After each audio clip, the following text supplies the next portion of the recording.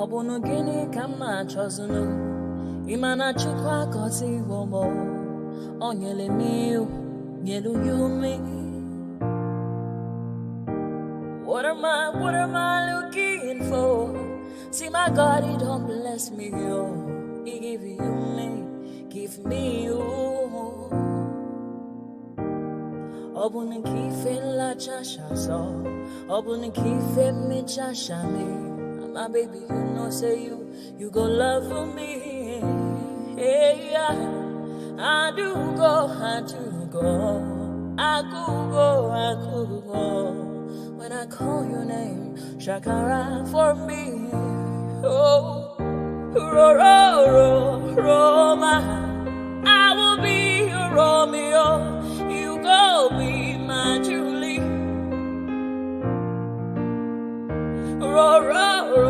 Roma, I will be your Romeo. You will be my Julia. Oh, give me your love and I'll go run away. Show me your love and I'll go use you play. Carry me, go me, I go follow you away. Follow you, they go.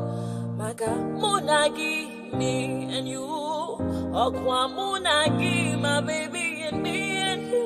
Me and you, Aqua Monagi, my baby. Obuzi kife la chasha so, Obuni kife la chasha me. My baby, you know, say you go love me. I do go. I could go.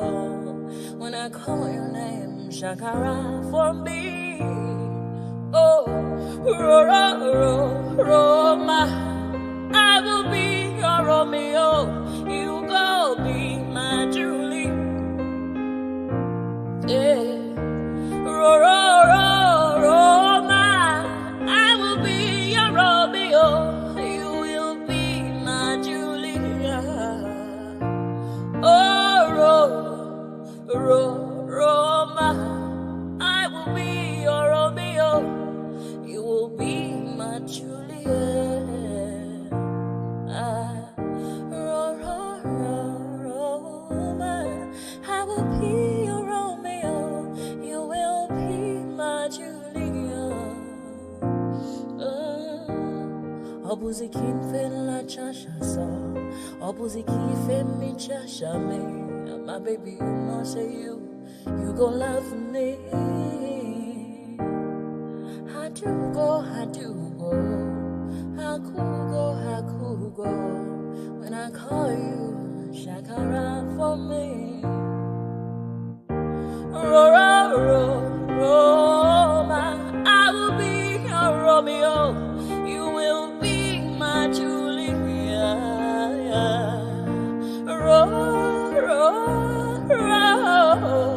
I will be your Romeo. You will be my Julia. Oh, yeah. Ayandaba.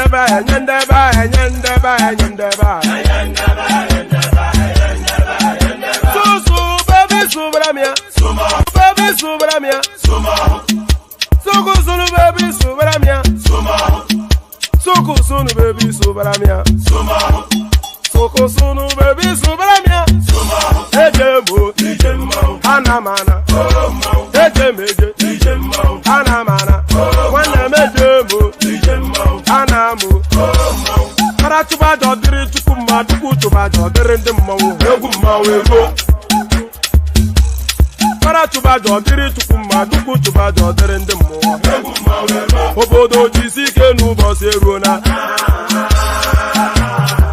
Oyibo. It is everyone. Befere. Ayandaba.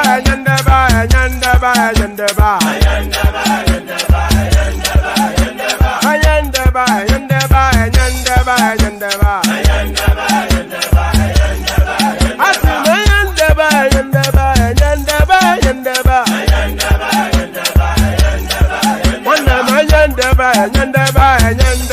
ayandaba. Susu baby subramia. Suku sunu baby subramia. Suku sunu baby subramia. Suku sunu baby subramia. Ladies and gentlemen, sometimes you just have to act like you are drunk, like you are crazy. Confuse your enemies, confuse them. Oh, that's yeah, we mo. Yeah, we mo. Oh, that's yeah, we mo. No basa hega panto mo. Yeah, dia gugeme. Oh, kwitara kara mi nguru ma mi ga kuru mu gbo ya baby mo. Abe Maria. Why feeling? Ayandaba.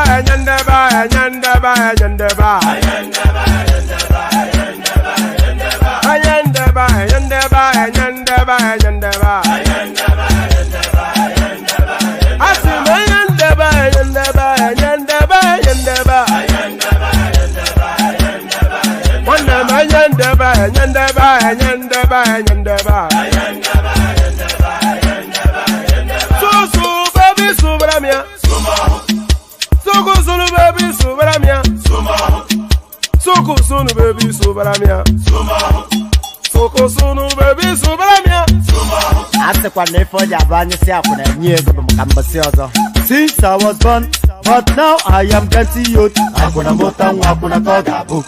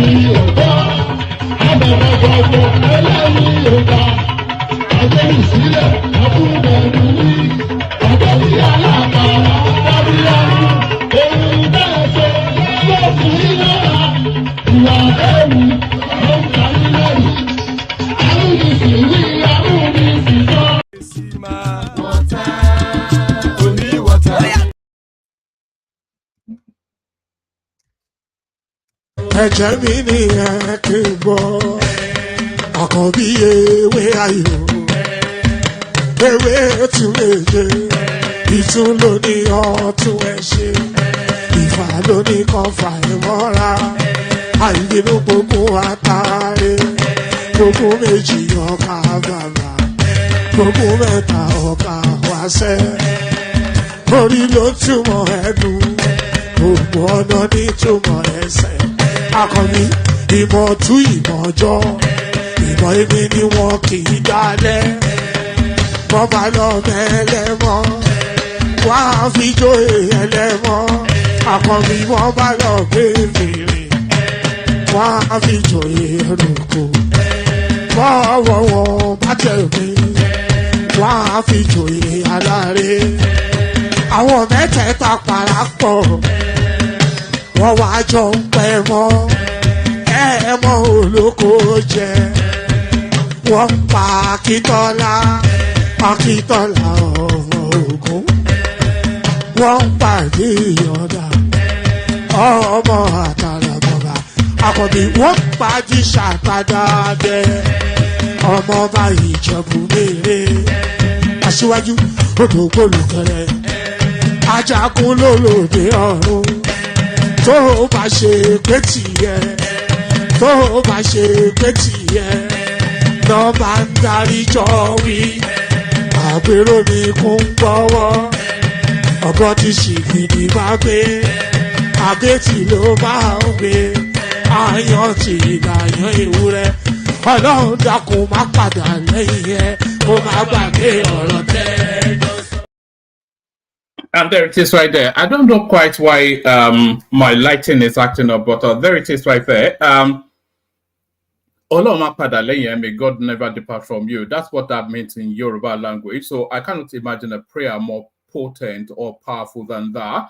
So amen to that on behalf of myself and you, my friends. So amen to that. On behalf of myself and you, my friends, good to be in your company. Always a delight. A banking session lined up yet again. When is it never not a banking session on the One Man Went to More platform? It's just a gift that just keeps on giving. It's like Christmas every day, isn't it? The number one space on the whatever it is that it is jostling with. So good day to you. Good to be in your company and all that. So I hope you've had a gloriously wonderful day. I've had a decent day. So that's always been my aspiration, just to have a decent day. You know, I don't like, I've said it before, I don't like spikes in ups or downs. I enjoy moments of euphoria, but I prefer just a steady as she goes sort of a life that is consistent, pleasurable, and somewhat predictable. So that's just how life should be lived according to my own worldview.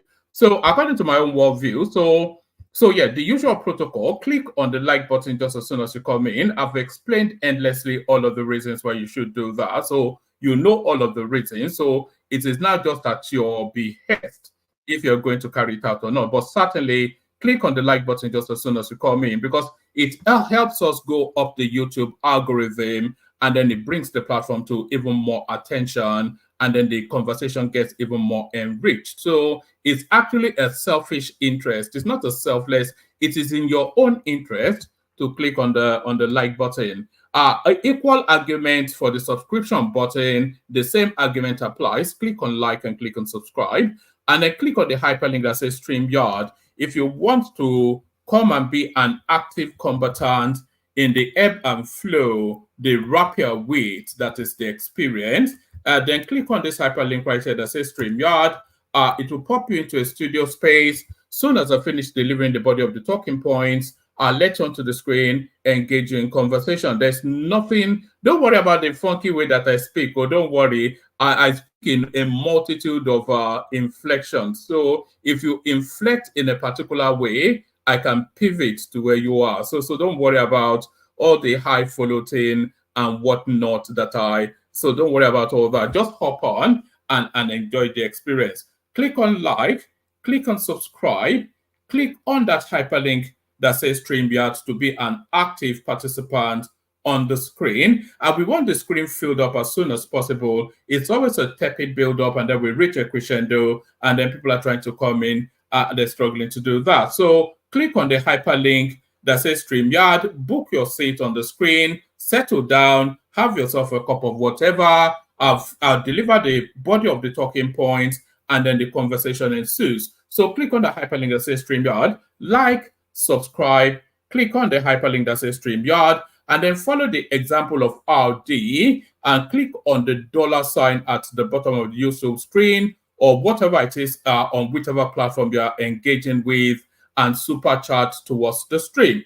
Click on like, click on subscribe, click on the hyperlink that says StreamYard, click on the $ to super chat towards the stream. We have the anticipation of 5 super chats per session. So that's not excessive, but they have to be to the quality or more of what is already on the screen. So do all that. So let me not repeat it. I've already repeated it enough, but certainly we want to see the like buttons going up, just as I'm inviting you to do that. So do all those nice and cozy things. And as I say, if you do all I've just said, you'll be subsumed. Your body will be enraptured with a glowing feeling of warmth. Your body will be enraptured with a glowing feeling of warmth. Your body will be enraptured with a glowing feeling of warmth, but certainly somebody that is not enraptured at the moment, Nande Kanu. So we get to that in a moment.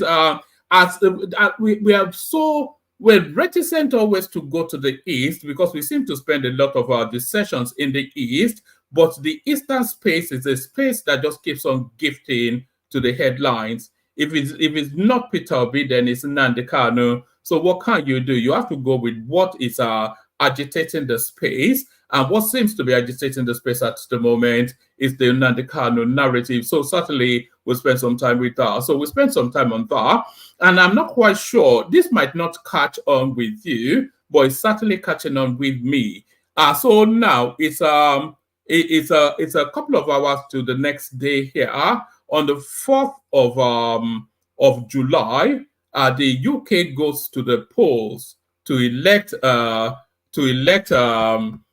new prime minister or to retain the one that is already there. But all the better that a new prime minister would emerge with the largest landslide that the country has ever witnessed. The largest landslide that the country has ever witnessed. But then, of course, you say, how would that mirror somewhat what happened in Nigeria? And what lessons can Nigeria learn from what is about to happen in the UK? I don't know what lessons Nigeria can learn, but I can certainly show you the lessons that the United Kingdom has learned from Nigeria.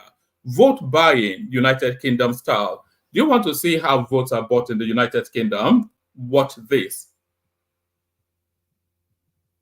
You want the wrap, porridge, bacon rolls, pancakes. Have we got muffins? Breakfast rolls. Right, breakfast rolls, bacon rolls, porridge. Who wants what? This what you want. Right. So that's the Prime Minister of the United Kingdom right there, Rishi Sunak, bribing the electorate, not with the words of cash, but with McDonald's. So that's a little bit of what's going on. So conversations around that, because Rishi Sunak almost certain to be tomorrow last day as Prime Minister. But why is that is the question. So the Conservatives, they have ruled this country. So there are two, globally, there are somewhat two strands of politics that dominate the power space. So globally, there are two strands of politics that dominate the power space. So those two strands of politics, they latch either to the right or the left of the ideological. Just follow me. It's a bit complex, but I think you'll get it. There are two strands of politics that dominate the power base anywhere in the world. Those two strands of politics, they sway either way, left or right of the ideological divide. So now the political ideological divide is a libertarian philosophy. So, but from that libertarian philosophy then, which is an equibalance sort of generosity to the people, from that libertarian middle ground, a party can latch somewhat to the right, which is to the right is less taxes, more privileges, and somewhat elitist as well. And to the furthest of that right, you have the far right, which is the extremism, the KKK, where you are in America, the National Front in the United Kingdom, etc. Now, to the left of the ideological divide, the extremes of that is socialism, and the all gravitating towards the middle is welfareism. So the Conservative Party in the United Kingdom, they're a right of center party. And if you want to know the equibalance to form that thought, the Republicans in the United States, they are right of center. The Democrats, they are left of center. So the Conservatives in the United Kingdom, they are right of center. The Labour Party in the United Kingdom, they are left of center. So that's how the ideological divide works. And if we narrow it down home, if you want, a lot of people say there's no ideological underpinning to the Nigerian political paradigm. I disagree. There's an ideological thrust in the Nigerian political paradigm. Because if you look at the policy thrust and actions in government of the APC, which is a welfareist sort of a thing, with all these parachuting money to the underprivileged, trader money and all of that. So that's a welfareist sort of a system. So that's left of center.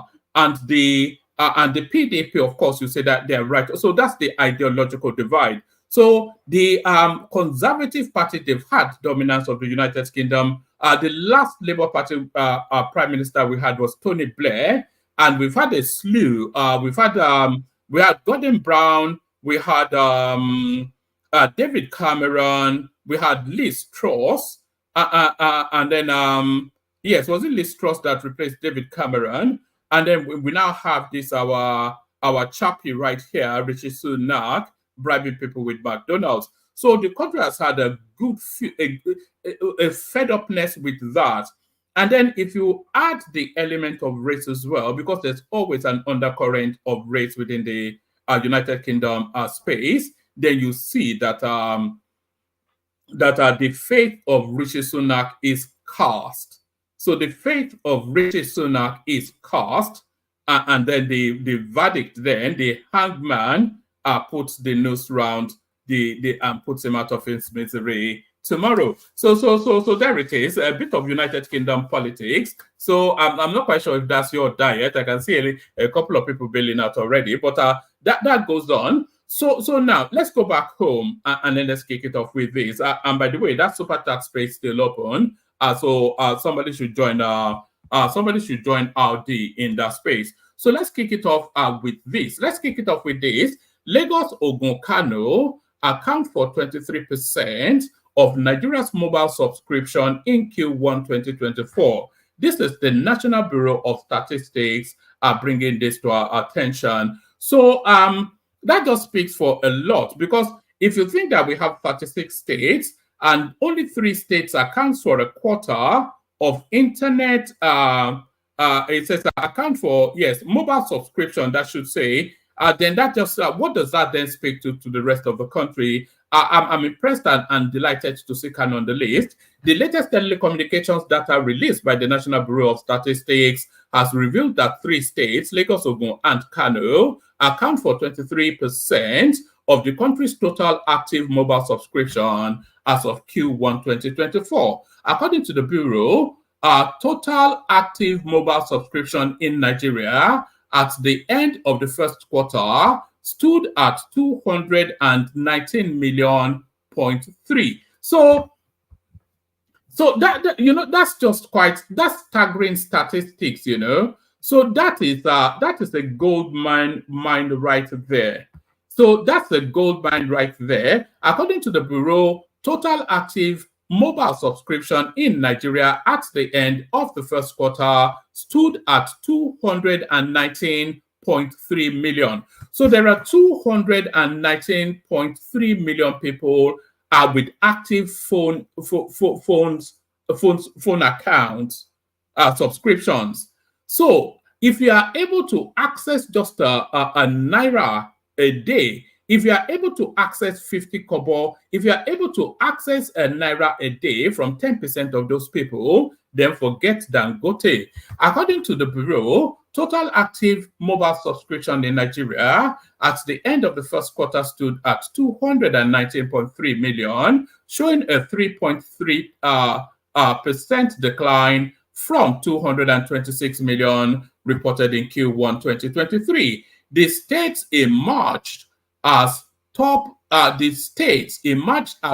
3 for having the highest number of mobile subscription, with a combined 50.5 million active mobile users.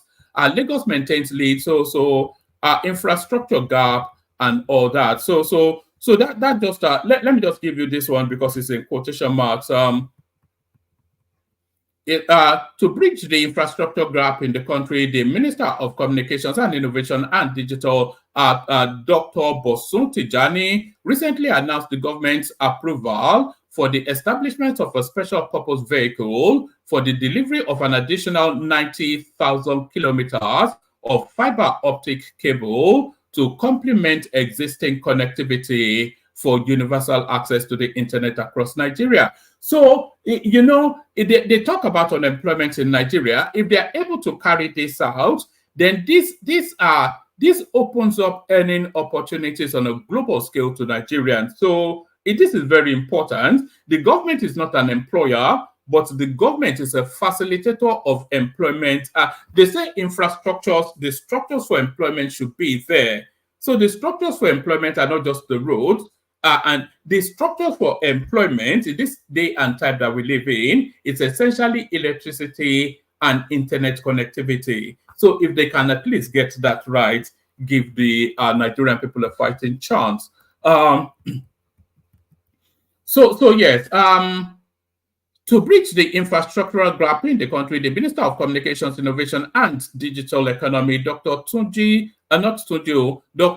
Tijani, recently announced the government's approval for the establishment of a special purpose vehicle for the delivery of an additional 90,000 kilometers of fiber optic cable to complement existing connectivity for universal access to the internet across Nigeria. According to the minister, working with partners and stakeholders from the government and private sector, the SPV would build the additional fiber optic coverage required to take Nigeria's connectivity backbone to a minimum of 125 kilometers from the current coverage of 35,000 kilometers.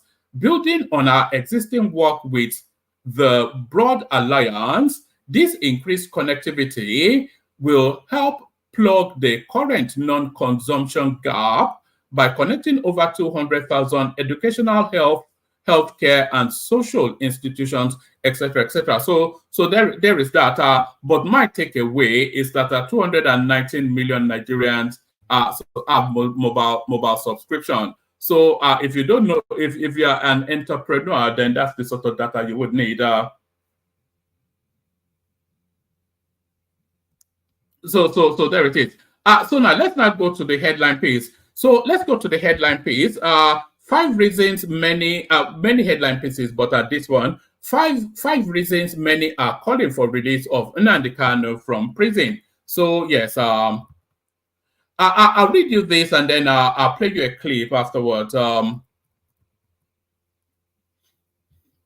It says that several leaders from the southeastern region have been urging the federal government to release Kanu, including the presidential candidate of the Labour Party, Peter Obi, even as security concerns within the region deepens. In a recent move, the Southeast governors resolved to meet President Bola Tinubu to discuss the possibility for Kanu's release, even though the Attorney General of the Federation, Lateef Fagbemi, says the offense of the detained IPOB leader is a difficult one and can only be resolved by a competent court of law. Following the persistent calls for Kanu's freedom, here are 5 compelling reasons why many believe he should be released from prison, focusing on human rights, the potential for dialogue and peace, legal fairness, political stability, and strong public sentiment. So human rights, so those are the reasons anyway. I think, let me play you the clip,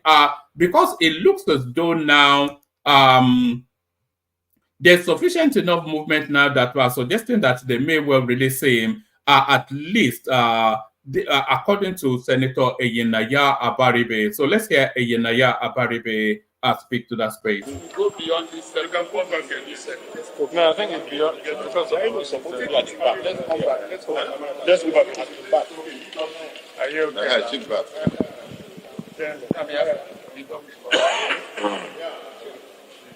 Nigerians want to know the purpose of your meeting with the AGF this morning, sir.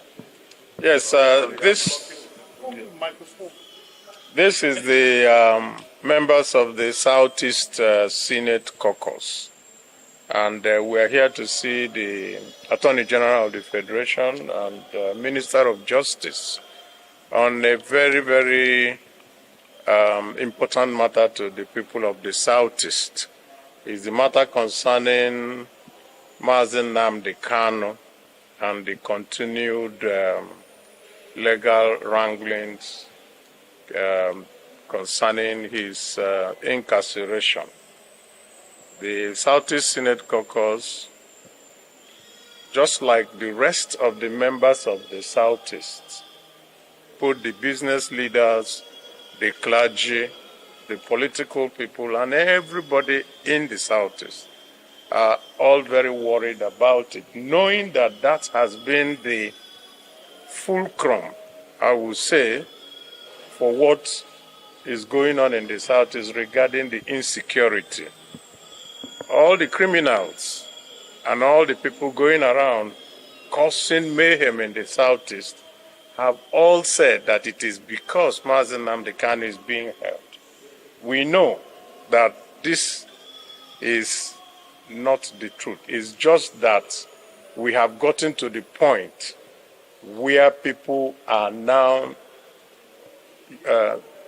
hijacking a legitimate call for his release and turning it into something that has led to deaths and destruction of properties and so many other undescribable mayhem that is going on in the Southeast. And so we came to meet with the Minister of Justice and Attorney General because we know that at the end of the day, everything that happens in the political, in the legal scheme will eventually come to his office. And we came to appeal to him to help us to let Mr. President know that all leaders of the Southeast feel that the release of Mazen Nnamdi Kanu will help in dousing all the tensions and everything that is going on in the Southeast. And we are very, very certain that his duty as the Attorney General also gives him the powers of nolle prosequi, the powers of making sure that litigation don't continue and the sufferings of the people of the Southeast continue. That is the essence of why we came here. And I think you know also, I think it's also clear that several different groups in the Southeast, including the Southeast governors who met yesterday, have all been making exactly the same type of plea. And we think that this will help us to bring to an end all the insecurity problems going on presently. Focus met with Mr. Kanu to know whether he is willing to accept either conditional release or not. Yes, on behalf of the caucus, I met with Nnamdi Kanu myself on behalf of the rest of the caucus on Monday. Today is Wednesday. We met with him between 2 p.m. and 3 p.m. on Monday, and he is very, very supportive of this, our plea to the President and of the Federal Republic of Nigeria.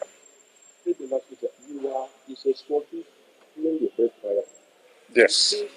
They need a senator to be supportive this time around. Would you be willing to stand? I don't think that is necessary to ask.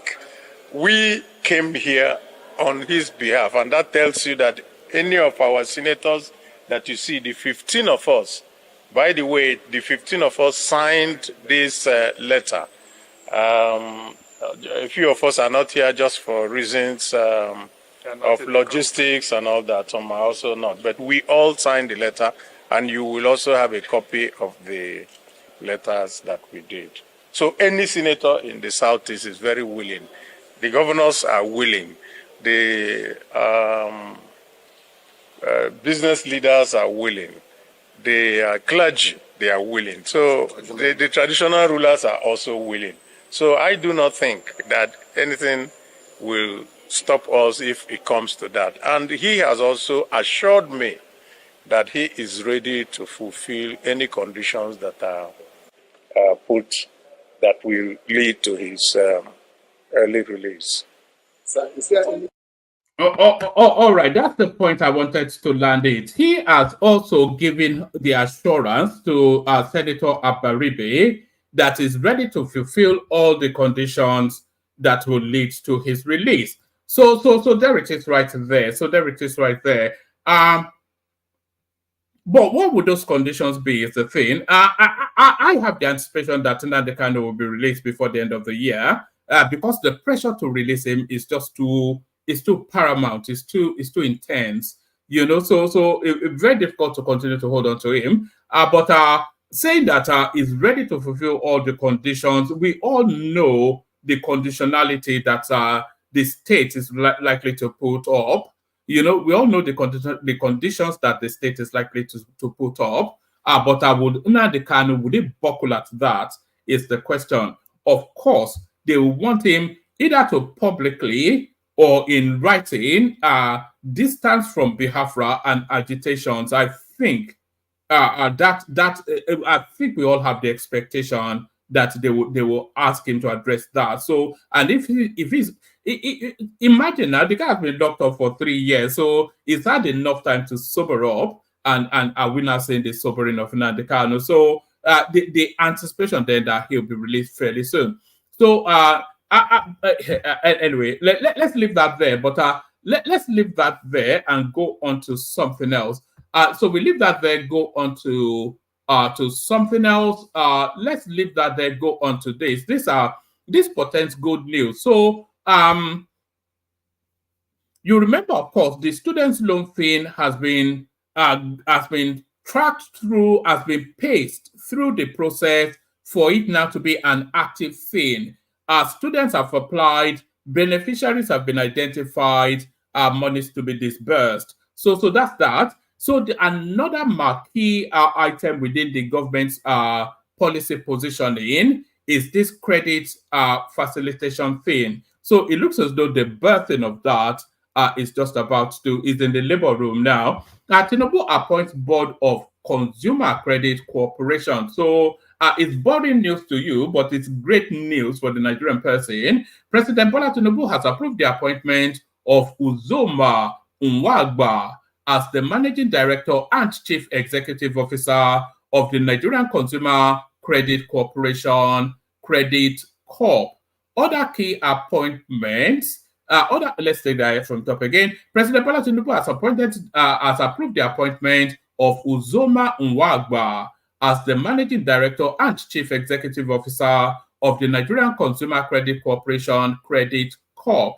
Other key appointments the president made on Wednesday include Otumba Aderemi Abdul, who is to serve as board chairman, independent non-executive director, Mrs. Aisha Abdullahi, executive director, credit risk and portfolio, and Ms. Olanike Kolawole as executive director. So that's essentially taking place. A test statement by the special advisor to the president on media and publicity, Ajuri Ngalale, noted that the president expects the new members of the board of this pivotal institutional vehicle to bring their vast experience, competence, and dedication to bear on their functions to achieve Credit Corp's mandate of accelerating access to consumer credit for millions of Nigerians. Ajuri added that the appointments were geared towards expediting the process of expanding consumer credit access to Nigerians. So a lot of people may not know what this means, but this is a big deal. You know, so if the government, if you are earning, let's say 1,000 naira a month, of course you are not earning, just for the purpose of the example. So that 1,000 naira a month now, with the access of this credit facilitation, it affords you a spend of 10,000, maybe even 100,000, at least 10,000 naira by somewhat of an instrumental payment sort of a scheme, which is something that obtains globally, but now has landed on the Nigerian shores. So let's go from there to another one. Let's go on from there to another one. How we lost billions of naira worth of investment in Nigeria's textile industry. This is Aliko Dangote. He's been throwing minor jibes at the government for quite a few. Just earlier as yesterday, he told them that their interest rate was SHIT, but then the interest rate has to be high to control inflation. But he was talking on the impact of it on business. Now he goes to the textile industry, a space that has been moribund for two decades. How we lost billions of naira, what of investment in Nigeria's textile industry? Aliko Dangote. Africa's richest man, Aliko Dangote, has recounted the challenges his ventures faced in Nigeria's textile industry during the boom, resulting in his company losing billions of naira in investment. Dangote shared his experience during his keynote speech at the 2024 Manufacturers Association of Nigeria Summit in Abuja. The chairman of Dangote Group, stated that his company invested billions of naira in the textile industry following the boom of the 1960s. However, the lack of government protection through policy decisions led to the shutdown of the two factories. And by the way, this is a theme.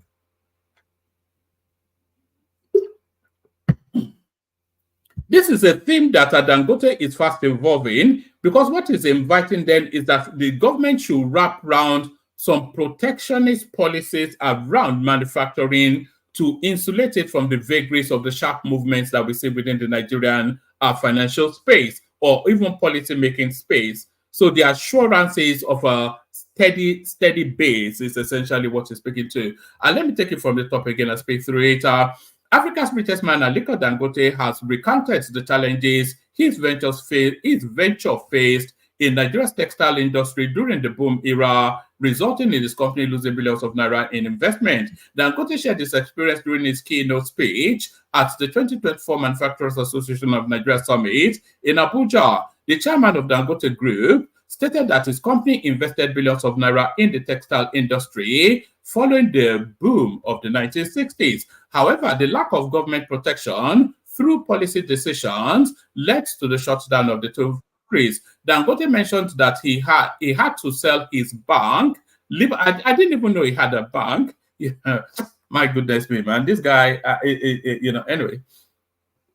Dangote mentioned that he had to sell his bank, Liberty Merchant Bank, for 1.2 billion naira to pay off the pension and gratuities of workers in Nigeria's textile mill. When textile businesses were booming, we went and set up our own textile mill in Kano called Dangote General Textile Mill. Then we massively invested billions at that time.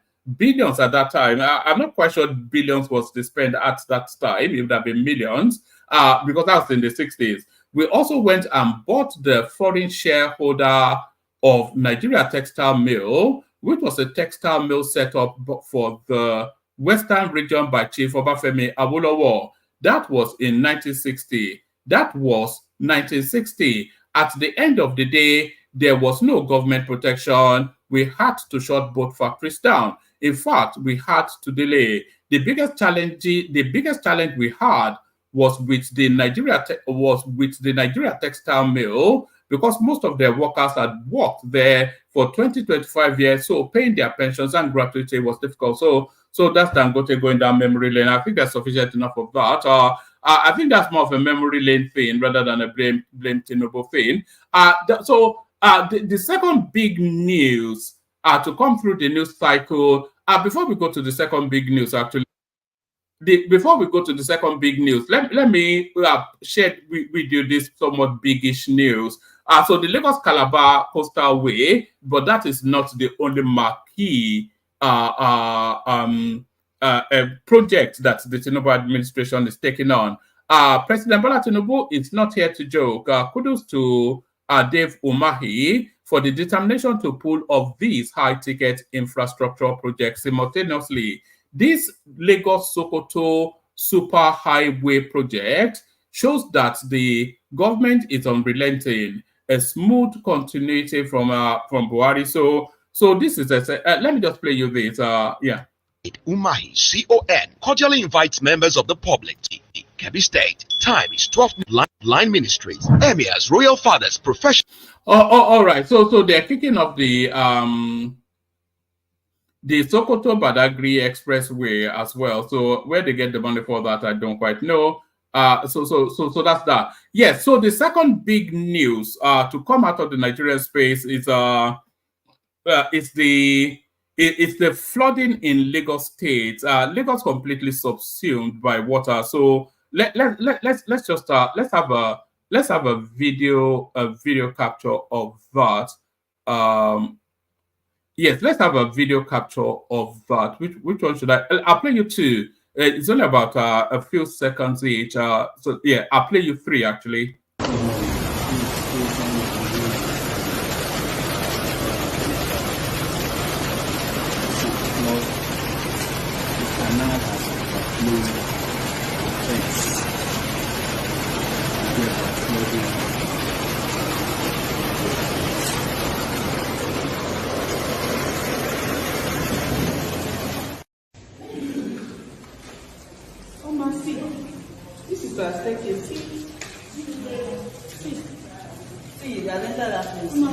You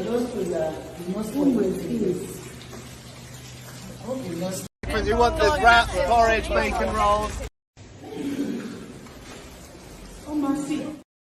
Okay, I only have 2 of that. So, but I'm sure you've all seen endless clips of Lagos being subsumed by water. So, plenty of room on this on the panel. Let me set the link. We don't need the space populated so that the conversation can take place. So there's one more clip that I want to play you. So, a lot of arguments around the price of items. We hear that price of items, food items I'm talking about, we hear constantly that the price of food items go up, but we never hear the price of food items go down. But thankfully, we have a correspondent in the north, and he reports this. Hello everyone, it's your boy Mr. Mubarak, aka Ola of North. For those that are following my price report on Instagram knew that 3 weeks ago, this current bag of Shumbo, which is called long pepe, is going for in between 100,000 to 110,000 naira plus. But the current price now is going for in between 35,000, 40,000, 45,000 to even this one that I'm trying to check, 40,000 naira for this bag. So if you are following my page, you know that I'm the first person to update you on the current price of major foodstuff price in the market. So when I saw that, it was the sharpness of the movement in the prices that startled me. So something that was selling for 110,000 at its peak suddenly sharply dropped to 35 to 40,000.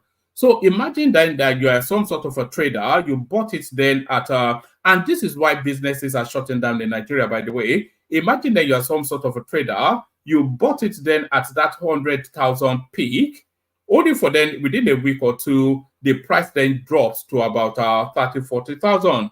So where is your profit? What's your selling point? Because of course the other traders that go to buy it at 40,000, they will undercut you. So that's just the vagaries of doing business in Nigeria. One last clip. This one we're watching it together for the first time. Somebody said they're saying apparently it's how the Labour Party parliamentarians have been stifled in Parliament. I have noticed, Mr. Speaker, with due respect to you, Mr. Speaker, each time you preside, you do not give preference to first-timers. Look at the mover of the motion is a ranking member. Virtually everyone who contributed here were all ranking members. You need to allow for fresh ideas. You need to allow for fresh ideas, Mr. Speaker. Some of us, we know more than the old ranking members. Allow us to speak. I took time to listen. Virtually everyone who contributed here are all ranking members. And this is always what you do. And I don't like it. So if you allow me, I'll make my contribution, Mr. Speaker. You allow me, I'll make my contribution. This matter is very critical to our country. All right. Thank you very much. You see, there is no discrimination in the parliament. I have noticed it. Yeah, please sit down. There is no discrimination in the parliament. It depends on where you raise your hand and the area we are focusing. Sometimes we give one per role. So if you happen not to be on that role, when we call for people to raise their hand there, it might elude you.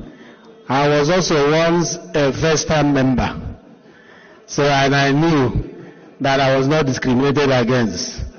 So let's not make it first-time member or that's not the right way of discussing it. All right. So I want to put the question. Those in support of this motion say aye. Those against say nay. The ayes have it.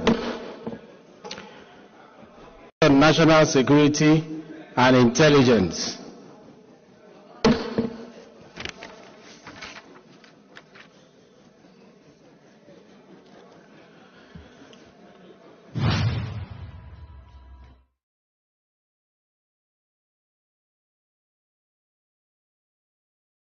All right. So that clip was actually advertised. The person that sent it to me sent it under the caption of how Labour Party candidates were being stifled. I suppose you could extend to say that that does apply, but there it is. That's the presentation. Like I said, the room needs filling up. Anybody that wants to join. We play the Kegite music and then we take it from there.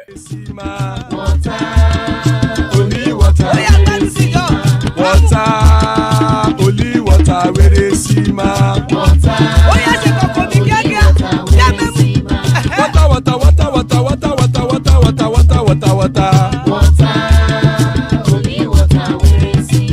Hapa o naido.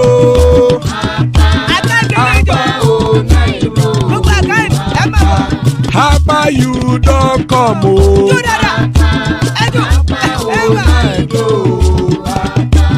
Hapa o naido.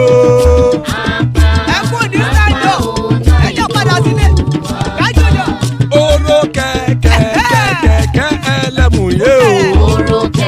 Ilé ṣọ́dí kẹ̀kẹ́ ẹlẹ́mù ré o. Bobby Master kẹ̀kẹ́ ẹlẹ́mù ré o. Chief Wáìlà tí kẹ̀kẹ́ ẹlẹ́mù ré o. Eruku lẹ̀lẹ̀ ẹlẹ́mù dé. Eruku lẹ̀lẹ̀ ẹgbẹ́ ẹlẹ́mù dòde ojàre o. Eruku lẹ̀lẹ̀ Ghana ti dé ẹgbẹ́ bọ́dì o. Ọmọ ẹlẹ́yẹ ẹyẹ o ó dilé o. Olúyẹ̀lá ẹyẹ o ó dilé o. Petrosoname ẹyẹ o ó dilé o. Petrosodunke ẹyẹ rẹ̀ ó dilé o. Ẹlẹ́kọ̀ ọ̀run mú ìní o.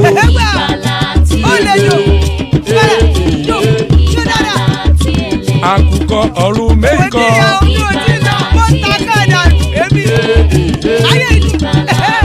Ikú kò ní ríwà gbéṣe o.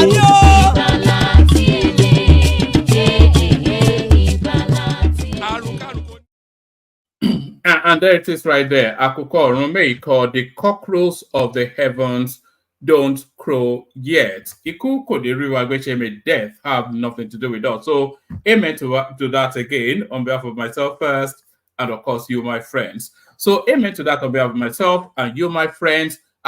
Joining us, Solly from Amsterdam. So that's Solly right there. Somewhere in America, RD. So Paddy. So that's Paddy right there. He's the one super chatting to the stream as well.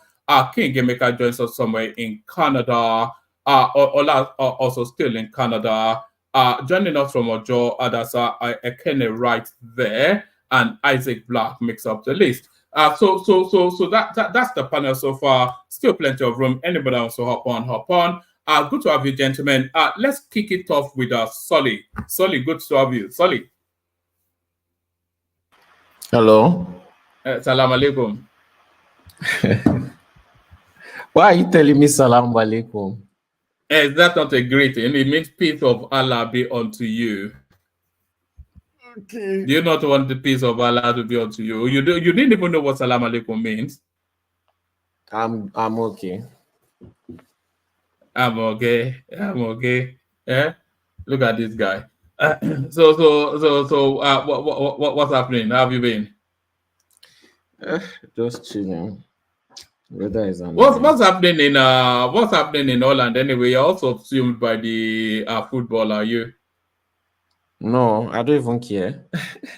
I'm not watching it. I wanted to go and watch some of the German games though, because it's just here. I didn't even know it was. Oh, did you want to go to Germany to watch it, or to go and watch it in a pub? To go and watch it live in Germany. Yeah, it's just some of the games. It's around the corner from you anyway. How you are what? 2 hours from Germany, something. 1 hour, 2 hours drive. There are some games. I think there was an England game I could have gone to watch, but I didn't care much, Joe. I didn't really care. Yes. You don't care about football, do you really? No, I care about football, but you don't feel invested because it's not Nigeria. Yes. No. All right. I don't Gary or support one. The people that are putting Gary in your belly, you can't support them. Eh? Are they going to win? Okay, let's say it was like World Cup. I'll be interested, but European countries club, I'm not really, Oh, not that oh, oh, interested. all right, let's get into it. And let's get into it, and let's kick it off with the floodings in Lagos. The whole of the I could bring you more clips. The whole of the space, it seems completely submerged with water. So what are you making of that? Lagos on that. They said Lagos is going to sink within the next 30, 50 years. Is not surely not below Netherlands sea level. If they didn't have anything protecting it, that whole Amsterdam, Rotterdam, basically 1/3 of the whole land would be underwater. But you don't see that happening. They still have drainage, you know. So they are just that Nigeria. They always complain, sit down in their house and they will say that they are looking for work. Is this not work right here? All the people that are studying architecture, they cannot, make plan and propose drainage for these people. Give the plan to an estate. This thing is not hard to solve. I swear. It's architecture I studied now. Solving drainage is one of the easiest thing an architect can do. It's so easy. It's not even a problem. But year in, year out, we hear the same. It's about town planning rather than architecture, I suspect. Yes. Yeah, and it goes back to the narrative of that canal. You remember when they were fighting over canals in Lagos, It's not and people were encroaching on canals. So the consequence of that is this. But one man, even before this, there has always been flooding. There has always been flooding for us. I can't remember the Yeah, time. because there's no proper drainage system. It's nothing to do with how the houses are built. It's how because Lagos is it's a rainforest sort of. I don't know if that's the right term, but it certainly suffers heavy rain. So that rain has to be funneled. If they build roads, they don't put gutters. So what do you expect? Yes, so I was getting there. So it comes back to projects like that. An architect can just simply say, okay, this is a problem. I can easily make this solution and make money from it. You don't have to do it for the whole of Lagos. You can do it estate by estate and be using that one to make money. It's not hard. But the kind of drainage they build in Nigeria is you build your own drainage. Everybody builds their own drainage. Then the drainage will not connect. Then if this person doesn't build their own drainage, that's where the water will stop and that's where it will start flooding. Because you cannot tell me all that water is because the canal is blocked. No, that's impossible. So it's just a very funny situation. The solution to this is like it's $1 billion spend, a minimum of. And yes, and you make more. You make more from doing it. That's the thing. No matter how much you want to spend, it's like spending 1,000 to make 5,000 or 10,000. But they don't just know the possibilities. Very easy work to do. This is one of the things that I would have been doing if I was living in Nigeria. I would just quietly be doing it. Nobody will know. So it just doesn't make any sense. They do it in Holland here all the time. They stop the water. You see that Eco Atlantic, when they wanted to stop the water, they knew what to do, right? Because their investment is there. But because their investment is not in all these new places on the island, they don't care. And Nigerians don't have, it's only when they want to do party, that most Nigerians have a sense of community. But when it comes to actually solving town issues, urban issues like this, that's when there's no community. But you told us TINUBU built Lagos now. So is this the Lagos that he built, and is this the Nigeria that he's going to build? No, I didn't say that. I've never ever said that before. No, not you personally, but your narrative space keeps on telling us that TINUBU built Lagos. My narrative space. I didn't send a message now. I didn't send a message. But some parts were built, some projects were continued. and some projects were finished. That one they cannot deny it. In some other places, there are no projects that they have that can ever compete at that level, at that point. See, they've put Lagos. If you go to Lithuania, no, not even if you go to Latvia, and you go to Lagos right now, at least most of the developed areas in Lagos, Lagos is almost a first world country. If you don't know, but you Well, guys, sorry, relative to where? well, relative to poor first world countries. No, I So, wouldn't say that. okay, I, relative I, I to don't where know. then? I don't know any first world country that doesn't have electricity, basic amenities, a That's why I say proper. almost. That's why I say almost. I didn't. Yeah, I no, didn't no. say. Lagos does not compare to. If you're saying in terms of wealth, Lagos is richer than most Western cities. But in terms of infrastructure, Lagos is very much a third world place. No, I wasn't talking about infrastructure. Once they upgraded the transportation system, it upgraded their level also, and that's something they are continually working at. That's the part I was pointing out. Not infrastructure, not healthcare, not electricity. So my point is, if they fix those healthcare, electricity, all those things, which is something that they can easily do, then voila, is basically a first world country. The things that will allow you to get there are not much, just very little, compared to other states where it's literally like they have to start from scratch. Even though they've done so much, it's still like they are at the base level. That's the difference that I'm talking about. But anyways, again, this is going to what me based on my analysis, I will say that, and this is normal university analysis, I'll say that the island is full of people of different cultures, so many cultures, so many people from different countries, so they don't have a sense of community to do a project that can protect them from this flooding. Because if you go to You, the you know, I was reading some anecdotes on this flooding. The Lagos state government went to seal off a building. Do you know what they said? Those people were just they were throwing garbage into the flood, you know, and then the state had to go and seal their property. So there's no sense of ownership. That's the thing of the communities that people live in. Yeah, especially on that island. But on the mainland is different. You will see that people on the mainland cooperate in terms of projects. They cooperate more than people on the island. When in my own estate, that the moment they brought meter, we were the first to get it. The moment they brought all those transformers that they put on the electric poles, we were the first to get it. The moment they were tarring roads, we were one of the first to get it. The moment they were doing government water, we were one of the first to get it. Because our whole estate had a sense of community, and we had a lawyer who was always ready to fight for all of us. Now, if you have an estate and you have 100 people there, and those 100 people are contributing, even if it's 30,000 or 50,000 a year as community money, and you are forwarding all that to your protection, you are forwarding all that to your legal fees, you have a lot of money to work with. But then we're paying like 100,000, so you have a lot of money. The estate had estate fund, which was used for projects that we all used to do estate meeting for and vote on. But you don't have this on the island. You just have people who want to, outmuscle the next person.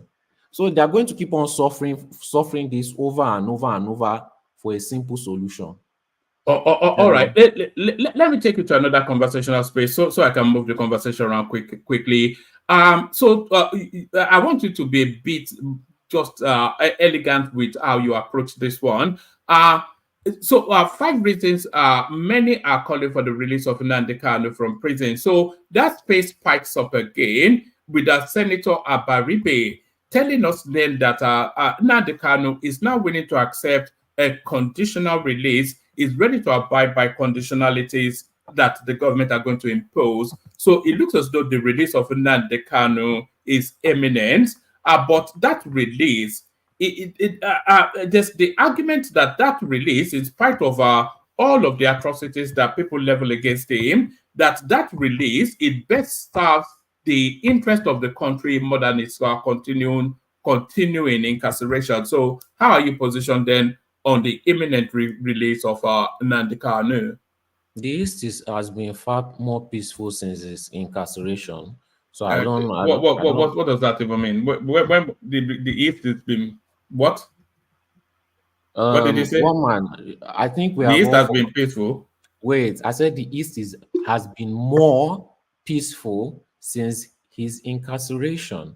That's what I said. I didn't say it is more peaceful now or peaceful, because I think we've all forgotten the videos of where this guy used to carry, if I say it now, okay, how do I code it in a way No, that we know his backdrop. So they're not going to tell us anything we don't know already. But the situation now is it's the purpose that his release could serve for the quelling of the agitations in that space and so on and so forth. if you want to burn down Nigeria, release this guy. That'll be the end of Nigeria. Nigeria, if they release this guy, Nigeria will divide. That's the end. What do you mean Nigeria will divide? What do you mean? Nigeria will divide. This guy is not why? Why? He's not going to bring any peace. We know that. No, we don't know that. We know that. Oh, we know that. No. I'm not sure that. All right. That's your thought. He said it himself. That's what? He said that he's not going to rest till he sees the end of Nigeria. No, that was when it was full of vim and pomp. Now it's been humbled somewhat. It's been humbled now. Okay. Let's use his past tense. Do you not hear contrition in his language whenever he, I don't like it? It's very contrite now. Yeah. Okay. Yeah, he has done that before, right? And they let him go again. They gave him house arrest. What happened after? He came back with more vengeance because he realized that they are foolish enough to do what? Give him house arrest and release him. Now you want to release him again. Do you think he will come back more mellow, or you will try to fix all the mistakes that he made before and do it better this time? Knowing this guy, we just use his past antecedents and you get the answer. So he's not coming. That's the end of Nigeria. If they ever release him, that's the end of Nigeria. If you want to, if you really fully want to finish the East, release this guy. Release this guy, because number one face is going for is vengeance, and he's going for vengeance for a lot of people in that East. No. I'm not quite sure where you're getting that from. Vengeance for. Maybe you don't even know sufficient enough of it. What vengeance on what, from whom, against whom? People that have been speaking up against his release now in the East. All right. Well, those are your thoughts. All right. Is there anything else you want to speak to, or should I go on to the next panelist? Nigerian youths are still wasting time arguing with Yabo Ojo and Kemi Ololuya about random rubbish on the internet. Are they arguing over Very Dark Man? Was it Yabo Ojo that dealt Very Dark Man? Yes. They are just very dumb people. They are just, somebody is oppressing. Man, I don't understand Nigerians. Somebody is oppressing someone. You don't like oppression, no, but you like this setting. You like this setting oppression. I don't understand them. They claim that they want good governance, but anytime something that happens to them is happening to somebody they don't like, they fully support it. Do they want good or do they want bad in that country? I'm always very confused. That's the only thing I noticed. That's why I just give up. All right, Brit.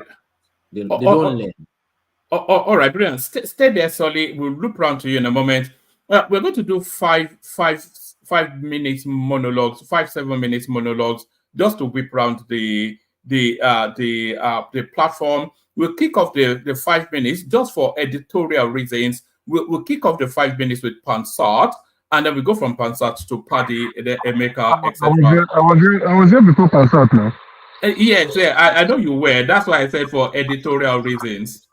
Yeah, thank you very much. Yeah, because I would let Pansat go if it's strictly 5 minutes because I have to do something quickly. Yeah, I think I should go after Pansat. All right, we'll come to you after Pansat. Emeka, hold your horses. Hello, everybody on this platform. Those on the panel and those on the comment section. This 5 minutes then, it's not going to be enough for me to do my editorial, but let me just try. Yeah, we'll whip round again. Just we want to get to voices quicker, and then we whip round again. Yeah. I appreciate the condition. Thank you. Do you want the talking points, or you want to free flow? I want to just free flow on this issue. Then, when it comes for the regular session, then I'll do on the talking points. So right. Let me say that it's a good thing to see our country working in unison, to have some respect for all our activists. This administration has already released Showore, accused of treason, and so many other things. In Nigeria, when somebody's accused of something, it depends on how we take it. If we say, hey, Showore was accused of treason, he should rot in jail. We could do that. But that won't be right, because Showore is not treasonous. He's an activist who's fighting for our country to do better. We have to also understand people, youngsters like the last speaker here. If the parts are good, then the whole will be good, right? So the parts should at least equal the whole. We cannot have a country where the Southeast is not doing very well. So if you have people agitating in the Southeast and they make it better over there, we all win. All Nigerians win if Nnamdi Kanu is successful, which is to say, do the right thing. Let there be competition between those who want out and those who want to stay in. Nobody's going to choose good instead of better. If it's better to stay in, when he does his what do they call that? Some kind of plebiscite, referendum, then the referendum will lose. Just like in Scotland's case. I know they rigged it in Scotland, the Brits. But if any of these people agitating, including Showore, who's probably more nationalistic when it comes to Nigeria, if they went, so today should be a happy day for everybody as everything is going that direction, right? Now, let me take 1 second to say that don't forget that Nnamdi Kanu already won in court. It's the government that is appealing or being given a chance to refile. He's already defeated the Nigerian government in virtually every courtroom that he's appeared in, including all the way to the United Nations. Just remember that. That is one thing that people keep forgetting. They're getting the second bite of the apple, right? So, and that's okay. Government can do that if the courts allow it. But what they shouldn't be doing is obeying the court order. It's Nnamdi Kanu is not different. There's been so many others. The leader of the Islamic movement over there in Kaduna, he was ordered released and the government won't do it. And there's so many others that the government will not obey the court order. The government, Nigerian government, have killed people in prison, including Abiola, right? The Nigerian system have been unfair in the past. They're jailing Awolowo for treason and so many other ridiculous charges. And it was released. And of course, Showore and others, Iboho and all those. All those are people who are fighting for one cause or the other. It's not, if the government wins, it doesn't make the Yorubas win. It's the government. A lot of Igbos are in that government. A lot of weird and illegitimate people who are in that government, uneducated, are Igbos. A lot of people who don't want Nnamdi Kanu release are Igbos in this Nigerian government.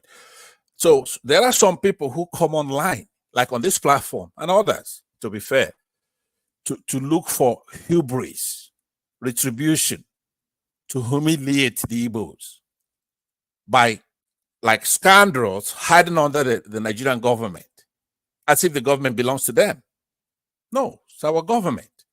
We want to make it better. You don't humiliate anybody by wrapping the flag around you or staying in the side of the government. It shows how. All right, Pansat. What serves the greater good? Because there are, and by the way, Nnamdi Kanu is not being held outside of the law because when there's a Supreme Court judgment that steps down but I'm not going to get into all that. What serves, does the release of Nnamdi Kanu, does it serve a greater good than his incarceration? Absolutely. And the last comment you're making, let me address that. You do have to get into it. What the court said, it went all the way to the Supreme Court with prejudice. In essence, they judged it. The merits of the substantive issues, not the procedural stuff. They kicked it back to the trial court for procedural. But what the judge did was to look at the substantive case itself by saying he did not jump bail. He looked at it and he admonished the government for doing, for even thinking that, and for renditioning him illegally. The court, Supreme Court, the apex court, already looked at it and said, look, this is shameful that you will go and rendition somebody legally. And I've made that case several times. I don't know why people don't think about that when you talk about Nnamdi Kanu. As far as the courts are concerned right now, Nnamdi Kanu is more innocent than I am. He didn't commit those crimes. He's been looked at, right? So it's boring when you don't want to hear the truth. Yeah, go on. No, that's not even the truth now. But okay, well, correct me though. No, I don't want to get into a labored something in a land of make believe. Anyway, I'm sticking on my neck so that you could then poke holes in what I'm saying. No, what the Supreme Court said was that Nnamdi Kanu did not jump bail; he escaped for his life, and then yes, but that did not reinstate the bail. The bail had to be reinstated by a lower court, and I think we were just reading it yesterday. I can go and dig it up again. There was a Supreme Court justice judgment rather that held in abeyance that release of him, which still subsists. So it's not being held outside of the law. It's still held within the ambit of the law. No, so, listen to what I'm saying. It's not argumentative. It's not. These are facts. So where you're not sure, right? Or if you're sure, you show it again because now you have me. I'm saying to you that what the court did was to give some kind of respect. He had an opinion. He says, just because this obtained over here at the Supreme Court. Let me land. Hold on, because you are putting conjecture into what is you're putting an inflection on it. The Supreme Court did not say they reinstated his bail, because if they said they reinstated the bail, he would have walked out of that court. Absolutely. So they sent it back to the lower court, which is to tell you that his bail has not still been. And they did not even say that they should reinstate his bail. They said he did not jump bail. Okay, hear me out, because you are wrong about what you're saying. That there's an opinion, right? You could this is so important that if you're going to discuss this issue, you should be prepared. What I'm saying to you is that the tack that this opinion was given is like this. He's saying, look, Nnamdi Kanu did not jump bail. It's one of the issues that was raised in appeal. So what the judge said in his opinion is that even though you've come up here, what I'm not going to do, I believe he actually erred by saying we don't have it in our constitution that we should just cut the knees of this trial judge, so I'm going to send it back over there. That's an error.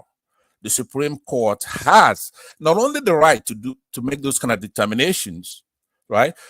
The court has ability to even render things that have passed in our National Assembly as unconstitutional. Nevertheless, opinions by lower inferior court. So he has the power to do that, but he was gentlemanly about it. He said, look, number one, he did not jump bail. Number two, he was rendered illegally, but I'm going to send it back there. Now, here in the United States, right, when if you have a bail and you did a court rules that you did not violate that bail condition, then it persists.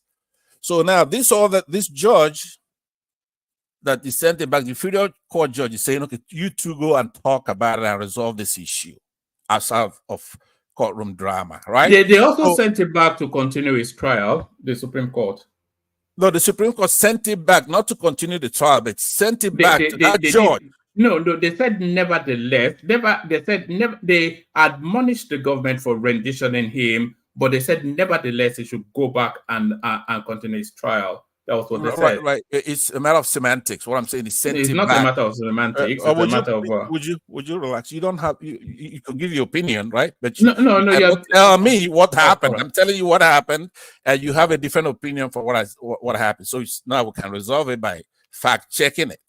All I'm saying to you is that when you go to an apex court, and it wasn't just an opinion; it was admonishment of the government for shamefully going to rendition somebody from another country illegally. I mean, he really sucked it to the government there. But why am I raising these issues? What I'm saying is this: for those who come, including the Igbo governors, Southeastern governors, and all those who are applying for the government to resolve this issue, they shouldn't be making it as if Nnamdi Kanu, according to the way you also put it, should show some kind of contrition, some kind of repentance, some penitence, right?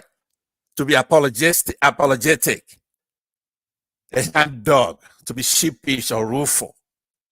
No, this man is winning, and he's winning properly, and we don't want too much for this to go on further, but it should be resolved, but not in the contrite way that you put in it. You just want to say what you want to hear. That's not what's happening. They need to resolve it. There's momentum to resolve it, but you don't want it to go without you humiliating the Igbos, and that's not going to happen. You remember when I came here yesterday? No. It's not about the Igbos now. It's just about some terrorist guy. Okay, so he has not been convicted of terrorism, right? So when you speak, you have to be careful. The IPOB have not. Its designation within the Nigerian state. No, it's not.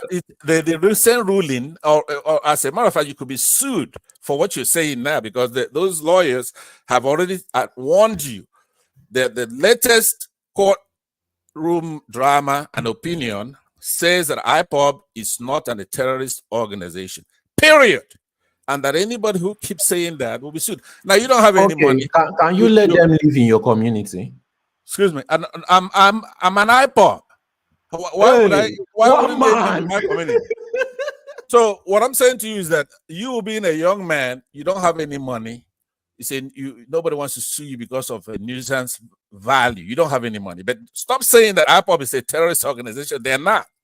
If you respect our courts, then look at their opinion and do the right thing. See, you're the one who has no respect for the court. You want these people to be terrorists because you wanted to be, but the courts have ruled that they're not.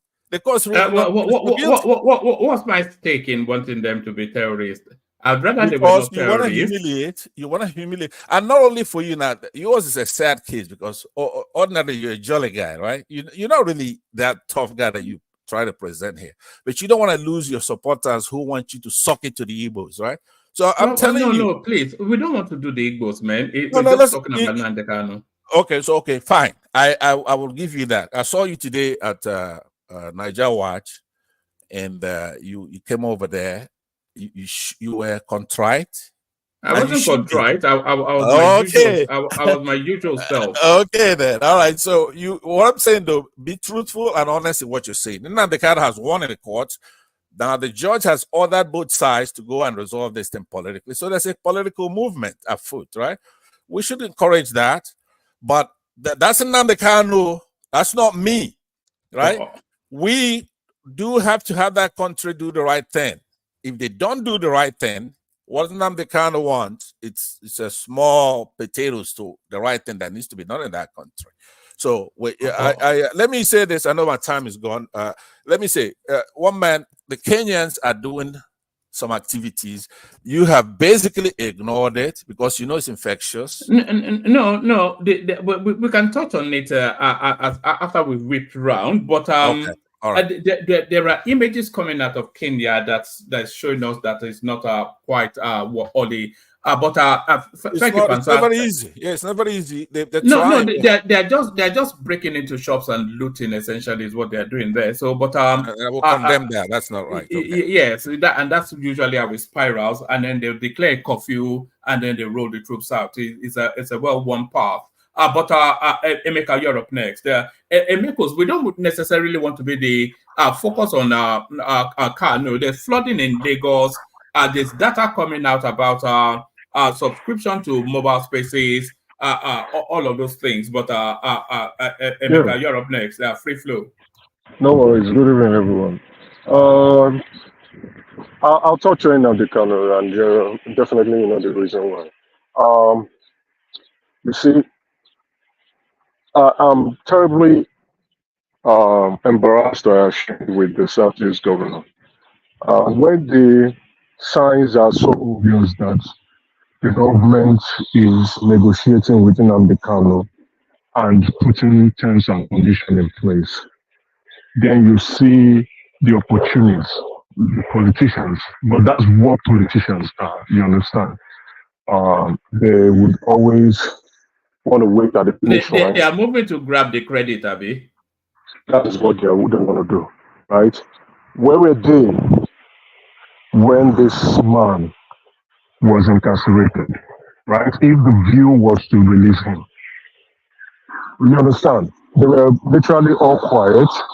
There's also been a change of governors in the last election. So if the mindset of the Igbo political elites class is to ensure the restoration of peace in the Southeast, right? The number one goal would be to begin to pursue the release of Nnamdi Kanu, right? Because that is hinged on ensuring that the Southeast is peaceful. Apparently, let's put it at that level. But you can tell that they just want to stand at the finish line and then grab the cup. So that's why they are doing this public showcase of support. And in my opinion, an embarrassment. Similar thing people will be also did. Politicians are politicians. They'll keep playing that game. You understand? And the followers who don't understand how this thing is being done will keep falling for the same gimmicks. Same thing pertaining to the Southeast governor is also pertaining to it will be. They are cut from the same clothes. They think alike. Politicians will play that game, but the view is if the followers can read the room properly, and many of them don't. Okay. Now, these same governors, there was a different report that came out probably last 2 weeks or 3 weeks ago. I can't get the timing so right or accurate. That the governors in the Southeast were actually the reason why this man has not been released. So it is a double-edged sword and a game of cat and mouse that they are playing. I think the conditionalities for their absolute control of power and influence in the Southeast has been addressed. That is why they are pushing now for the release of Nnamdi Kanu. Despite the loss of properties, the loss of lives, the loss of economic benefits, and the subjugation of the people in the Southeast into impoverished conditions. These individuals, as selfish as they are, kept quiet. Not only did they keep quiet, they went behind the scene to keep pushing the incarceration of this man, fueling the insecurity and the heightened tension in the Southeast. So what I'm saying all this is to let Nigerians know, especially those from the southeast, that you don't take politicians seriously. And I'll be honest with you guys, to be frank, if I was a governor, I'll play the same game too. It's all about power and control. They add some influence into that. Anybody that wants to diminish my influence, I will try to play the game. So if you take politicians seriously, I'm afraid you're going to get the outcome of being disappointed. So I will leave it at that. I don't take them seriously. They are playing the power game. They're playing the game of controlling their influence and political relevance. That's how to play the game. Can I ask you a question? Go ahead. You from the way you are speaking like you feel Nnamdi Kanu is going to be released. So I feel that comes with a sense of you have some thoughts that he will be innocent, found innocent, and set free. Can I ask what makes you think that? It doesn't think that, answer that, and then I'll take you to another. Thank you, woman. It's not a thinking. It's something that is absolute now. It's just a matter of time. And Sonny, you're a member of the platform. You've joined on multiple occasions where we analyze this. That Nnamdi Kanu is a political refugee. Yes, he has committed some crime, understandably so. His arrest is illegal, right? But then again, I'm not saying that he's innocent, clearly. But then you're innocent until proven guilty, and that is not the case here. He has made some infuriating statements. He has made some calls that I think are inhuman and inconsiderate. He has launched at different tribal and ethnic groups of the country that I think is silly. But then again, he has not been convicted by any courts in the land or anywhere in the world. So, like Obeni will always educate us, you are innocent until proven guilty. And again, we've also considered the fact that his release may not resolve the insecurity concerns in the Southeast. But what do? You don't put it on the plate of possibilities. You try to see if you can effect it, and then what next? So if his release does not immediately or at some point resolve the tension and the insecurity in the Southeast, the question will be, what do these people truly want?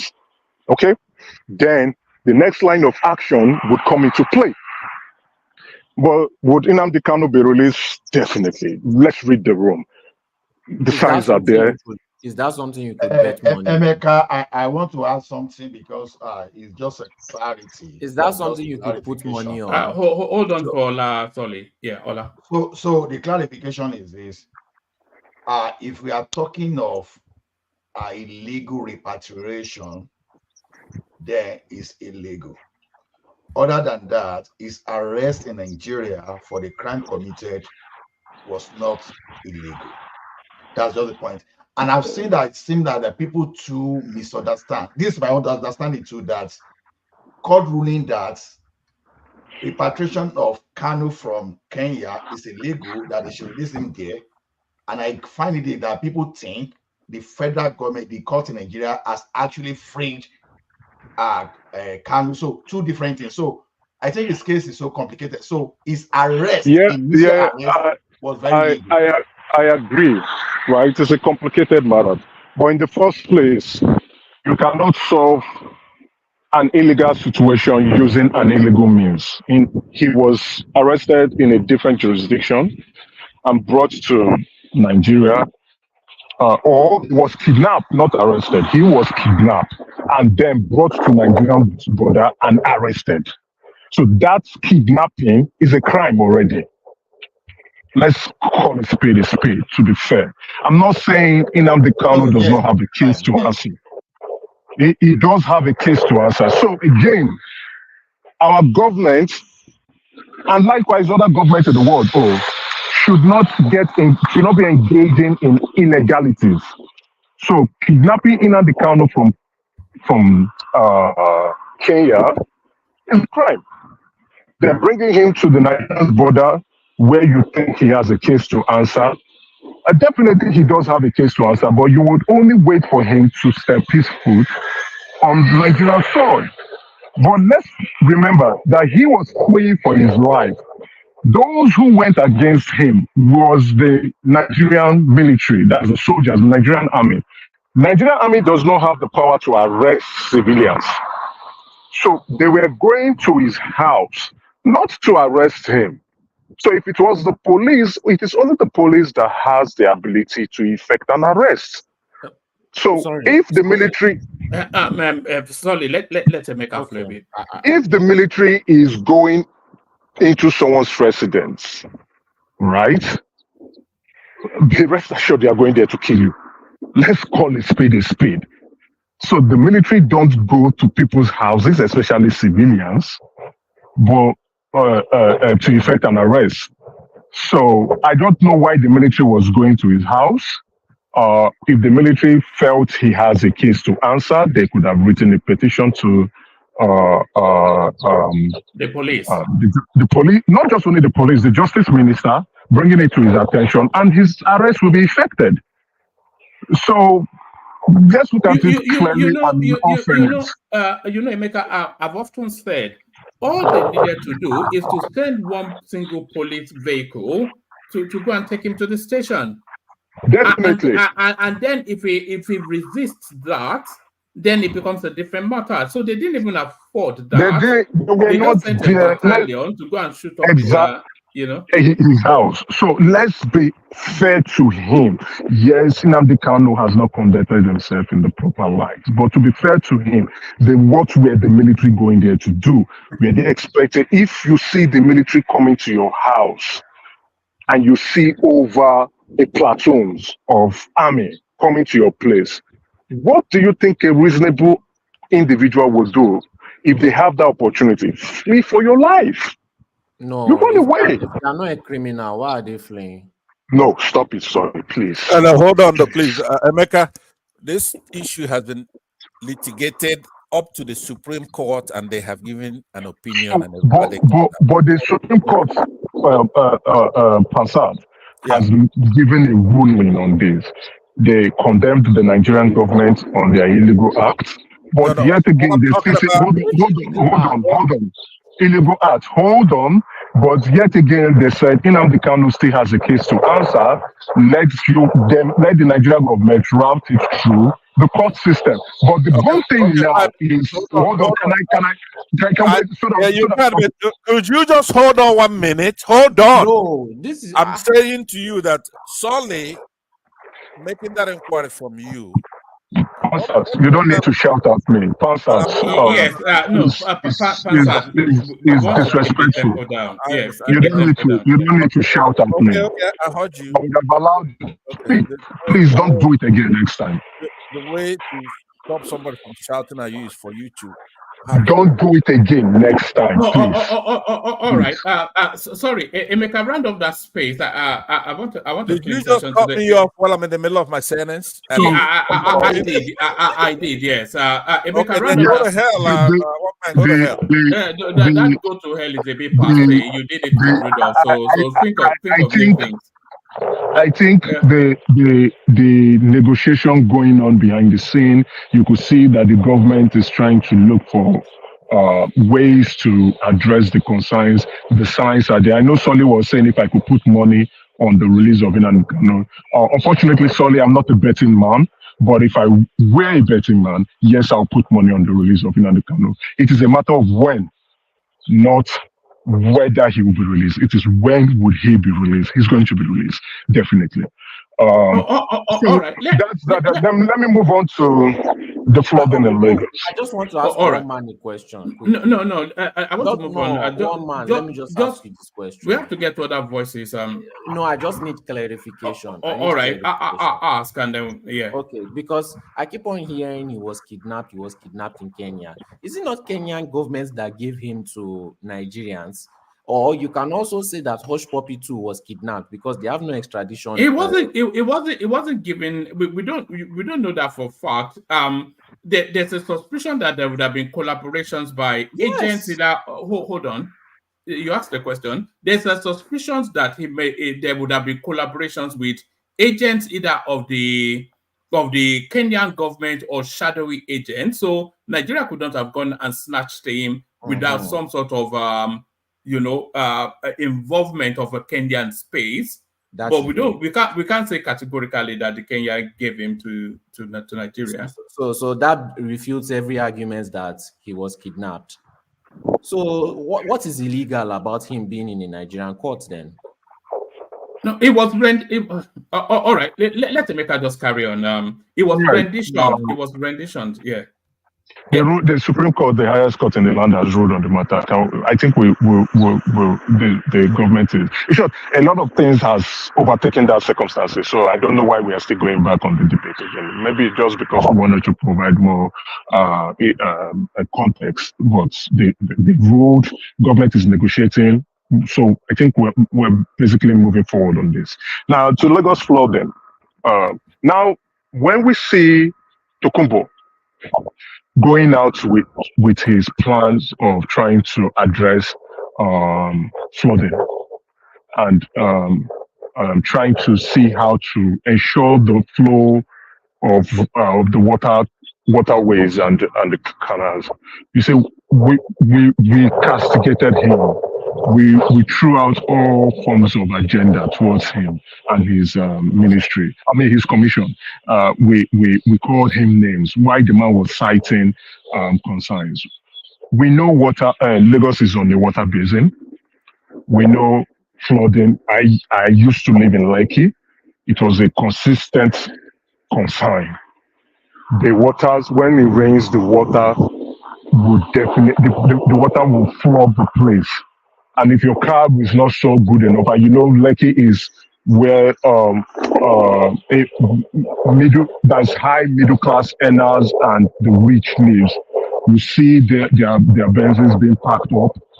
You see cars swimming and can't move any longer. You see people, those without vehicles, trying to find their way. It's a safety concern. Now that brings me to the topic or the discussion of Nigerians do not take safety seriously. We don't prioritize safety. We don't accept the importance of safety. We completely ignore it, right? There've been, even, I would pivot a little. There was a fire outbreak recently at the Christ Embassy Headquarters Church in Ikeja. I saw the fire. I think Channels was the first to break the news. In my mind, I was like, how come... Were they not throwing buckets of water at the fire brigade or some ridiculous something like that? You can tell, right? How can an international organization, right, not consider safety at all? So a big location like that do not have one, fire hydrant, do not have two, fire extinguisher, do not even have an egress point, or even an assembly point. And then we see people on social media talking about, oh, God saved the lives of those who, trying to make things take it in a religious context. And then the leader of the organization came out and said, oh, we are going to build a much bigger auditorium. It was trying to salvage in my own opinion, I think, the silliness of the accident. Now, if Nigeria is truly a country that considers safety seriously, there would have been arrest. I remember the case that happened in London, those towers that got burnt. The property managers were arrested. The owners were arrested because they did not have functional safety measures in place. So Nigerians don't take safety seriously, right? The Commissioner of Environment has been lamenting on the need to ensure that the canals are free, the water flows freely. We find people cutting corners. We find people blocking the canal drainages. We find people doing things at their own worst interest because they want to make profit. And that is ridiculous. You rightly, I read that article that Lagos will be submerged underwater in 50 years time. Whether we don't want that to happen, but then again, we are seeing the signs. The signs are there. What are we doing about it? I will be thinking that the residents of Lekki Metropolis should be raising concerns and petitioning the government to do more. Buildings that are in infringement of environmental concerns and safety issues should be brought down. People can cry for all they care. But again, you say, oh, put a human face. Where is your human face when you are blocking the drainages and the canal flow, the canals? Where is that humanity? When you are acting stupid and silly? Because you want to make an extra buck, you want to build your house and see if you can occupy more space. Then right. In the future, to bring it home, in the future, people are going to die. So Nigerians must consider safety first, and then it also boils down to the ineffective monitoring system of the government, especially the Lagos State government. Illegality should not thrive, regardless of when that illegality happens. We should stop cutting corners and do the right thing, or else we will pay for the consequences in the future. So I think I wanted to also speak on one topic again. I am forgetting. Run me down through the other topics. Was it the consumer credit being formed? We've talked about that already. So it was something else again. Okay. There was in the kind of space. Yeah. There's the Lagos submerged in water. Dangote speaking about the collapse of the textile industry. Lagos Ogun Kano accounts for 23% of Nigeria's mobile subscription in Q1 2024. Yeah, I wanted to talk about Dangote. You see, a lot of people don't like the man, but he's an industrious entrepreneur, right? You see, he's one who identifies opportunities. What he has cited with his textile company is also to show that he has also made mistakes in the past, right? I respect that man. He's like the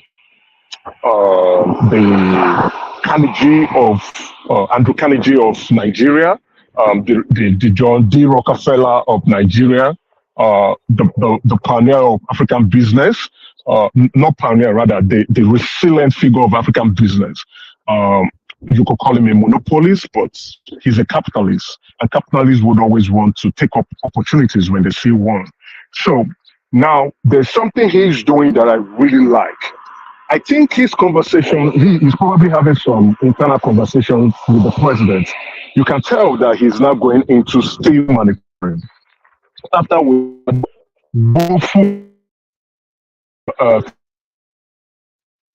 Emeka, you're breaking up quite a bit. Have we lost you? All right. I think we may have lost Emeka somewhat.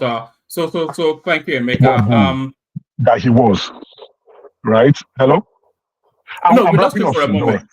Yeah, okay. Yes. Yeah. So, if you know Andrew Carnegie very well, you will know that his investment in steel manufacturing pushed him to the business mogul that he was. Right now, that alone would transform our manufacturing sector completely. There will be different dependencies on the steel plants that he has. We have the vehicles that will be relying on that. We have those who will be manufacturing building materials. We have those who also would be looking at certain raw materials that would come into their production pipelines to bring out finished goods. That alone, see, Dangote has an eye. He knows his shit. So respect to him. That could push our man. In short, it will be the start of our industrial revolution in the country. And what would that do? You will begin to see more vehicle manufacturing plants coming into the country. We'll begin to see older dependency industries or manufacturing plants coming into the country. Let's not forget, Nigeria has a huge market. It's just that we are yet to put in good business practices to make business thrive. That is why he was talking about that interest rate. Okay, you cannot talk about building $1 trillion economy when your interest rate is so high. Yes, I understand we are fighting inflation, but our interest rate has never been a single digit at any point in time since I had the consciousness of business. It has never been single digit. It has always been double digit. And to even see businesses still succeed is a testament of doggedness and resilience for those who are doing business in Nigeria. Let's not also forget that Dangote, apart from borrowing from Nigerian banks, he also can borrow from the international communities or suppliers of capital. He can do that, and they lend at single digits. So he can go and borrow and bring those funds into the country. He has the capacity. He has demonstrated that. He has assets that he can use as security, pledge as security. He's on the Forbes list, so his businesses are credit worthy.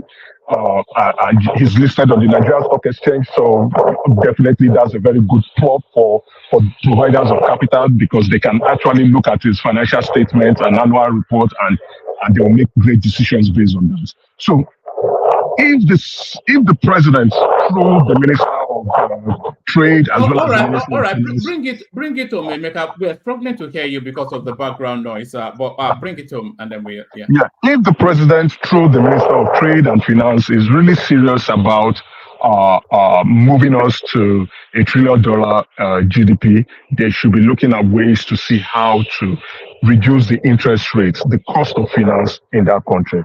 So applaud Dangote. I like what he's doing. He's mounting pressures on the authorities to look into things. I think he's had enough. So let's see how it goes because his comment is really relevant. Those are strong criticism coming from the richest man in the country. And I think the president, who is sensitive and very well astute and sound on business, will take that into consideration. Thank you, one man. Good night. All right, brilliant. That's the excellent, Emeka. So thank you, Mekos. So thank you, Emeka. Let's go on from him. I was going to go to Paddy and then Uptown, but gentlemen, let me go to Henri, who I think is joining us for the first time. So let's just document his voice. Is it Henri after the footballer? Let's hear from you. On mute. One man. Okay. Well done, sir. Ever go on? I'm good, boss. All right, let's hear from you. You've heard the conversation so far. We're talking a myriad of topics. The pitch of it, of course, Nnamdi Kanu. We're also talking about Sorry to interject. Sorry. So just to correct, I think he didn't listen to me. 50 years, not 15 years. Lagos is being projected to be submerged underwater. Not just only Lagos alone. Several cities were being highlighted. Google it, you'll see it. It's from it's a prominent media house. Yeah, I think it's a well circulated. It's well circulated. The prediction is there. Within 50 years, Lagos will be submerged under. Certain cities will be submerged underwater. Then somebody was saying, the state built Dangote. Opportunities would only meet preparedness, right? Who else with the government support than someone who has demonstrated excellence over time in business? They're going to support you. Where's your track record? what legislations are they going to put in place? But if you have demonstrated excellence over a period of time consistently, and your performance shows that track record, why won't the government help you out? You are an employer of labor. Why would and then your business is paying taxes? That's how life works. So I would say remove the hate in your heart and let Dangote be an example that you will want to copy. Put your mouth where it matters, and then the government will definitely want to reach out and see how to support you. All right, thank you, Emeka. So thank you, Emeka. Let's hear from you, Henri. Henri, floor yours. Yeah. Float me that Dangote topic. I want to see the first headline you had on him. So which headline did you want? Which one do you have on Dangote? Is it this one? How we lost billions? No, it is this one. It was just reminiscing on how he lost billions in the textile industry. Yes, because I saw the headline where it was talking about him losing like some interest rate with the CBN and all that. Oh no, that was from yesterday. He was bemoaning the high interest rates that the CBN was charging. So the CBN. Do you agree with him? Somewhat, because it stifles business. If interest rate is at 30%, but is the only businessman coming out to say that? Yeah, but it was speaking at the Manufacturers Association of Nigeria Summit. So essentially, that whole market. I just think TINUBU is not playing ball with him. Emefiele played ball with him. If you understand what's going on right now, they're not trying to play ball with him, and he's coming out to speak. Yes, he has very high stakes in the country, but it's like they are not playing ball with him. So his own sectors right now, it's like he cost us a lot of mess with Emefiele, and I feel like he was speaking to Asiwaju to get a soft landing for Emefiele. Like, okay, just, now, if you look at the guys in the energy sector, them Otedola, they are making money right now. So now there's a lot of expectation. If the road that they're building right now, if that road connection should work, Dangote's trucks will be on the road, flooding all the states. But how long would that take? So now it's coming out that he can't get loans, but we don't know whether we've recouped our $5 billion from him. So there's a lot of negotiations that he's coming out to speak on, but I'm looking at it like they're just not playing ball with you. And then you speaking out like that. That's just my own perception of what's going on. I'm not far from you, actually, because I think TINUBU is more of a Rabiu man, BAU or BU. I don't even think Asiwaju is really leaning with him like that right now, because the deal, what that guy and Emefiele got out of Nigeria was they just kind of fleeced us, and it's like, come on, man, where's the money? But they can't do anything to Dangote. That's why Emefiele is still where he is. So it's like, where's the money? That guy has a lot of money, though. Nigeria's money in his hands, man. So a lot. And it's one of those. It is one of those that's so used to dipping into the system nobody knows how much that guy is worth. So I think it's probably worth 3 times more than we suspect. He has a lot of boys as governors, ex-governors, senators. They work for him. He goes into their states. He gets what he wants. So now he's telling the CBN that nothing. Nah, come on now. We can't listen to Dangote like that. Like, there's a different tonality with that. If he's getting 30%, if he's the only one coming out to say that, then how much are others getting?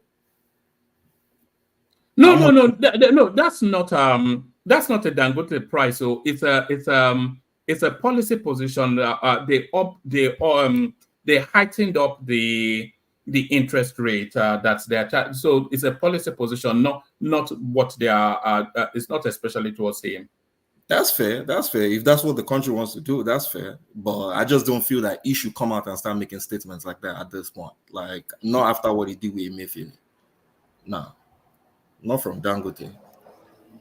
All right, take us to another topic. You don't have to speak to the talking points. You can just speak freely, whatever interests you.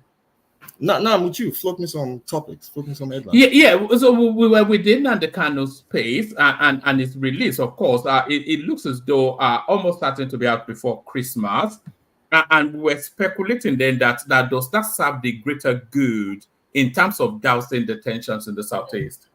I mean, it will come out, but from my own calculation, it might be towards the end of 2025, December, build up to 2026, politics and all that. But those, all the talks are, they are persuading, they are talking to Mr. President. Mr. President is been very quiet.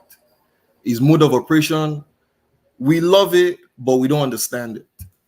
And then it's dealing with a lot of people. So the Northerners, they don't know what's going on. The Southeast, they kind of want to deal with, they want to love him. They want to love him, but they also don't want to love him. They like the way he's moving. But it's like their man, Peter Obi, is also a very big factor. Obi. What led to that? That the Southeast want to love him? You see, the thing is this. If you notice the people that come on your platform, the Igbo people that come on your platform, they criticize Asiwaju, they speak on different things. But the man himself, after the old election has gone, he's been very quiet. The way he moves, it's different. But the love he has shown for the country, there's a kind of, yes, this man means well. We can see that, but there are just some largesse. They're just, you know how the Nigerian system is. When they start to come up, oh, we want to buy jet for Mr. President, we want to do this. Is it Asiwaju coming up with that? But it's like the things have started to come up. Now, what is he trying to do for the country itself? Raise the minimum wage. But that conversation it's taking too long. And now it's trying to show a little bit of inefficiency in the government too. Like, okay, if you really mean well for the people, show us some love. Like, let the people feel it. The people are not saying so much of what you're saying. The CNG buses that you said last year, that this year, March to June, we're going to be in circulation. Now you're saying you're going to start releasing 10 billion to states to go and start purchasing CNG buses. Your promises are not coming to fruit. Like, come on now. So the adults are not there, but it's like the way he's just kind of dealing with the Northerners, the way he's playing his politics is making a lot of people love him. Like, okay, this guy is different, is different. Like, he's a politician. He's not like. Do you think only TINUBU is equipped to deal with the Northerners in the way that they're being dealt with? It's not only TINUBU doing the thinking. That's where the problem. I mean in terms of a president coming out of the South. I mean the way he was brutal with El Rufai, and the way he's trying to kick, and the way he picked up that Mieti Allah guy and locked him up, and all of these things. I mean, this is how I would see. You see, with El Rufai, you can't say he's really dealing with El Rufai like that. Because I want you to think about two things. El Rufai is a voice in the North. Now, to you, is El Rufai a bigger voice than Shetima? Before Shetima as vice president, was El Rufai a bigger voice or Shetima was a bigger voice? So I want you to reverse those roles. If El Rufai was vice president and Shetima was the one doing all the talking right now, would it make much noise? Would he be able to stir up any pot? But now it's El Rufai stirring the pot within those northern elites, those northern leaders. TINUBU has a lot to pay. He has to calm that guy down. Otherwise, El Rufai will make a mess of him. He has to calm him down. It's El Rufai stirring the pot in the north. It's El Rufai we're talking about. He's one of those them Sanusi kind of clan. Those learned type. They have the money. They can deal with the illiterate and they can also deal with the learned ones.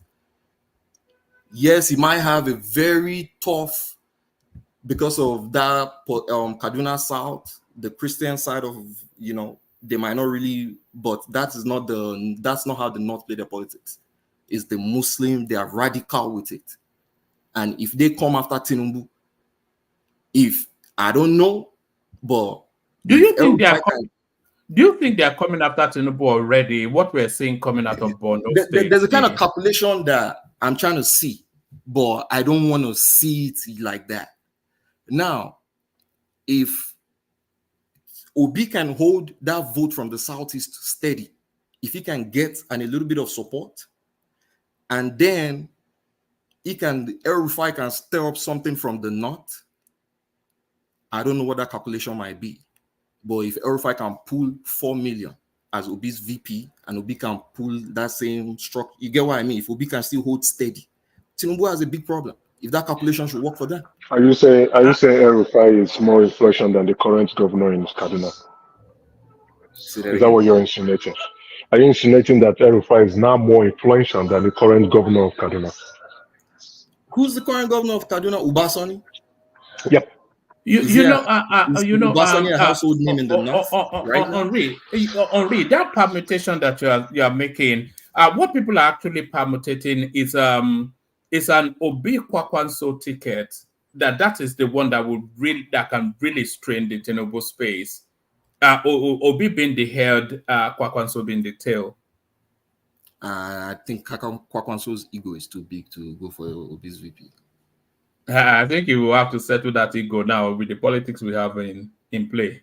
Because I'm just looking at, if he gets like with that, okay, let's go with the name. If he gets the support, if El-Rufai can get that support, if they stir up those numbers, Asiwaju might have that problem. But there's always a but in it. Asiwaju is still the president. He has the instrument of state. Whatever is brewing, he knows how to calm everyone's nerves. It's just 4 more years, and after. Sorry, I'm sorry to interject you. I'm sorry. I think you are using the template of the regular politicians game. That was done with Goodluck Jonathan when he ran in 2010, I believe so, 2010, thereabouts. As using his incumbency to win the election when he became from VP to become the president. It didn't work in 2015. Buhari also did the same thing. Yeah, but again, Buhari had a cult following. Asiwaju is a different breed of politician. He's completely different. That you want to put him in the context that it is shaking. Nah, Asiwaju will win landslide 2027. El-Rufai has that El-Rufai is fighting with his governor. The machination of Kaduna politics is being taken away from him. So he's struggling with the political elites that are not in power. And he's not fighting Asiwaju. He's only fighting those northern interests that kicked him out from becoming minister. He's cool with Asiwaju. Asiwaju begged him to stay, to be part of his government. But because the northern elites, he has wronged some of them, they didn't want him to be part of government. He's cool with Asiwaju. His son is not. His son can say the current governor is his son's godfather, a mentor. That man brought his son. That seat that his son is currently sitting was that man's position. I get your drift. I know where you're drifting. All right, Emeka, let Henri carry on. I think he wants to. No. I really do like where he's coming from. I get his drift, but this is what I'm saying. I'm not saying El-Rufai will be ticket is gonna do much or stop Asiwaju per se. Nah. It can. I'm saying it could stir a pot. Get my point? Like I get your drift. Like Asiwaju is in charge. Trust me, I understand what's going on, but don't overplay what can happen if some people are not happy. That's just where I'm coming from. And then if things don't go as what's being promised, there are a lot of promises that have started to fail. So Nigerians are, there are a lot of pockets are also hungry. But at the same time, when election will come, people will know what to do, they will know how to win and all that. But if people have a clear message if there's a clear message on ground, like, no, people are hungry going into that election, nothing Tinubu will do. And you know that. So that's where I'm coming from. Just like the way Buhari came in. If they play that card for Tinubu, nothing he will do. He will get out, like just the same way Jonathan went. So just understand where I'm coming from. They can use the insecurity, they can start up with, there's already hunger, they can use, you know where I'm coming from. Like the nation has been quiet on a lot of bombings and all that. They're about to start it. We're already seeing, you're seeing what is trying to come into the countries. All these weapons coming in. You know who they are trying to face. But Ashiwaju is working. His boys are there. They're intercepting. Everything is going on. They're reporting these things. We are seeing it. But imagine those weapons coming into this country. Brand new weapons. Brand new, not used. Brand new. Pumps, over thousands. You saw it. You saw the videos. So you know what these people are trying to offer Ashiwaju right now. Like, we will face you. So you have just presumed that those weapons were brought in by Northerners. No, I didn't say that. No, I didn't say that. Come on, no, dude, relax. Yeah, I'm coming. No, that's what you're implying. What are you? Can you just? No, but regardless of ethnic group, right? It's an insecurity. No, not to you. I'm responding to Solly. That your point is right. Regardless of who is bringing it, why are they bringing guns into the country? Yeah, it is an insecurity concern. So what are they trying to do? It's a very big insecurity concern. It could be any region. Yeah, so they want to use it to embarrass the president. So that's what is happening. That's where I'm coming from. So if this thing should get into hands of whoever, what do we think? Whether it's kidnapping, whether it's it's a whole bunch. Country is the president. No, he's trying his best. He's trying his best. We've had very good insecurity, like steady. It was, trust me, under Buhari, the first 2 years we were recording deaths worse than this. Buhari had improved on that security team before the man. Buhari did not improve in the first 2 years. Buhari did not improve in the first 2 years. Buhari had improved on security before this man came. Security was not as terrible as the way Buhari met. Was this Buhari's first 2 years was this good? I'm not saying Ashiwaju is perfect. No, I'm not saying that. Don't get me wrong. By Jonathan. Buhari say that again? Worst security situation led by Jonathan. There was Boko Haram. They were hosting flags in Nigeria. People are quick to forget that. Bombs were but Patrick, Tinubu has improved the security situation more than Buhari improved the security situation when he took over from Goodluck Jonathan. What I am telling you was that the security situation under Buhari when he came in, is incomparable to what under Buhari. Buhari, let me tell you, Tinubu. There's nothing you're gonna tell me. Go look at the records. The first 2 years under Buhari, you can't stay in Nigeria. Military. What's this guy talking about? Oh, wait, listen, your connection is Buhari met a better. Buhari left a better structured military, a more equipped military.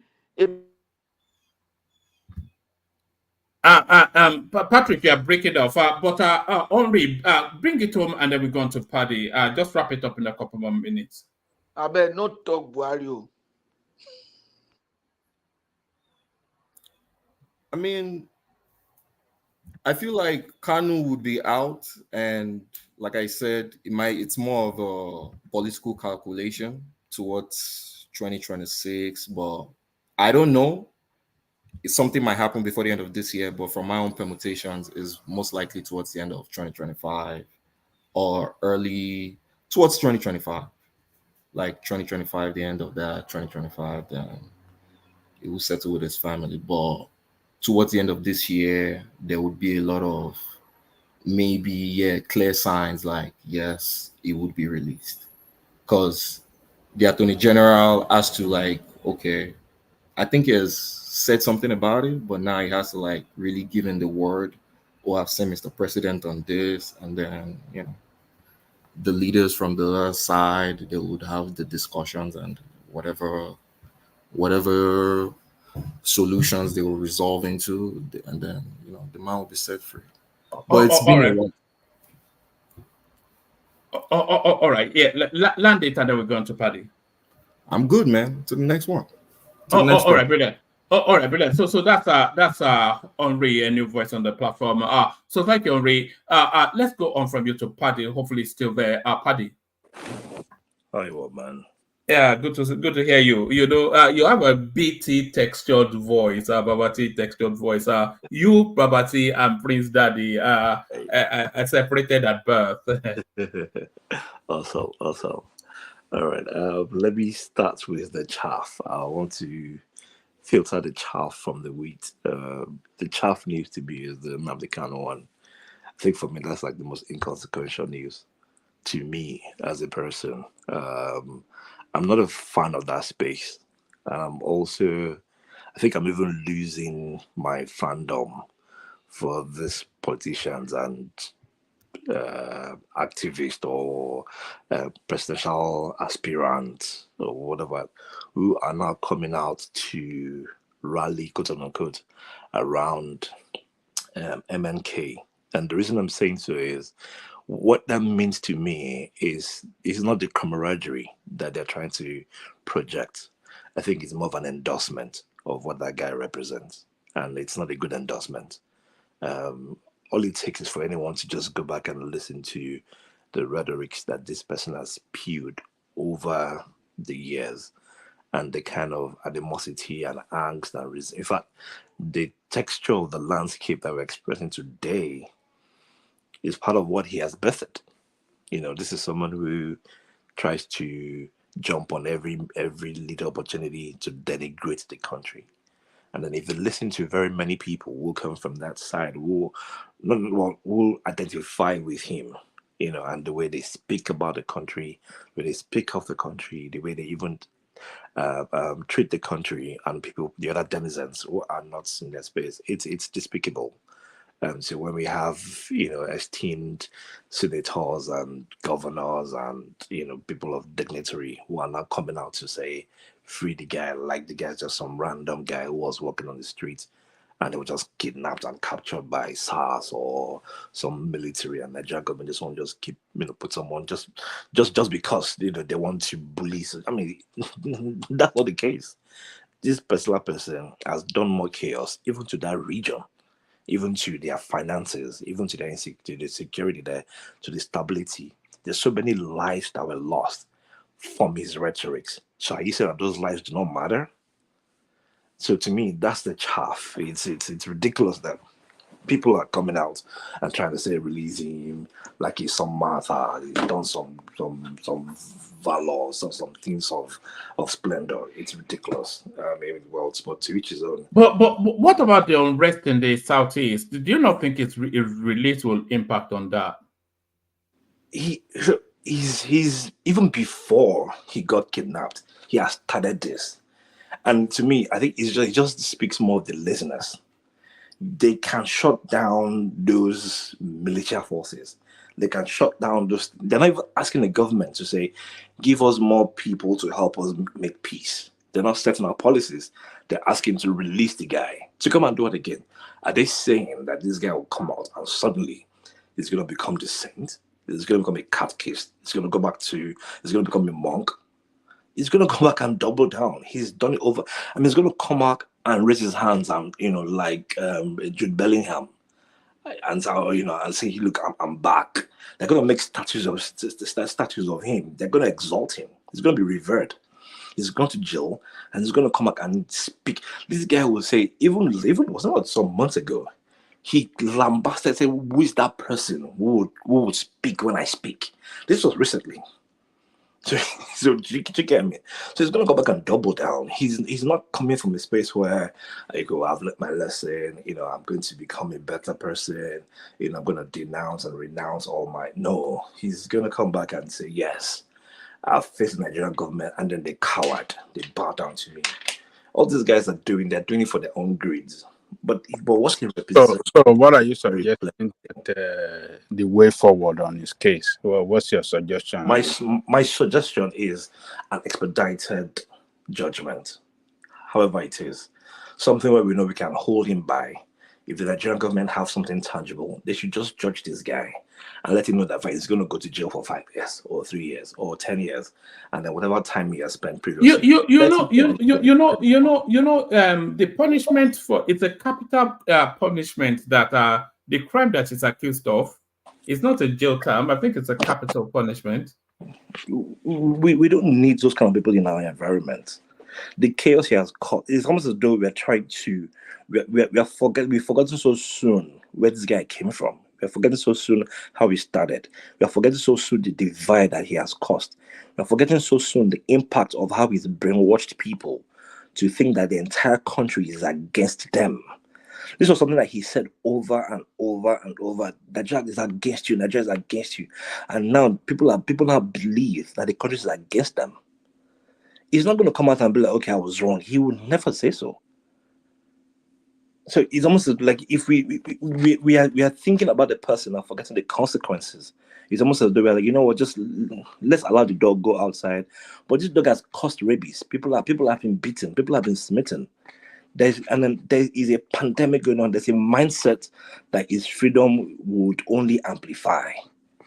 So, but again, to each his own. To me, it's the chaff. They are setting some conditionalities to its release, though. It's not just go on your way and sin no more. They are setting some conditionalities. It says agreed to abide by negotiated terms.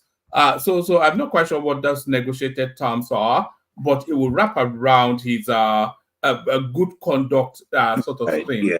It's going to be a replica of the one that happened in the past, where they told him, avoid gathering of X, Y, Z amount of people. Do you think they're going to confine him to Abuja so rest style? I don't know. They could. They might want to give it. I mean, that might even be like a better thing to do. So it's almost as though he's free, but he's not technically free. At least he can change his cloth. They can monitor people around him. They can put some sort of, detector around his ankle and limit the people who come to see him. Maybe that might give a sense of freedom.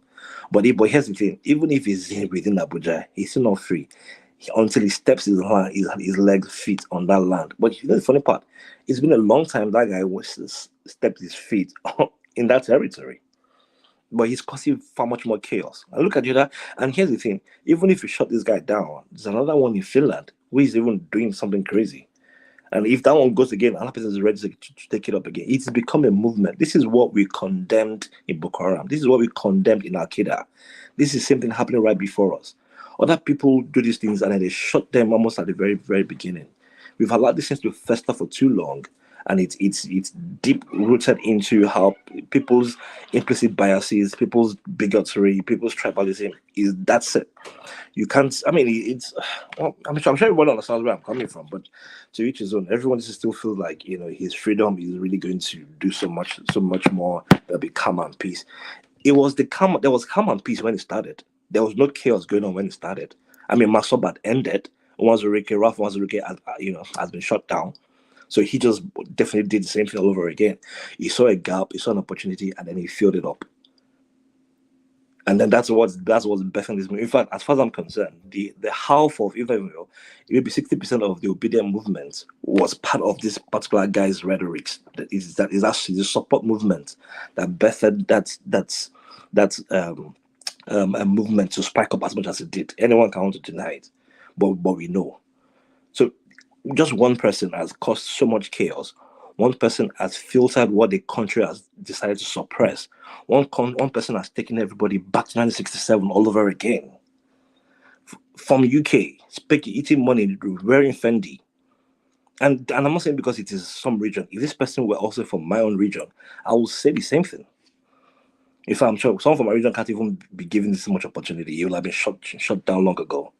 He's done so much. There was a time when this guy asked for people's heads to be on spikes, and he got numbers, over hundreds of numbers. What about those people? And those people are from a particular region. I think their lives do not matter. Just one person. I mean, we will say he's just rhetorics, but those rhetorics are now it's become a lifestyle to people. It's become their mantra. They live and wake up for these things. So we need something that will counter it.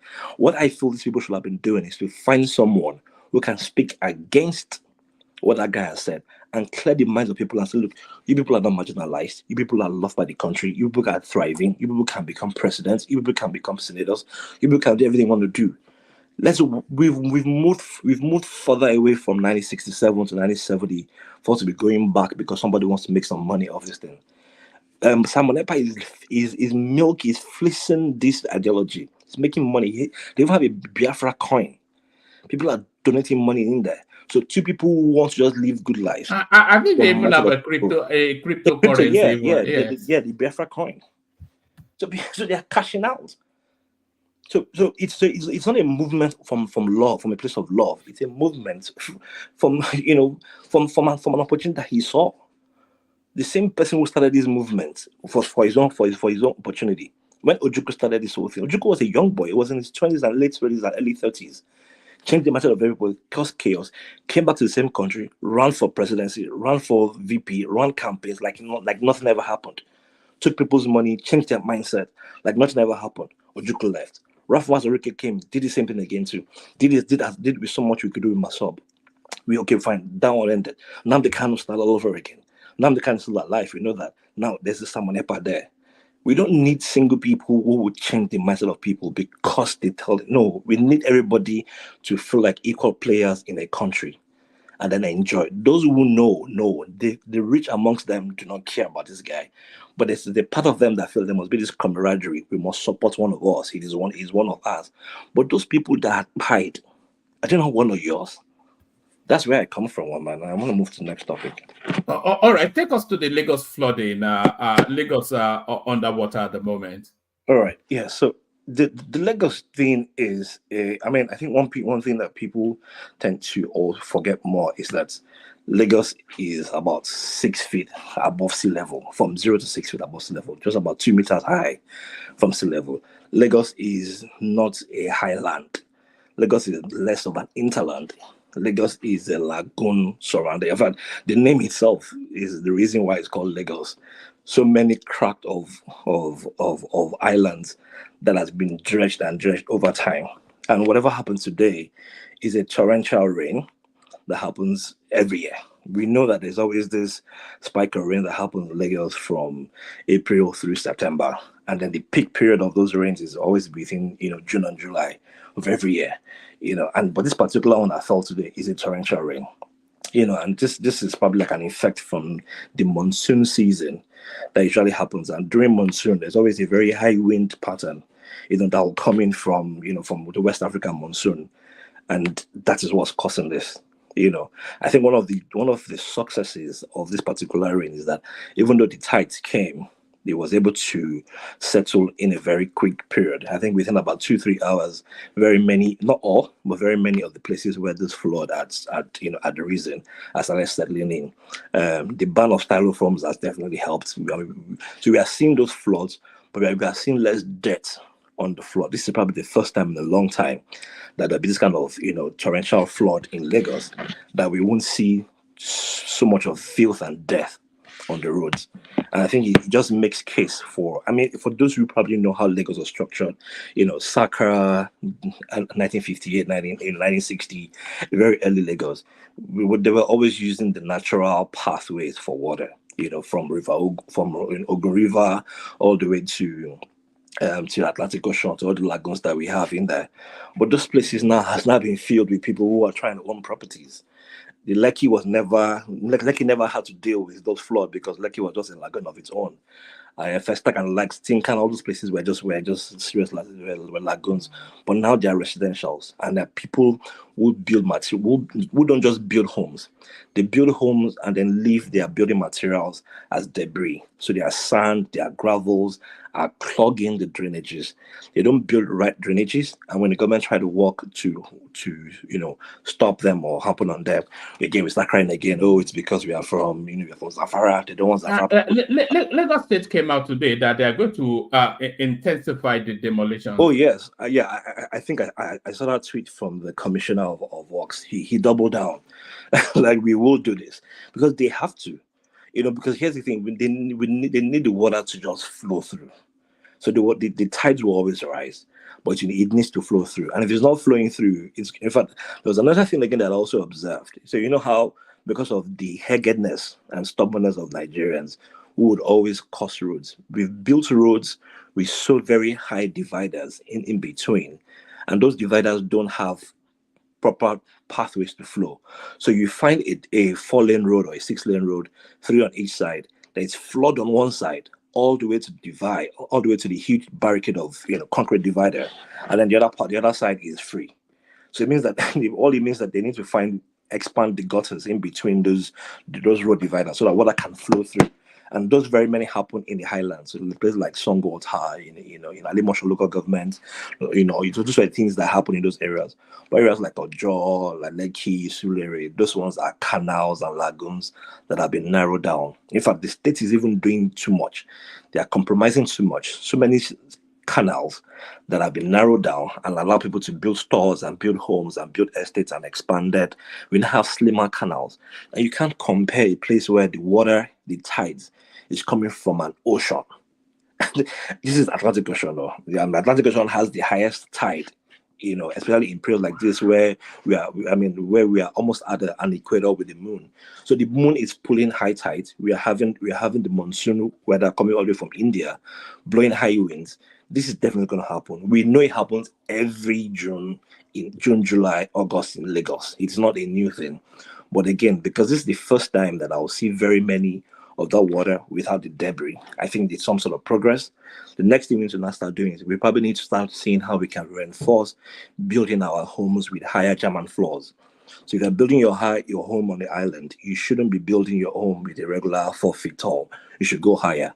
Don't just look at Venice from the standpoint of Venice as canals. Those homes are really, really high. Let people start be more intentional with the way they build their homes. And all the people who are selling our sands, trying to use them for filling, this is what it costs.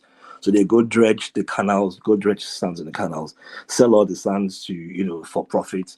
And then this is definitely what happens. So the sands that used to help filter those lands have become desolate. People are now building artificial islands in Lagos for pleasure and for fun. So I'm hoping that the coastal highway too will do something for people on that side, but the lagoon will always suffer. So even though we're not having the ocean tides coming with the influx of the wave on the ocean, we can't deny that our lagoons and our canals are flooding.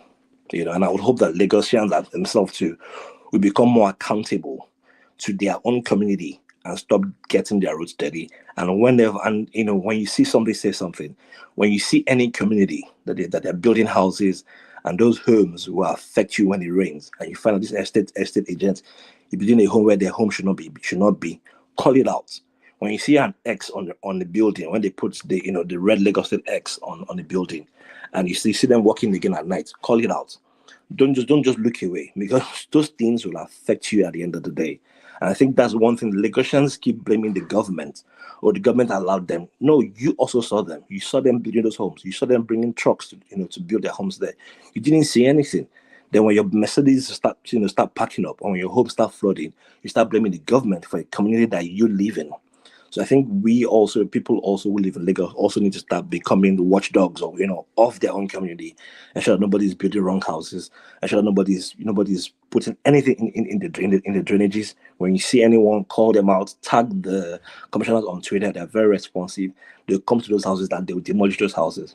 The places who are suffering are the new development areas, who are now making the old development areas suffer as well too. So that's that piece on that big one, man. On Dangote, so I think I probably wanted to speak initially to the inflation, but I think that was discussed yesterday. I tried to watch back some of the playback that was done. No, you can speak to that because the Dangote headline that we have is somewhat nostalgic, so it's not anything contemporaneous. But what's your take? Because I think he has an argument that a 30% interest rate almost clearly stifles business. He has his point, but at this very point where we have inflation, we can't but increase interest rates. And the reasons why the government is doing these things are very, very clear. So these are monetary policies that's supposed to help the economy in periods of currency depreciation. It's supposed to help in the during time where we are having fuel price increase. Also in the place where moments where we're having food insecurity, moments where we're having infrastructural challenges, where we're having global economical factors, where we're having population growth. We can't help but increase interest rates. And what will this interest rate do? It's going to support people to save more. Is that rate normal to you? So there's a reason why it's not. It's again our inflation rate is not normal. Hold on. Is that rate normal to you? Is that rate good for business? Is that rate good for growth, for productivity? Yes and no. For every policy has its yes and no. Yes, yeah, because it has advantages and disadvantages. We have to now check which one outweighs. So Dangote, a man that, I mean, the foremost industrialist in the country, speaking against this, you are saying he doesn't know what he's talking about? I didn't say so. You are the one who is. You are speaking against what he's saying now. You say government is doing the right thing. Yeah, because the fact that it's affecting Dangote is from more of a purchase power standpoint. So when the government is trying to mop up money that people have in hand, it's going to affect retail sellers like Dangote. So the rates have to go so high because you want to mop up liquidity in the system. So the rate has to be like 30% or 33%. Yes, it has to be. Okay. Go ahead. Yeah, it has to be because our inflation rate is it's in the 30%, and we don't even just have monetary inflation. We also have it's a catch Paddy, it's a catch-22 situation because what Dangote's argument is that rate is stifling manufacturers, businesses, etc., which of course it is. But then the counter argument is that the rate has to be spiked up to control inflation, which of course, so this is where all this intelligence that they attribute to them, then they have to find a creative way to straddle both spaces, because if they stifle manufacturing, then the economy hemorrhages and then the inflation spirals even more. So, I mean, and do you know that's going to negatively impact the exchange rates too? So, this dollar they are trying to work on and improve, it will still the naira will further crash based on the increased inflation interest rate. Yes, it could, but here's the thing: we are already having that problem already. So it's not a case of you're trying to aggravate it now. It's not as if it's just going to stay the way it is. Yeah, but again, no, it's not going to aggravate it further. Because remember, you know why? Because you're trying to also attract FDIs. People who are foreign investors will see that, look, putting money into this economy right now gives us a 30% gain. So you're attracting far much more foreign, FDIs, foreign investments. And so that itself will make more dollars come into the market and make more availability of FX.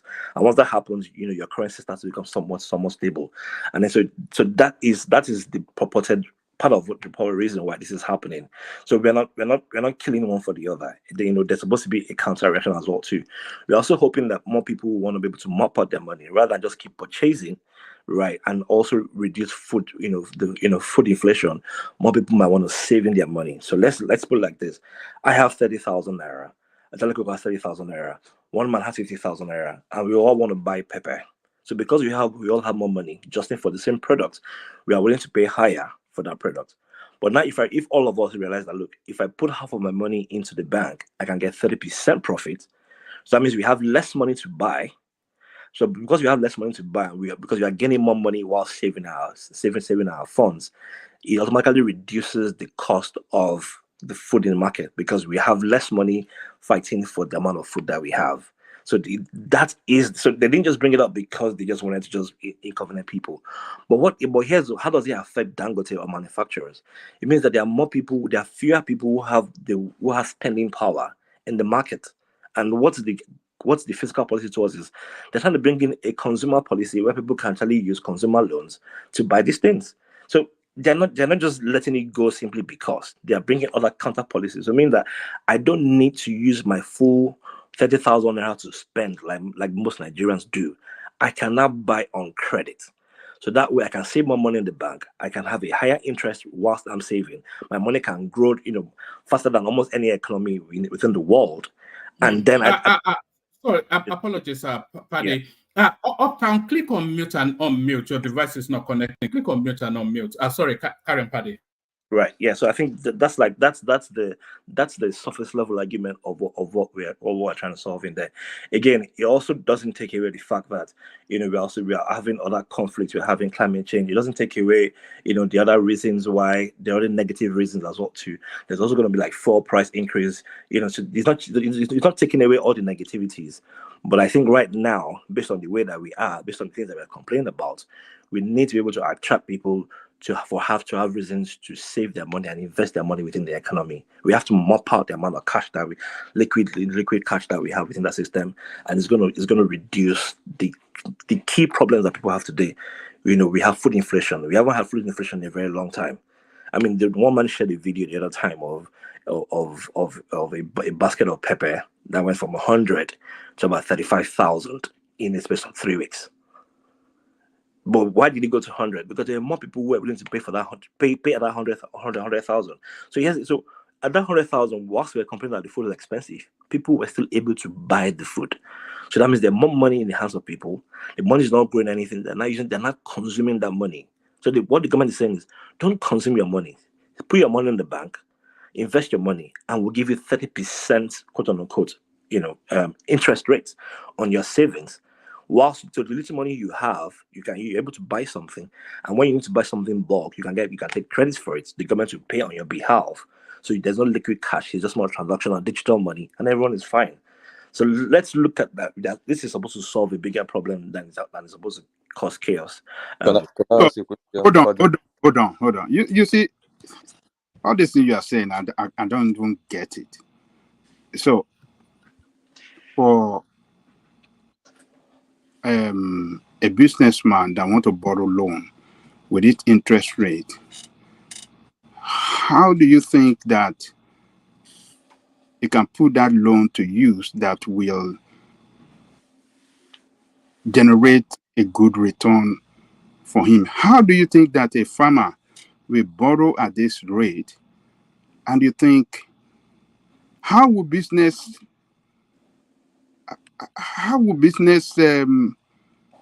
function with this rate that you are praising that is good? Do you really know the implication of this thing, this 33%? Do you know what you're talking about? Do you read the implication of this on businesses when it comes to borrowing of loan and to run business? Do you own business? How would you function with 33%? Do you know what you're talking about? And you're saying so sweet packaging. I don't get it. I don't think you know the practicality of these 33% interest rate, or maybe 30% is it, when it comes to borrowing and running of business. I don't think you know it at all. Ajale Koko, Paddy runs businesses both in America and Nigeria. He cannot tell me he's running business. If in America we having 33% interest rate, the whole economy will collapse in this country. Businesses will close down all over. What is he talking about? So the only thing that we will need, so it's like the way you argued it, you made your argument as though I'm sure you probably not even went through that that policy itself. There will always be debt reconciliation policies to cater to people who have current debts that's going to affect, so. But I don't want to stretch the argument. I guess we're just looking from the service level, the 3% rate. We forget that there was a catering that was done to people who have current debts that are being paid, who are probably some level exempted from some of these policies. That's number one. Then the example of farmers that you gave. There's a deaf bank, there's a bank of industry, there are all those there's the Islamic banks who have loan policies that cater to them, that exempts them from these things. Again, these policies are not done in isolation. They are done to cater to certain problems. So whilst you have angst of it's gonna affect lenders, it's gonna affect debt, it's gonna affect this, it's also gonna attract more people to come in as well too. We have to create a balance. The places where it can affect, they can be mitigated. So that means if you go to a commercial bank to get a loan, it will affect you. If you already have an existing loan that you're servicing, then you are currently exempted from this because you have to go with the current loan that you've already tied down. I mean, you live in America, we have fixed loans interest, and you also have, what they call them, is it floating loans or flexible loans. If your loan interest rate is fixed, you have less to worry about this kind of thing. But again, Yeah, Paddy, let me help you a little bit there. This is about the money in circulation. Actually, we have very much money.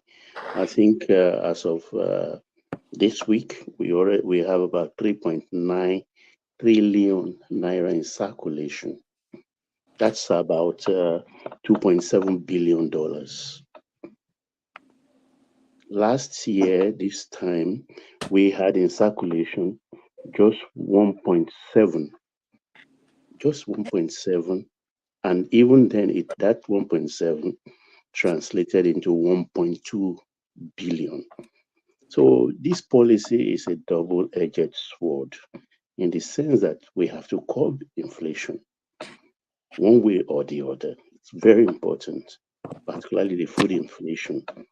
So if you are borrowing from the bank at commercial rates, it's even more than the 30%, which is the lending rate. It's a benchmark. By the time the banks add their processing fee and all the rest of that, it could even go up to like 33% actually. But then we have to remind ourselves that farmers are the most important elements here. And if we are talking about farmers, you don't go to commercial banks to borrow money. There are facilities at the agricultural bank to provide that. And like you said, there is also those Islamic bank and the rest that can give you at a very low rate. I think the CBN could try this. For monetary policies about every 3 months. I think if I'm correct, anybody can correct me if I'm wrong, please. They have to meet 4 times a year. Already this year, they've met even 3 times. Though nothing says they cannot go beyond 4 times. I think that's a minimum that can be allowed. So they're in a dire strait, you understand, and they have to think out with this thing any way they can. Dangote has a right to complain because he's having a lot of debt stock himself with the banks generally, particularly Access Bank. You understand? Who is that? All right. I think Larry wants to come in. So Larry, you come in, and then after that, wrap up that space, Paddy, and then we're going to Uptown. Larry. Yeah. So the thing is this. You see, like I said yesterday, Cardoso's job is a very difficult job.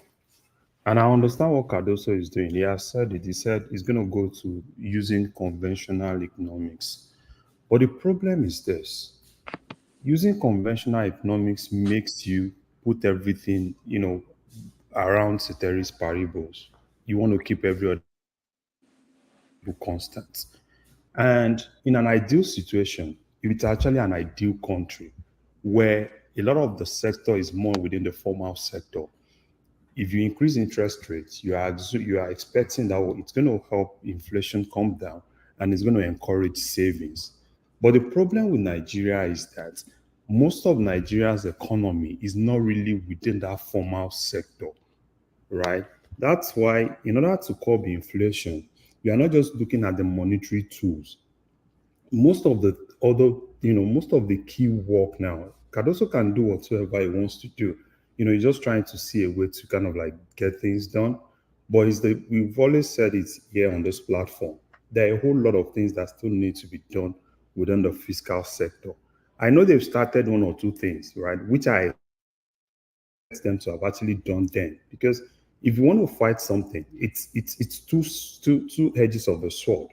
You need to help the two to sharpen, because for you to be at equilibrium, the two has to work. And that's why, Dangote, everybody will shout. Even all those things that we're saying, it's not even going to affect Dangote, because Dangote has most of loans that Dangote actually has, right, he has most, with what I know, he's locked most of them down, right? And the problem is, Cardoso will keep increasing interest rates because to him, that's the only thing he thinks, the only tool he has. And he keeps saying it, every meeting he keeps saying it is going to be more of conventional economics until we have the other side, right, coming up, if you, there is no way we wouldn't want to reduce expenditure. That's another tool that we have. Reduce government expenditure as much as possible, right? Tax, yeah. You could say, oh, probably increase tax and all those things. Fine, those things can work, but for now, it's not really going to work. We still have to do some, a little bit of adjustment, which I think they've started doing in the tax side, right? So it's a whole lot of things for us to be able to get things. I know it's still going to be high, but I think with time, if everybody can actually put all hands on deck, then that's when we can actually start seeing the visibility of whatever they are doing. Even in the US, you remember at a point, exchange rate was going up and up and up. It was affecting mortgage rates, it was affecting everything. But the advantage of this place is the fact that it's more formal, unlike Nigeria. That's why, when people say, oh, it's textbook economics, I understand what they mean, right? Because people are kind of like, it's not two things that work in the same environment, right? Some of all those conventional economics, let's be candid, it can work in the US because obviously if the interest rate is high, people want to save, people want to invest, people want to kind of like get higher turnover. But it doesn't work like that in Nigeria. Percentage of people in that economy that are within the formal sector, it's less than 30% of that population. So that's a whole lot of things. And I hope, because another thing that I think they have, that's why I'm always, every day when I hear that Dangote is having issue, because I think one key thing they can actually have, if they can have a very good bargain, if they can, find a very good way, work with Dangote, at least for a short time, reduce the price of fuel, right? It's really going to have a lot of effect. And at this point, sometimes when you're facing issues, right, you want to really direct whatever investment you are having into sectors that will definitely, at least in the medium time, will definitely bring viable return. I understand where party is coming from. Oh, probably foreign investors and all those people are coming in. Let's not deceive ourselves. That's not a short-term solution. It's not going to help anything. No foreign investor is going to come in. You can say, oh, probably it's easy, it's this, is that, right? It's not like that. So it's a whole lot of things that those guys need to everybody has to, as FIRS is working, government is also working, they are directing their investments into viable things that can turn things around, because they need a whole lot of things to turn things around. It's not they can, oh, Dangote is just this, Dangote is just that, right? Dangote is not even, you see all these loans and all those things. It's just what an average investor, right? If you're into, I don't know people that still, if you're into manufacturing in Nigeria, I don't know how you will be able to survive without pushing the cost into your price. I don't know. So whatever Dangote is saying, he's just saying it because a lot of people are actually on him, right? A lot of people are expecting him.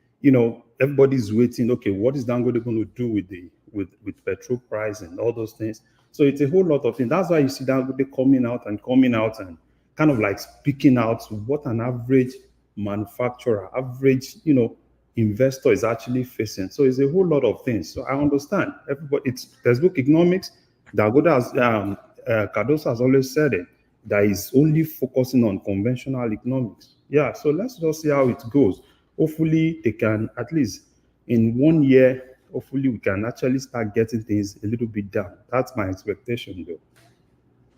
All right, wrap up that space, Paddy, and then we're going to uptown. All right, yes. So I'll probably just wrap it up. I think one of the things, again, that people forget is that I agree. I mean, I agree people don't go to commercial banks to get loans. They go to banks that cater to that sector, are Greek banks. And then any businessman who is going to commercial bank now to get the loan is jonesing. You can go to Lotus, you can go to Jaiz, you can go to Taj. There are very many banks who offer sukuk loans, that are zero interest loans, and those banks were catered to to solve those problems. So whilst we identify the problems that are there are current solutions that mitigate these things. And don't be surprised when we start seeing, and I think to one of Baba's statements is here, very soon we might start seeing lots of banks who will be running out campaigns, millionaire promo, save and win, save 100,000 in your bank for 3 months, and then you stand the chance for a rally roll, and then you can win a car. These are ways where banks used to mop out the amount of funds and have retained funds in there. It's definitely affecting Dangote, like I said before, because consumer spending is reducing, and people are probably not buying as much as they used to buy. And that is part of things that's causing food inflation. When there's food inflation, it helps the price of some manufacturers who are in that food space, but it's also affecting the entirety of the economy. So if you're supporting one, we should also take on the other one. I want to quickly wrap up with the textile piece that Dangote has spoken about now, but I'll be very fast with that. One of the things that Dangote had mentioned was his venture, into the textile space in 1960s, which is a good thing. I think it was one of the hallmarks of investors or investments, is you have to try your hands on very many things. You win some, you fail some, and I think one of the things that probably didn't make that his venture work in that space is because whilst we were trying to expand our textile companies like the United Nigerian Textiles, International Textile Industry, Nigerian Textile Mills, West African Textile Mills, the Western Nigerian Cotton Company, all those companies that Awolowo had set and like. We also had some people within the NCNC, I'm sure you know what I'm speaking about, who was insisting that no, we won't start importing fabrics. So while some sectors were trying to grow their textile industries, some people were choosing to import damask and importing Ankara and those things like the John Holtz and the likes, and those things are shut down. But whilst Dangote crumbled in textile, Telegram, as like saying, in that same space as well too, which probably came like in the 1970s. Telegram is thriving so well in Nigeria. So I guess his business model just didn't work out for him. He tried, he didn't work out, but he found the one that that's working out for him. His cement and his flour and his sugar business is he's doing very well. We hope that he will do something with his refinery. I personally think that this is sensitive, but I feel like the fire that happened in his refinery was sabotaged. I hope that it wasn't done intentionally to further postpone the date where he'll be refining our for us, and that's my piece, woman. Yeah, do you know, Paddy? An interesting thing is creeping in on us. We are all now realizing it.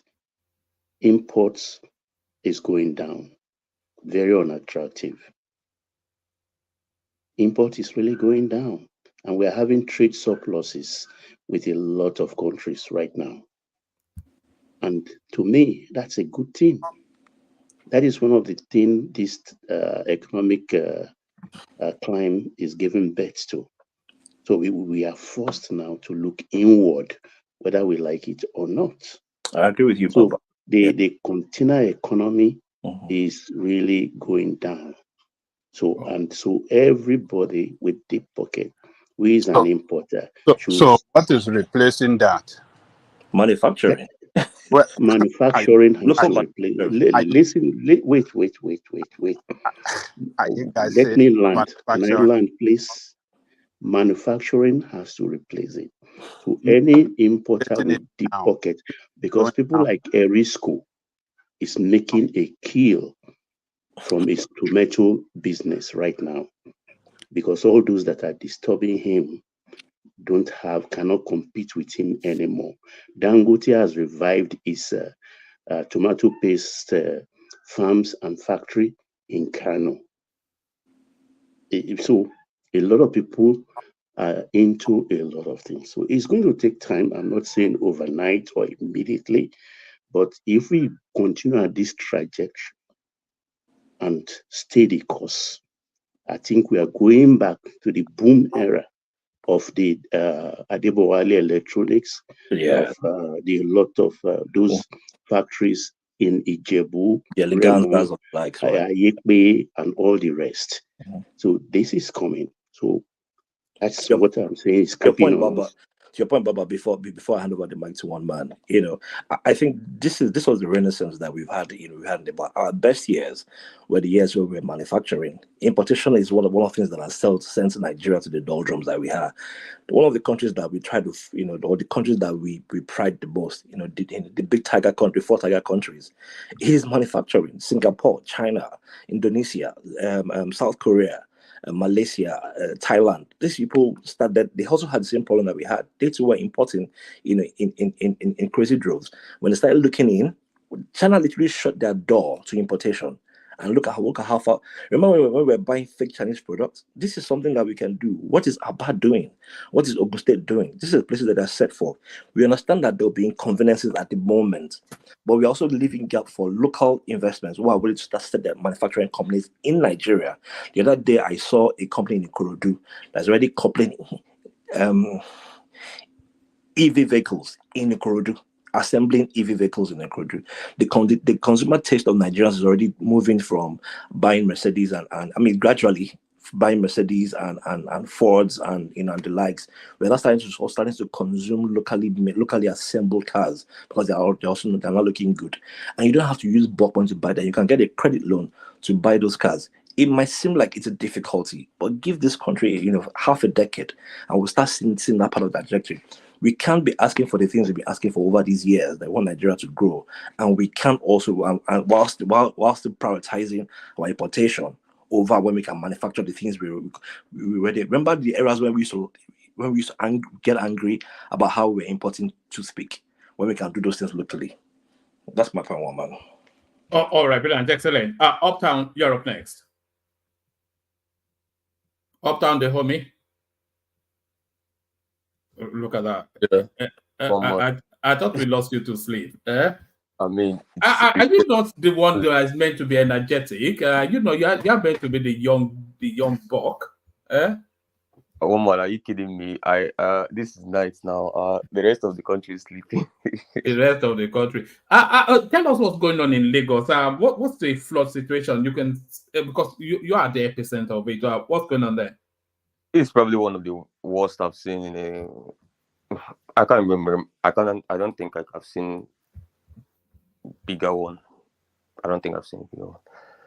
Have they put a dollar sign to the damages yet? No, not really. What I questioned was the fact that one of the major, if not probably the only reasons that was cited, and I listened to the Minister of Environment, Commissioner of Environment, and all of the people that spoke up during the many demolitions that started last year, was that, see, you guys are going to see what we are doing. We are trying to prevent the flooding, and the next time this flooding happens, you will see significant reduction, because this is the reasons why we are demolishing these properties even in these very hard times. But we've only seen like an unprecedented one, actually far bigger than every other thing that's happened before. So I would like to see what they will say in that space. A lot of demolitions has happened and the floodings got bigger. What is going on? What's going wrong? And I think I agree with the part where you talked about planning. So there's a huge planning deficit in Lagos State, and also issues of waste management. I think it's literally. I think that stuff basically just worked under Fashola, really, because now you see gutters. Maybe we'll go to sets to shoot around Ajangbadi. Maybe we'll go to Surere, Festac areas, Satellite Town, and then you see these gutters all filled up and all of that. The canals filled up and all of that stuff. So there is definitely a thing to do with waste management there. But even those that build on canals, do the citizens have to take a bit more responsibility? Yes, citizens has to take a responsibility, but The government as well has to show and Because lead. I've seen people that all these shops that go over gutter they will just they will bring their sachet ogogoro whatever and throw the. You know, there was a time I was going from there was a time that I was going from Lagos to Ondo, and I was in a commercial vehicle, and this lady, she drank water and threw it out, and I was just saying to her that you know, you could have just held on to that to where you're going and then dispose of it dispose of it properly. She just cut me down with a withering look, like, you know, like just cut me up with that, with dark eyes. You know, it was we just we live like one man. I once did a course in Accra, and so I stayed for a couple of months. You throw away something. You are in, say, you are in a public transport, and you throw away something on the streets of Accra. The driver is going to stop the car and tell you to pick it back up, and so that when you get to your destination, you can dispose of it. And again, that is because if you are caught, the consequences are there. If you're caught by any government official or agency, it is serious. There's serious consequences for it, especially where the local agencies are very functional. So people know that I might do this today and get away with it, but I might not get away with it tomorrow, so I'll probably just not do it. So there is no consequences for action in Lagos, which is a Nigerian story anyway. So people can just do whatever they want. You find people that collect tax for government. We see them on the street every day. They drink, they litter the place. And these are government agencies and officials. They eat, they throw it on the floor. Is it the citizens that would do differently? You get what I'm saying? So it's the direction has to be presented and say, you know what, this is. I always admire Fashola anyway. I keep saying that. This is how this place is going. This is what we want. This is what we frown at. This is what we can't tolerate. This is the penalty for this behavior. The agencies has to sit up. So the waste management space has to be taken care of. The orientations and everything has to all go into that space. And for people that will allow people to go and build on canals, and we've said this a lot of times, that these characters are being propelled and enabled by uniformed government agencies and officials. I don't know how many times we are going to say this. So you don't have to be a reactionary government. Lagos is too rich to be run in a reactionary way. That is how many billion, about $100 billion economy. I don't think you can go to Angola and do some of the things you do in Lagos. So, and that is a lesser economy, I think, or they're about the same size.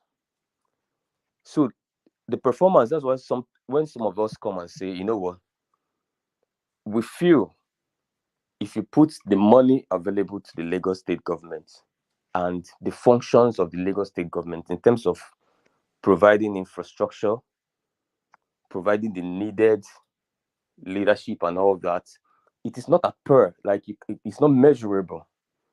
Lagos state government is functioning at the level of 30% efficiency. And I've tried to press the calculators before.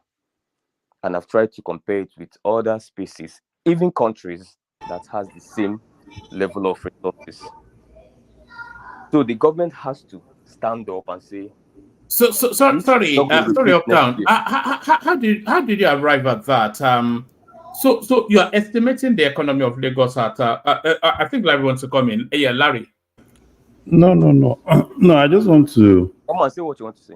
I was asking how you arrived at you estimated the economy of Lagos as $100 billion.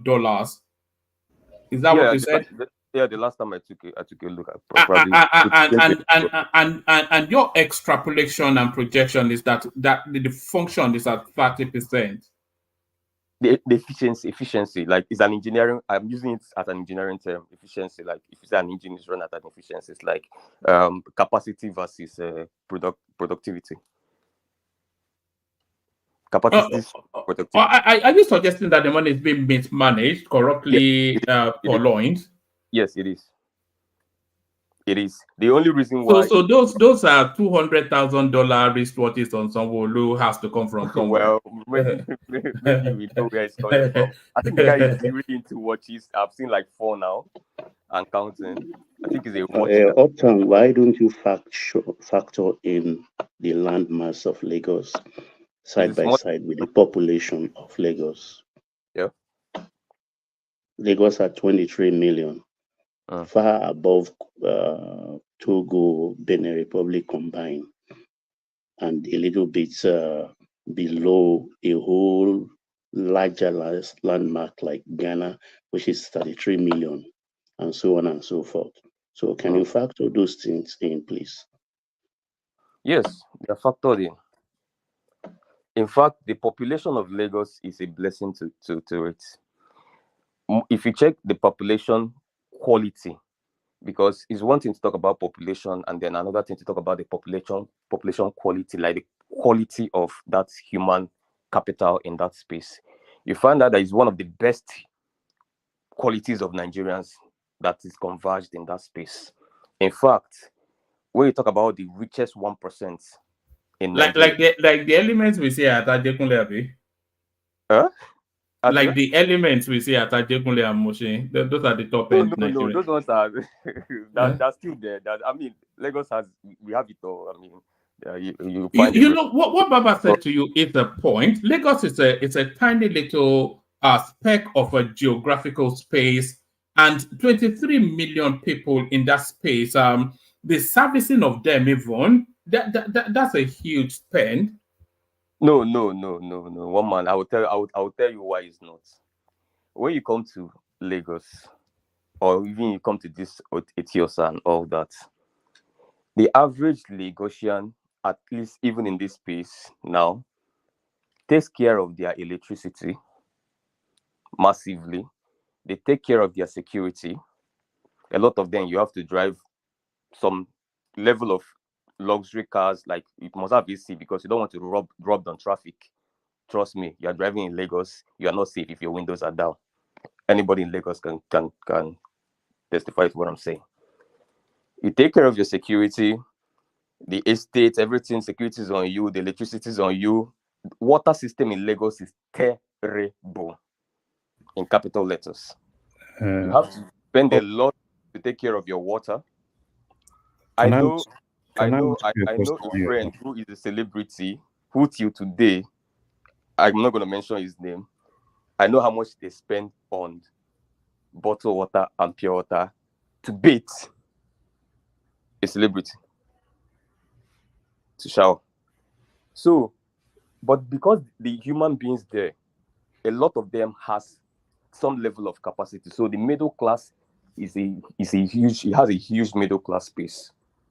That is why you cannot necessarily, like, you might feel the place is working, but when you sit yourself down and bring out the papers, bring out your biro, probably call some guys that's good with the data and start punching the numbers. You're punching the revenues, you're punching the fact, you're punching everything, you're putting the landmass space. I mean, how many kilometers of road are in Lagos that you cannot build to some certain kind of efficiency? But Lagos is still ranked as one of the states in Nigeria that is still performing really very bad infrastructure-wise, according to a report, I think last year report from Business Day or something. So what is the landmass that Lagos should be talking about as of today? Flyovers should be flying around my head as if it's a spider web. Connections straight from my area, bust it down to Ikorodu. things should be flying upon my head. If you place the numbers of the money involved, assuming the money is utilized to at least even 80% efficiency, let's throw away the 20. But it's nothing near to that. Let's not lie to ourselves. Okay. You got what I'm saying? But then, Uptown, can I ask you a question? Sure, bro. Okay. Compare this particular flood that just happened in Lagos to what happened in Dubai some months ago. So the one that happened in Dubai, was it as a result of probably they have some infrastructural decay? No, we know what they did with artificial rains and stuff. Was that Dubai or Saudi Arabia? But because they don't have drainage. They don't build drainage into their systems there. Woman, Because you want the Dubai clip? You will run if I send it to you. No, I think we all saw it. We all saw Yeah. it, but they don't build drainage into their system because they don't experience that much rain. Yeah. Okay. Yeah. So if you look at some artificial rain, that's the story. if you look at that, another thing I want to ask you, because you are in Lagos, you know, when the whole flood started, how long did it take for it to start, you know, for things to start getting back to normal? My brother ran into my house. I'm not trying to get drowned, but the thing is, I don't know the situation as I'm speaking now. Probably if I step out in the morning, I'll know. But the problem is, you don't need flood for you to know what I'm talking about. If you move around Lagos State, you know, say me, we do shoots. So that means we put head everywhere.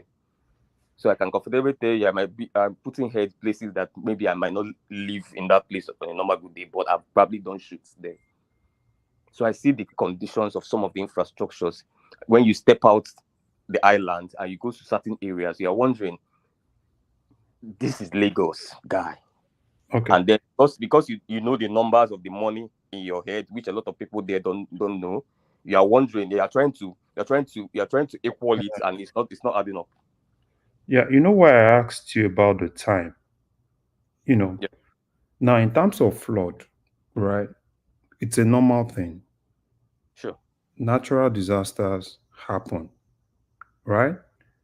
Even in the US, we've seen situations in the US where several cities get flooded, right? But the major thing is the time it takes for things to get back to normal, right? Because if you want to try to like see if there is improvement, you try to see that. And particularly this one, because what I'm seeing, right, because I've been following it up to kind of like see how things are actually going on in Lagos. And I think, you know, probably all the things that they've been doing, I think it's kind of like having some impact, because there are places that they had those flood and like 2 hours, you know, it found its way back to the lagoon, right? I'm not saying, you know, it's perfect, right? Because in most cases, I follow Wahab. You know, I think Wahab is still going to be in. It's still going to be in all the TV stations tomorrow, right? So you can see that volume of flood. But the major thing is, if you see that flood and it's there the first day, the second day, because there has been situation in Lagos that Lagos has been flooded, that for almost a week you could still see it being flooded. When was this? Yeah, it has happened in Lagos. This is That's always been the historical backdrop. Yeah, I'm not sure yeah, how long you have been in Lagos uptown, but it has Lagos. Lagos has always been like that. Right? Historical from the 1980 now. That's why I say No, this is not a 1980 thing. Lagos has always been like that.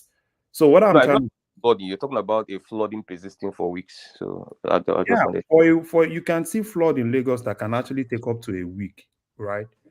But look at what they have now, right? And this is actually goes back to what they've actually been doing, because they knew that there is no way they can, you know, there is no way they can escape this flooding. And that's why they've been, because when you say they are not proactive, all the drainage channels, opening drainage channels up, ensuring they get things down to the lagoon. Those are the things you can't, because things you can't predict, right? there are some things like this flood now, you can't predict it. The only thing you can do is to kind of like open up those channels, which I think they've been doing for months now, right? Probably if you say they've not been doing that, that's probably uh, you are not really being factual. Probably if you've been following Wahab, I can tell you that out of all the commissioners that Lagos State actually have, I think it's only Wahab that almost everybody knows, right? It's either they are opening this channel. And the Lagos channel, they have a kind of like, I think they have a kind of like feasibility where you could actually see where each of the channels actually, leads to and what goes to the lagoon and everything. And the major problem is still people, right? We've seen a lot of other issues. People either trying to shorten the drainage system or probably, sometimes some even block it. I know the Lagos State will damn it, they don't have a choice, right? They have to demolish some of those places. Right. I know it's a lot. At the point, I think Wahab wanted to do more. I think they called him, they were like, oh yeah, you can still find a way. But now it's happening to everybody. And they don't have a choice. They just have to still demolish and see how to really get hold of this, at least to be able to minimize the impact. Because if anybody tells you that, oh, probably Lagos is not going to flood next year, it's a lie, right? Because Lagos itself, if you look at how Lagos is, right, was it not said that probably in like 50 years Lagos might actually be underwater? So which is Larry, do you mind? yeah, Do you mind if I just chime Yes, in below quickly sea level. before yeah. Mhm. uptown? Again, Yeah, I hear you. I think I mentioned this when I spoke initially. That first off, what we had today was a torrential rain, and torrential rains typically have a long inch rains. So here's what I always do, and I don't always blame. I try to also observe the cause. Because I understand the cause, I can react on the effect. So this is a natural thing that came from nature, so no one can stop. I think the biggest thing that Lagos State might have done better is probably to have informed people. Say, look, there's going to be a torrential rain. If you know you don't have any reason to go outside, that you can stay indoor, stay indoor. I think that's probably like the level that Lagos State needs to get into. If you live in the US, whenever there's like going to be like maybe black ice on the road, there always be a warning. Schools will not open, so that way you have less hazard. Was that 9 hours ago? That's just like Larry had mentioned. Those rains are already going, and again, I think it's somewhat disingenuous of uptown. At that 2020, the pandemic we had in Lagos with those styrofoams was so ridiculous that today all we saw was just water, and those water have already receded, almost panned the entirety of the state. And to me, that's progress. Meaning that next year, there's no way we can't stop flooded water. Let's all remember that Lagos is a city that's at the coast of an Atlantic Ocean. By default, it must rise. There must be high tides. So this is high tides plus torrential rains, long insurance in a city that's already congested. Water will come and water will go. Is the duration of how fast it goes is what we should be projecting. And so yeah, I think that's the point. That's the point I wanted to include into what Larry mentioned. Because that 9 hours Yeah. ago, many of those floods has already receded, which took Dubai almost a week to sort out. All right. All right, bring that space home, uptown, and then take Yeah, us to Nandekano. yeah, I want to move up from there. So thank you very much for that. As a Lagosian, what I want is a reduction in that. Um, with time, I still feel that the government has a lot more to do because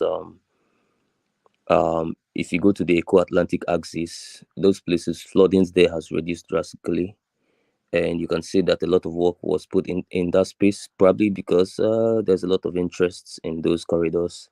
I think I should spread across Lagos a little bit more, not people focusing on corridors where a lot of political interest lie. So that is it on that space. But I want to see progress, and you see torrential rain probably is not going to come again. I hope it does not repeat this year, but let's watch this space. One man, next topic, please. Yes, take us to the Nandekano space. Is that making the headlines on all of the TV stations in Nigeria? I suspect that they're not talking about anything other than that. Uh, I don't think so.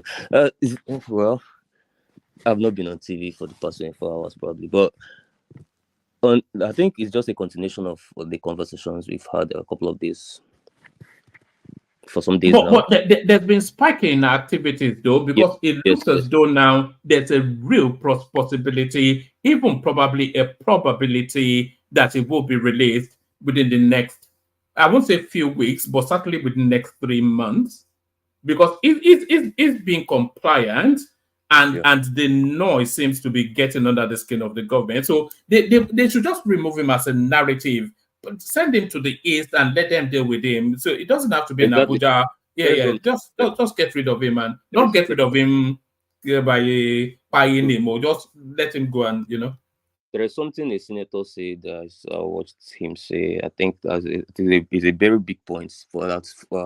The longer they keep Nnamdi Kanu in custody, the higher he probably gets, the lower the government goes. So there's no need. Just like I said yesterday, this guy was just a radio broadcaster. It's just like, do you know that Mayagun guy? One man. I don't know if maybe not the Meyagun guy, but maybe the Mayagun guy. I may know him, but trying to pronounce it. look at this guy, a Lagos boy. Carry on. Okay, so I mean, it's just so this guy is just a radio broadcaster. I mean, if I was president, I can't possibly just make a hero out of a radio broadcaster. But because we had a dumb president, I decided to start harassing these guys, even when all they did as a group, as at that time, 2016, 2017, was just some protests, some street demonstrations here and there. They just carried the Biafra flag.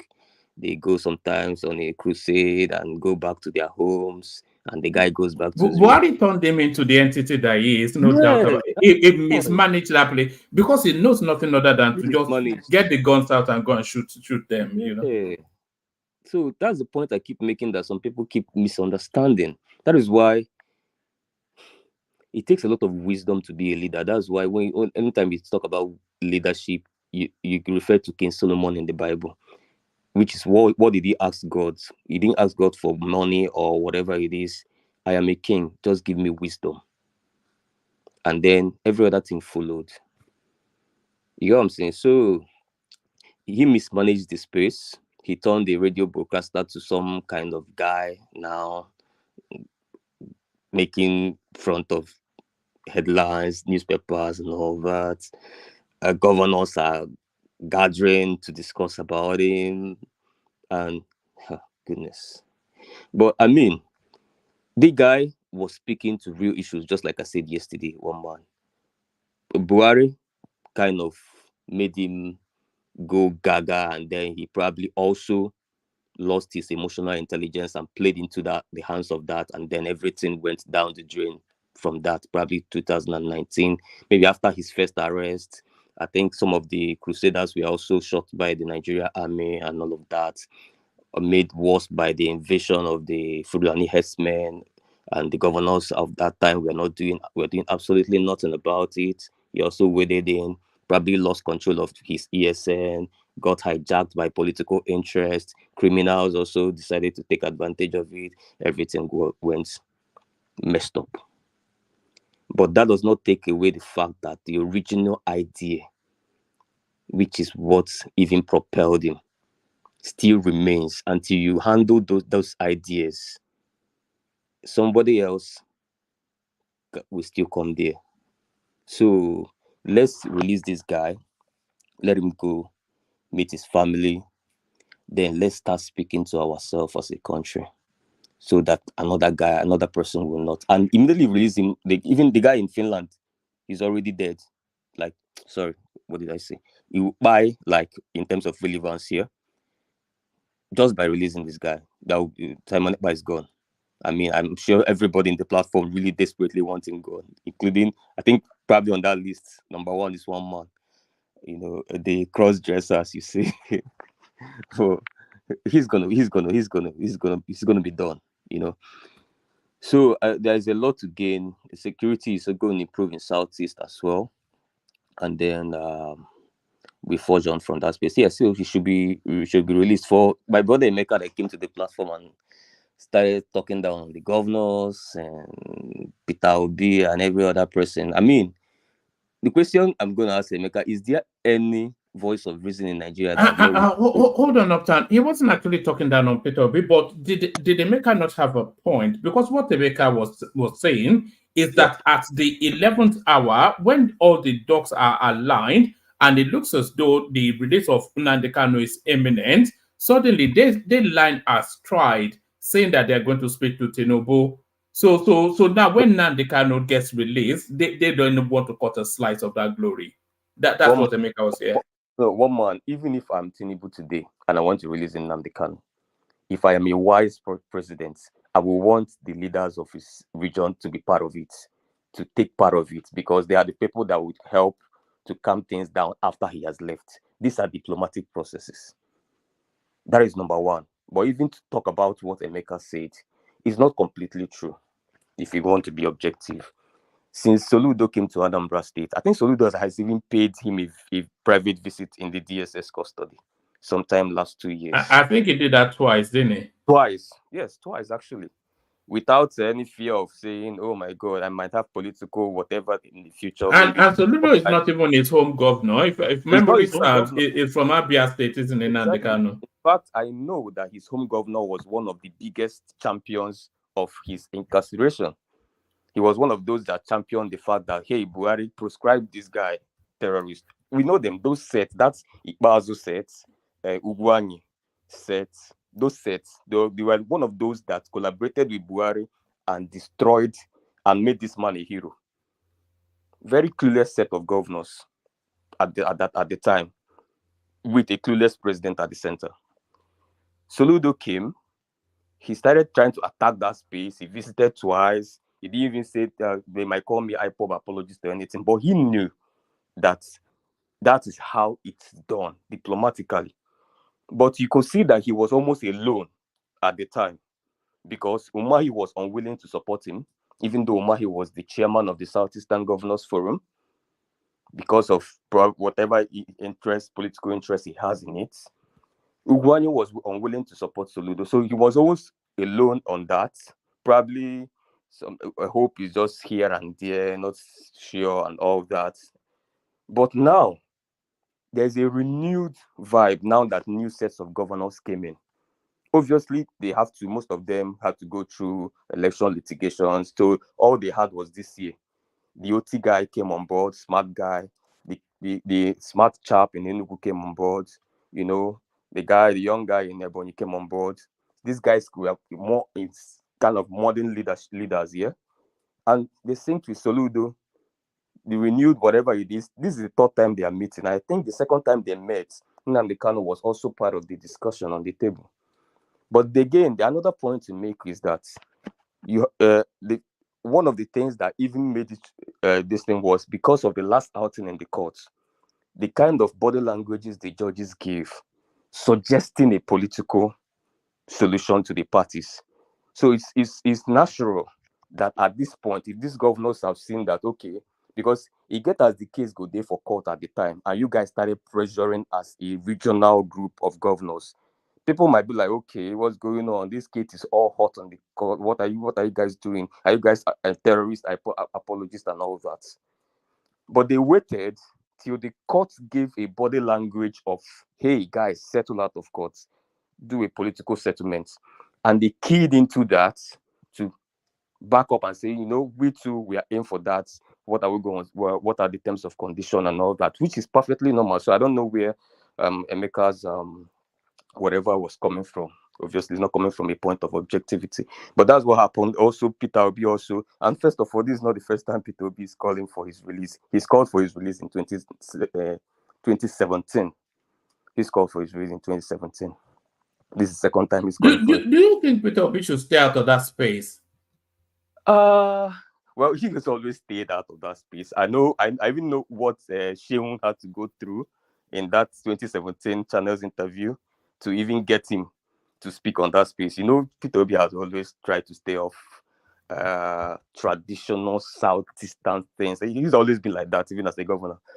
But if you push him, he still says, "This is what I think." And if you watch that interview, I don't know, I think you just read it out, but there's a video of it, of the interview, the last one in his house in Onitsha.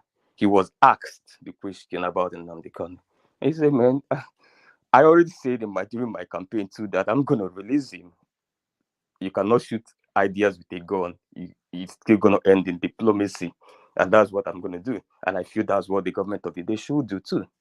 They should release him and explore diplomacy, you know, which is what he said in 2017. I don't see any difference from his position then and now, just that he doesn't come out every day and carry it in his head. And I know Obi will never visit Nnamdi Kanu. Remember, they don't even have some of the best history. Obi does not have some of the best history with the Biafra narrative, if you know what I'm talking about, even as the governor. You know, they met stiff resistance from him when he was a governor under extrajudicial thief resistance. Not necessarily extrajudicial, but you know, did he not spy them and throw them in the river? No, the extrajudicial thing came from Obasanjo's government. You know Obasanjo's government, Obasanjo's history with with the spaces of agitators and all of that. And if you know the story, all Obi did then was because of the clashes that was happening in his state. And you know, his formula is, I don't want to know the name you are going by. Whether you want to go by OKK, Okafo group, or IPOP group, or Masop group, or whatever group, I don't care. Once you carry gun and commit crime, you're a criminal. And you do that under my jurisdiction, I'll treat you as a criminal. If you are not going to do that, then you can go by any name you want to go once you're peaceful. So once the clashes happened then, in 20, can't remember the year, he declared a curfew immediately, and all of that. So that's how that space happened in the States to calm things down and all that. But Obasanjo had to send reinforcement from Abuja, that had to kill some people, I use the word again, had to do some extrajudicial, whatever it is then and all that. But the point is, he's not really been a guy that's in that space of Biafra narrative. He has always felt that, all this agitation is just fueled by poor governance. Once we start governing well, everybody is busy in their shops, in their businesses, turning around, making profits. Nobody wants to talk about, everybody will forget what happened in Civil War. Everybody will move on. Everybody will think about how I'm going to build my house and buy my car. I think that's the narrative. Playtown, that's not true. It will all be cozy if there is prosperity. Biafra is much more than that, and you know it. Carry on. I just want to tell you that Biafra is much more than that.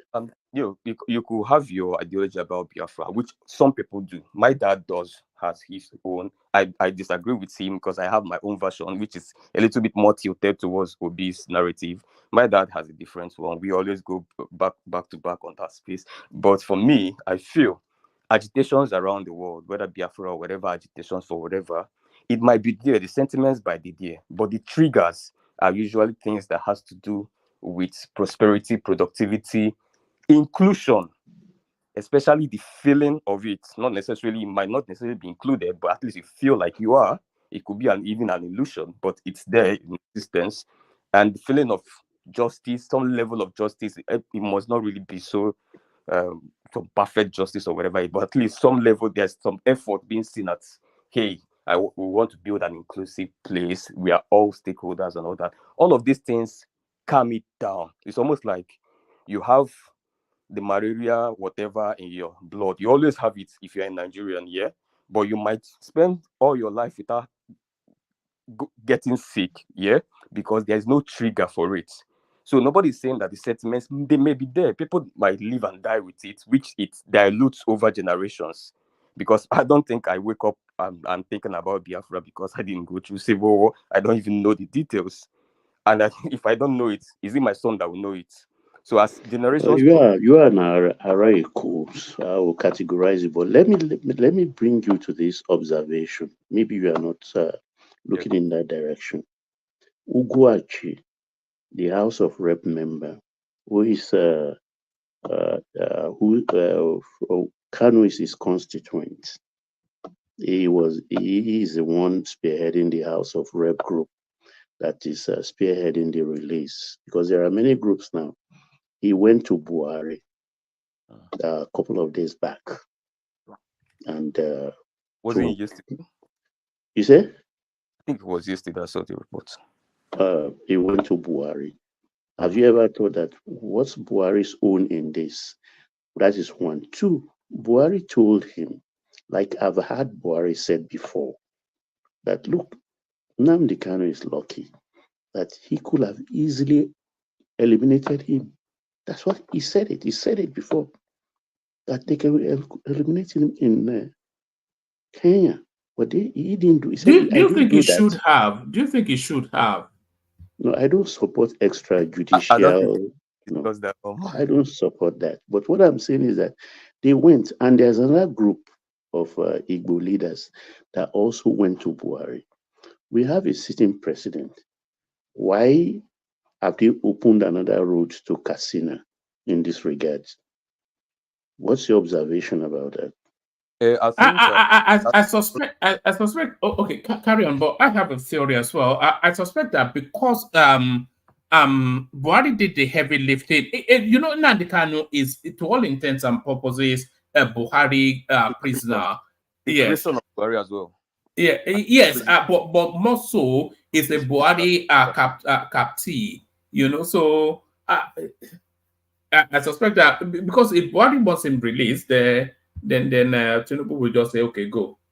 Yeah, that's also part of it. Yeah, I subscribe as well, Oman, with your theory.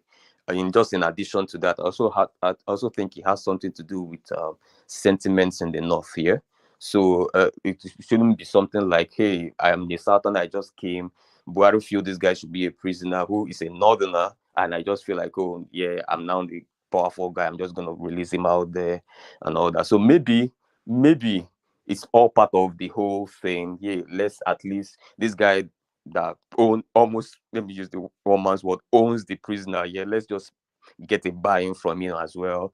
Apologize, you know, so that the sentiments there will not like contrast with what we're trying to do, and then everybody's in some level of agreement, you know. So that's just. Uptown. Yeah. Hello. Sure. Buhari and the Saduana of Sokoto in 1966 or 67. Who's more popular? Who's more powerful? No, I think. In your opinion, what do you think? I don't know. Who commands more respect? Who's more revered? Buhari and the Saduana of Sokoto. Me, I think it is Saduana. Obviously, I mean, it was Saduana now. Was it touchable? Do you know his history? Do you know if he was able to be touched by a section of the country? And you whacked him now. Is that not? Okay, so he was not touched by a section of the country. He was touched by the military. Stop giving that information you are giving is wrong. He was touched by the military. Yeah, okay, that's true too. So all I'm saying is that violence, political violence, is nobody has exclusive in that violence. Once they go that route, then it's okay. Then you're gonna pay for the consequences. That's what I'm saying. Man, shut him out. Let's have civilized conversation, please. For those who are enjoying the hubris of let's respond to him. Let them go ahead and talk. But then, if you Shaitan, can you take your place back? Yeah, please. One man, could you have Baba respect himself when I'm talking? Please, admonish him. You can't shut me up when I'm here talking. When you don't know anything. You are not talking to the topic. That is well, I am talking to the. But what I'm saying, listen. If you don't understand, let me explain it to you. You can't teach me anything. Will you shut up? Shut up. What punish your generation for telling me to shut up. They will put me and you for screen now, and I will have a showdown with you.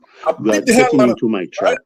So, like I'm saying, when we're discussing what the government should or should not do, and you're talking about what they've done in the past that is wrong, like they killed Abiola in prison, right? That's government doing something wrong, or they put show with it when it comes to court. You have DSS come in there and beat them up in that courtroom, and all of us Southeasterners will say, "Hey, look, cut that out."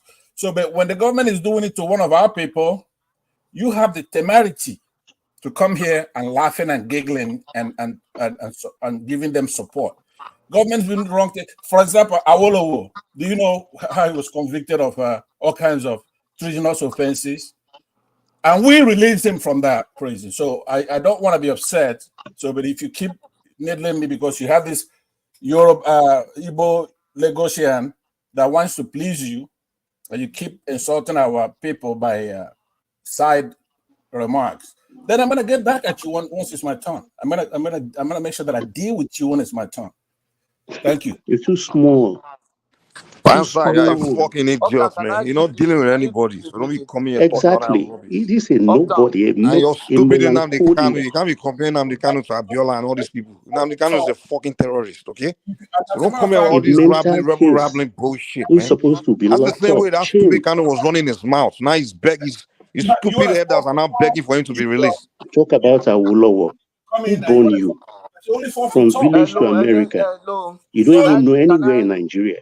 You come here and blab every day because one man allows you on his platform. We die in prison. We Your foolish nobody elders can bastard. beg all they want.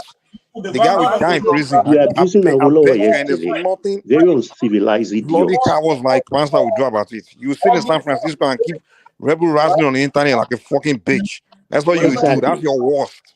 It's even worse. Stupid He's a idiot. street dog.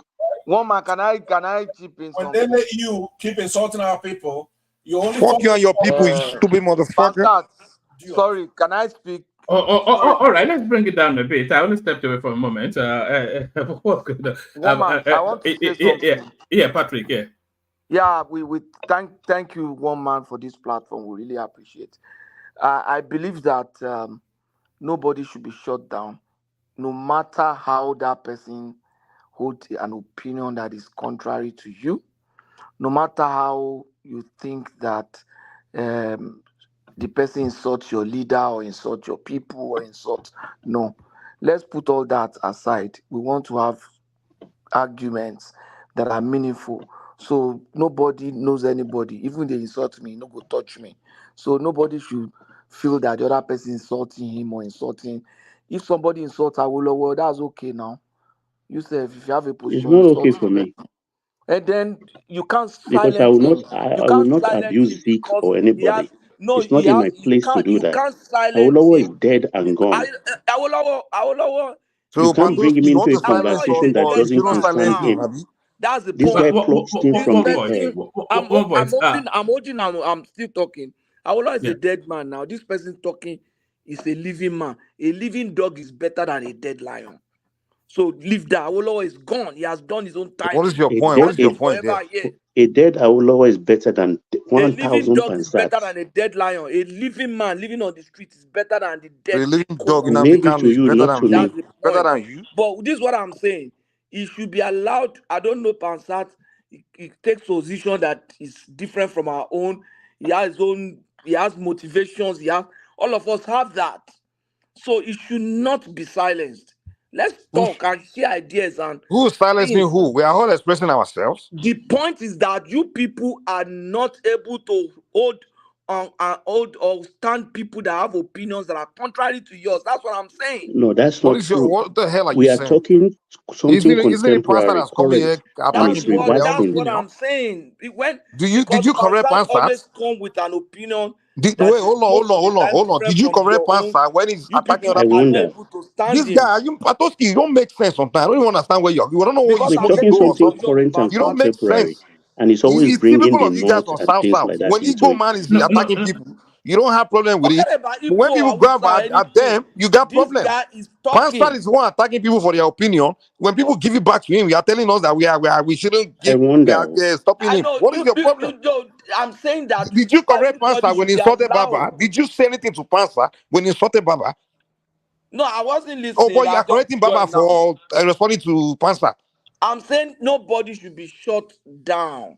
I'm not saying. I'm saying No, you are nobody should be addressing me shut and down. Baba, but you didn't address Pastor at all. Hold on now, Mike. Address what Patrick just said. Do you think people should be shut down just because? No one should be shut down. Everybody should Or express do you how they think feel. or you outweigh them with your own logic? Yeah, but no. That's what we are doing with Pastor. But if he wants to give, if Pastor came here or talking civil, I won't come here and be going hard at him. But he came here talking aggressive, so I have to give him the same energy. If he wants to debate in the civil tone, no one will go off on him. If he can't, you move your point, I prove my points. I'm proving points to him. I'm responding with more superior argument. In fact, I'm just giving the same tone, the same energy. I'm using the same voice he's using. That's all it is. I didn't just come here going off on him. He's insulting Baba, calling Baba, telling Baba to shut up and this thing. I come here and bully people. Who the hell is he? That's their attitude where they come from. So if you're going to do that, I'm born to do that too, man. Who the fuck are you, man? Come on. All right, back to you. Well, man, just to remind you, Mike is 4 foot tall. 4 foot tall. He's talking to me anyhow. Yeah, but he knows karate, though. He knows kung fu. He knows kung fu. It doesn't mean like I'm burying your father, Pansa. I'm forget all that bullshit. Man lost his father now. Do you think that boy? I will bury on your stupid and all your amazing bastards, all those red hat stupid chiefs. He cannot look me in the eye. Now I will fuck you up, you dumbass. Let me tell you something, Mike. I'll make you shit on yourself. You meet in real life. I'm gonna find you and I'm gonna send you home. Oh, fuck you, man. You're a dumbass. You don't belong in this country. You You're know a cowardly good man. Shut the fuck up. I don't know. Look, it was going so well, you know. All I said was that what I was saying is that the way you're talking about Nnamdi Kanu, one of our citizens, right? Who's battling one of your terrorists. Will you shut up? Let me finish. He's one of your terrorists. So what I'm saying is that the government has a duty, not just a right, a duty to try somebody who they feel has committed a crime, especially a heinous crime. Go to court. But why is Nnamdi Kanu scared to go to court? One man, everything this boy does, I'm gonna hold it on you because why is Nnamdi Kanu scared to go to court? Answer that question, you dumbass. You're gonna have to. Why is he scared to go on trial? Why is he scared to go to trial? I don't want to go to trial because they kidnapped me. Meet him. He shouldn't be interrupting me. All I'm saying is that the government has, and they've had enough time to go to court. They are in court. Nobody wants a terrorist to be roaming around. To be in the street, right? Exactly. That's why they keep him in jail. Man, I thought you want a platform. Why don't you police the platform? Stop calling one man. No more call one man when you were going up there. Okay? Don't call him for your rescue. Right? You don't belong here. You know that. I'm gonna find. Where do you think you belong anywhere? So all I'm saying everywhere is you go, they don't respect you. When the country has even your doctor damages, they don't respect you there. And somebody has gone through the courts, and the courts have ordered his release. There's no court order his release. Right? And then they want to violate every doctrine in law, including double jeopardy. You want to try somebody again? Okay, do your worst. Your guy's a terrorist. How about that? Would you one man? Do you know what double jeopardy means? I'll tell you, but just have him to shut up. Let me land. That's all. I know what it means. I've been on your platform for 2 years. Everybody knows your ability compared to mine, right? Everyone knows that you're not my Pansat, hold on. Yeah. You know. If you say to people, if you give me a moment to land, rather than tell them to shut up, maybe it won't often spiral out of. I mean, you probably know that better than I do. But I don't know quite why you do it. But the thing is that you say that the first time. And when you tell people to shut up, of course it will rile them up. It will invoke an aggressive response, wouldn't it? No, but it would. The second time, the third time, you will expect it to escalate into those kind of words, right? That's not the issue. The issue, though, is that only you have those buttons. You should spend your time doing what you're supposed to do. Guys, shut the fuck up, man. Don't tell people how to do stuff, man. Does anybody tell you how to talk? Don't you go everywhere talking like a fucking animal? Do anybody hear that? That's all. Yeah, they hear that. Stop begging to come and rescue you. All right, Mike, allow me in the moment to land this point, and then we go back to Uptown. Still plenty of people not spoken yet. Even like Jan Lekoko has not spoken. So yeah. Yeah, but sometimes I want you to not just admonish him, but do something about it, because Mike is a host now, so he's not a host. He's not a host. But he anyway, is a host. I was saying, Mike has his own platform, by the way. It's just that he doesn't. Maybe you should be. So do I. So do I. You my platform. Maybe you you've should been to my platform, right? Haven't you been to my platform? It may be just you and I on it, but I have a platform too. Terrorist platform. Yeah, Biafra, Radio Biafra, right? Yeah, listen to me.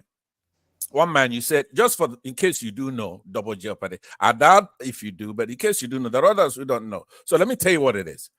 In jurisprudence, double jeopardy is a procedural defense that prevents an accused person from being tried again on the same charges, following an acquittal or conviction, or in rare cases, prosecutorial or judge misconduct in the same jurisdiction, right?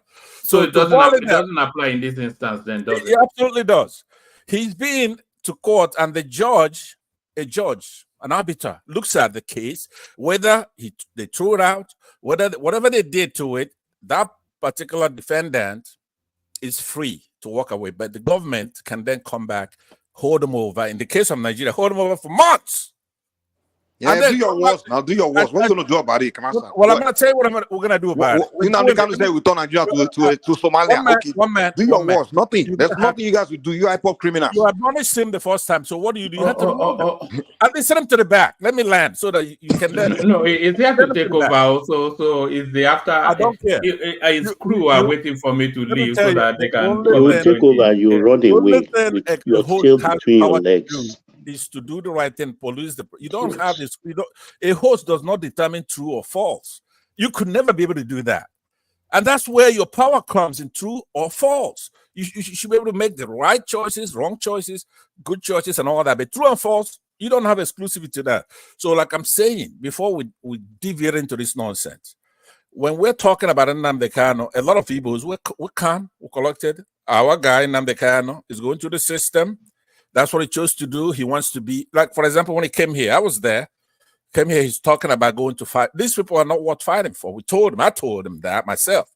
They're not worth fighting for. In essence, it's not a civilized place. But he determined to go there to fight for Nigeria because he loved Nigerians. He wouldn't listen. But now, he could do the time, right? If you could do whatever they accuse you of, hold you over, you want to stay there and go to the trial, he did, right? And he did it beautifully. I mean, I saw Showore, who I also like, but Showore in court, they have VSS beat him up in court right in front of me, right? And I wanted to break my screen. But they manhandled him there. The government doesn't belong to anybody.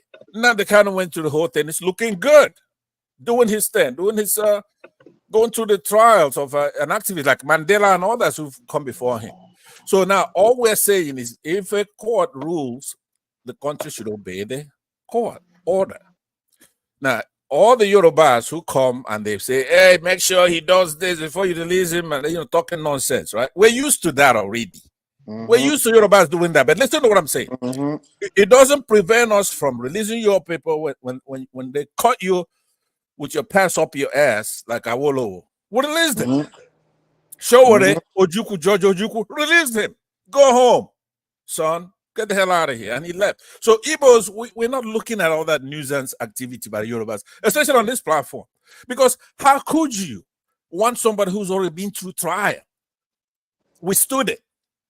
Anyway, the final point I was going to make is that. Master, it's not like a coward. I made the point. You've been singing war song all this while, and you're begging. You're begging us to give you something. Go to war. That you've been crying about. Go to you and Kanu, you are cowards. You sing songs of war. Now we are challenging you for war. Master, listen. Let me tell you, the reason why Kanu will release him is because we want you to prove I mean, please. You are a coward. You and your stupid Kanu. You sing songs. You shout, war. One man, are you gonna mute this boy or not? Start the war. You mute him right now. Let me finish. You are a coward, man. You are a coward. I was making yesterday. You are a stupid coward, man. You get the excuse that you are singing songs of war. Now you are begging us to release your stupid terrorists. Why don't you fight war now? Come and fight war and release him. The war is coming. But here's what start the war. Yeah, we are got your terrorists. Come and find one. I'm free him. I'm going to start. Stop begging us to use justice. Justice. You're begging for justice. All right. Have you heard that it's all fair in love and war? Moron. Hold on, Mike. Let him land that point so that we can go back to That's not a point. Whatever it is that he has to say. So that we get back to the civilized space. Yeah.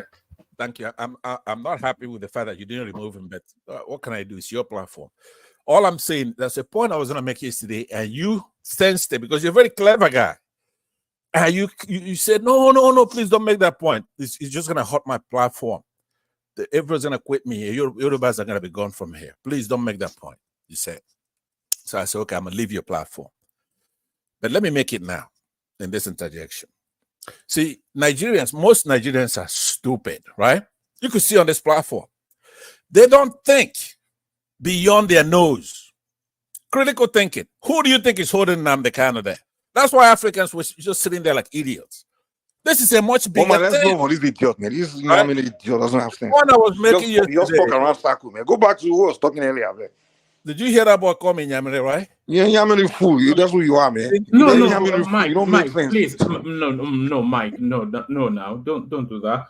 Let's just get back to. I hear him abusing Yorubas. All right, let's get back to Uptown. So yeah, Uptown. I didn't make that point, but I hold it on to another time. That's okay. I know you. Know what I'm about to say. No. I think we've had enough of the little cameo. Uptown. So there it is.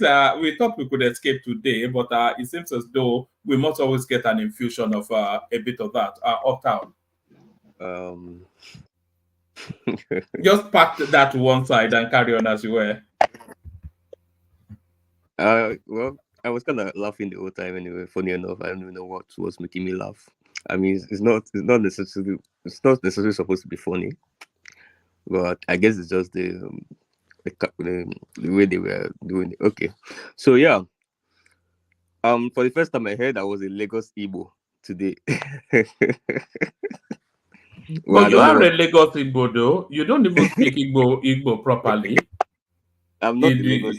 I'm Lagos Igbo. I'm a true son of the soil. I'm from the roots of Newi, and I'm an Anambra boy. And so I'm Igbo as Igbo can ever be. I'm from the Odumegwu Juku clan. You know,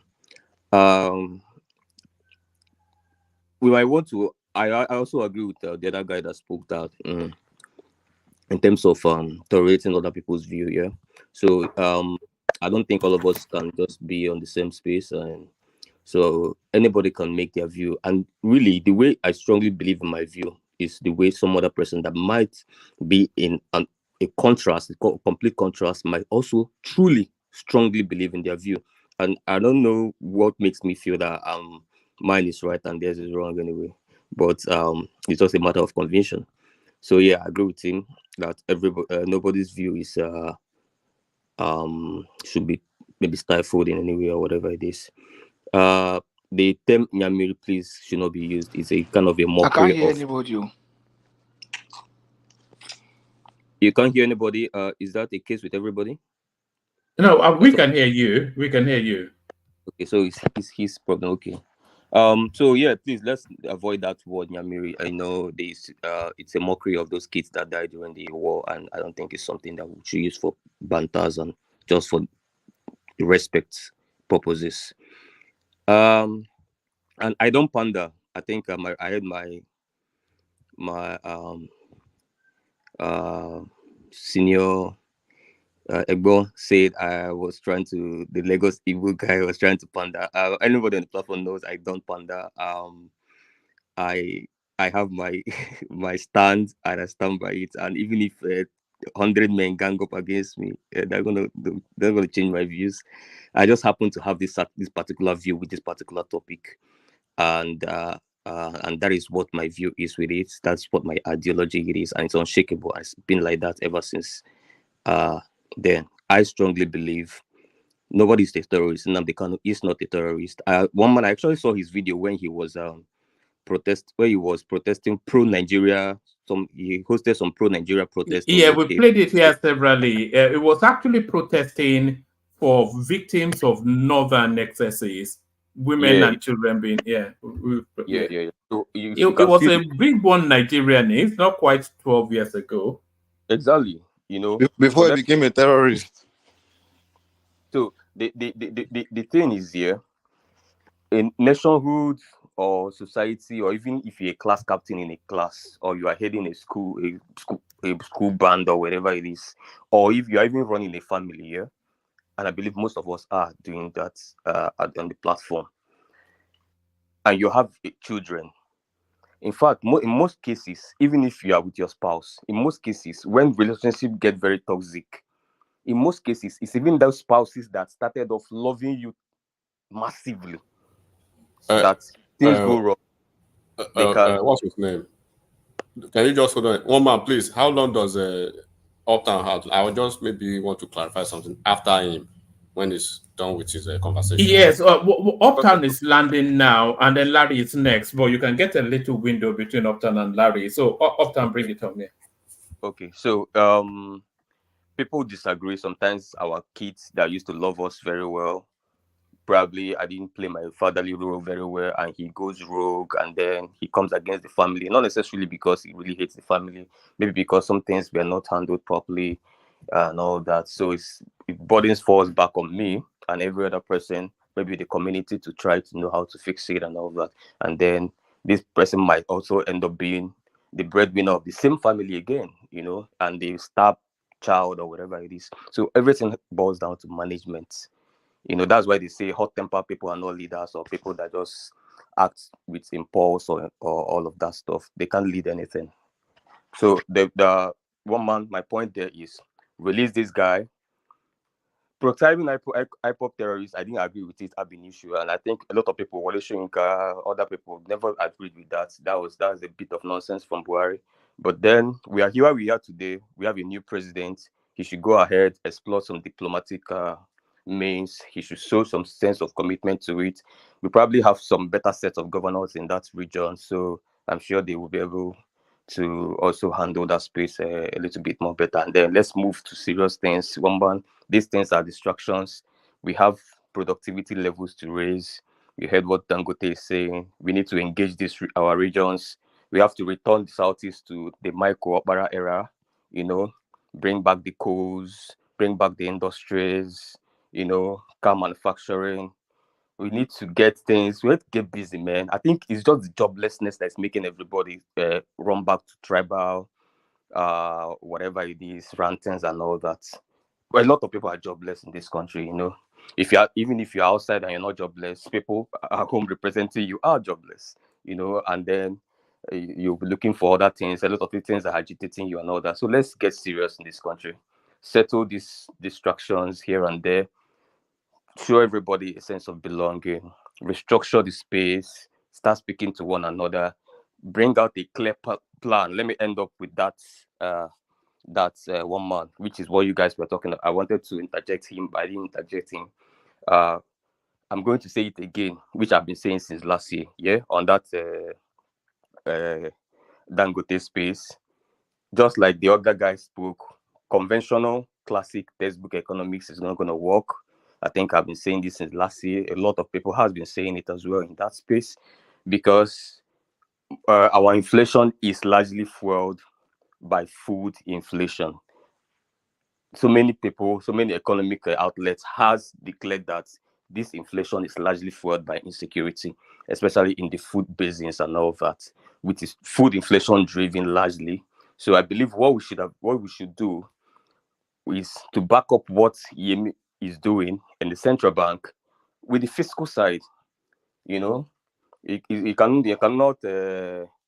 You can, and also the textbook thing is not going to work here. So we have to have a homegrown strategy at home that is facing our peculiarities. Those textbooks is in a more realistic economy, not realistic, in a more conventional economy. That's where it works, like all things being equal. No, all things are not equal here. So we have to look at our situations. Our inflation is not majorly money supply driven. No, it's more of food inflation driven. So let's tackle that space, secure the food basins, also secure the oil space and at the other side. get these farmers back to the farm, produce a lot of food and all that. We can't put all the burden on that interest rate because it is counterproductive. Even we just have about 18% of the money in circulation in the bank, and we have about 72% outside the banking system. So these are things to consider. The fiscal guy, please get to work, get us an economic plan. The Bank of Industry has to come on stream, fully supported, and the Agricultural Bank has to come. They are there, but they need to be. In fact, the Bank of the Industry should be the most viable bank in Nigeria today. That should be the target, at least by next year. Let's face it, let's get this Bank of Industry be the biggest bank here, because we need to move to productivity. That's the only way out. Every other thing we're doing is artificial, one man. Thank you. That's where I round off. And thank you for the time, everybody. Thank you. Oh, all right, brilliant. That's the excellent Uptown. Uptown, the homie, is an artist, So as soon as it's finished recording whatever it is, hopefully we get the chance to have a listen. So enigmatic, Mark Bigbono Joe, but yeah. Well done, Uptown. Yes. Being a Lagos boy is not really a bad thing. I'm just for. Don't poke at him again now, please. No. I'm funny. I didn't even say that with any reason. Like, I didn't feel bad about it. I just laughed. I just laughed at it. Yeah, but it's cool. All right. The Lagos. Maybe you should add that to your whatever your artist name. Lagos. I'm Uptown of Lagos already now, so I already took ownership of it. Oh, Uptown of Lagos, of course. Yes, that's how you cause trouble on Twitter. But yes, have that moment enigmatic, and then we go on to Larry. Yes, Larry, thanks for using the space a little bit. Let me just crave your indulgence for a moment. And then I'm actually stepping basically to clarify something, because this is your platform, and then this is not some kind of a propagandist platform, just to actually put facts to certain conversation. Like there is no extant court judgment that has ever mandated the release of Nnamdi Kanu. I want to put it out there now. So, contrary to the general belief, or probably whatever the IPOB inspired fabrications have been, right? The Supreme Court, I said it yesterday, the Supreme Court, in a unanimous decision on the 15th of December 2023, right? There was a determination that Nnamdi Kanu, the acclaimed IPOB leader, the terrorist, has a case to answer for treasonable charges. And then subsequently as well, on the 20th of May this year, 2024, the Federal High Court in Abuja actually ruled against granting Nnamdi Kanu bail. So that is the fact. So I don't know where people are getting their conflicting information from. That is number one. Number two, what I want to say is that, as much as a lot of us do not agree with, we don't know if there's an agreement yet to release Nnamdi Kanu. But Buhari was there, and he gave the IPOB people the middle finger. He didn't even have conversation with them. They sent their Igwe, they sent their governor, they sent their prominent leaders. He gave all of them middle finger. There is a president that is there now, Asiwaju Bola Ahmed TINUBU, that they viciously hate. They even wish him dead. It is the same person now that even Nnamdi Kanu himself actually ordered his spy and to demolish and then destroy his assets, including Lagos State as well. This is not fabrication. There are facts. Videos are there, so people can see it. So if the government before you move on to something else, what you just said is not true. What you just said is not true. So even if the government, the court overturned the lower court.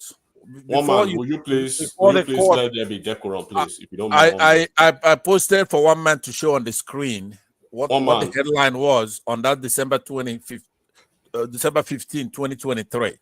He said, Okay, I get your point. Let me move on, please. I'm not here to have this correspondence with an IPOB-inspired individual today, one man.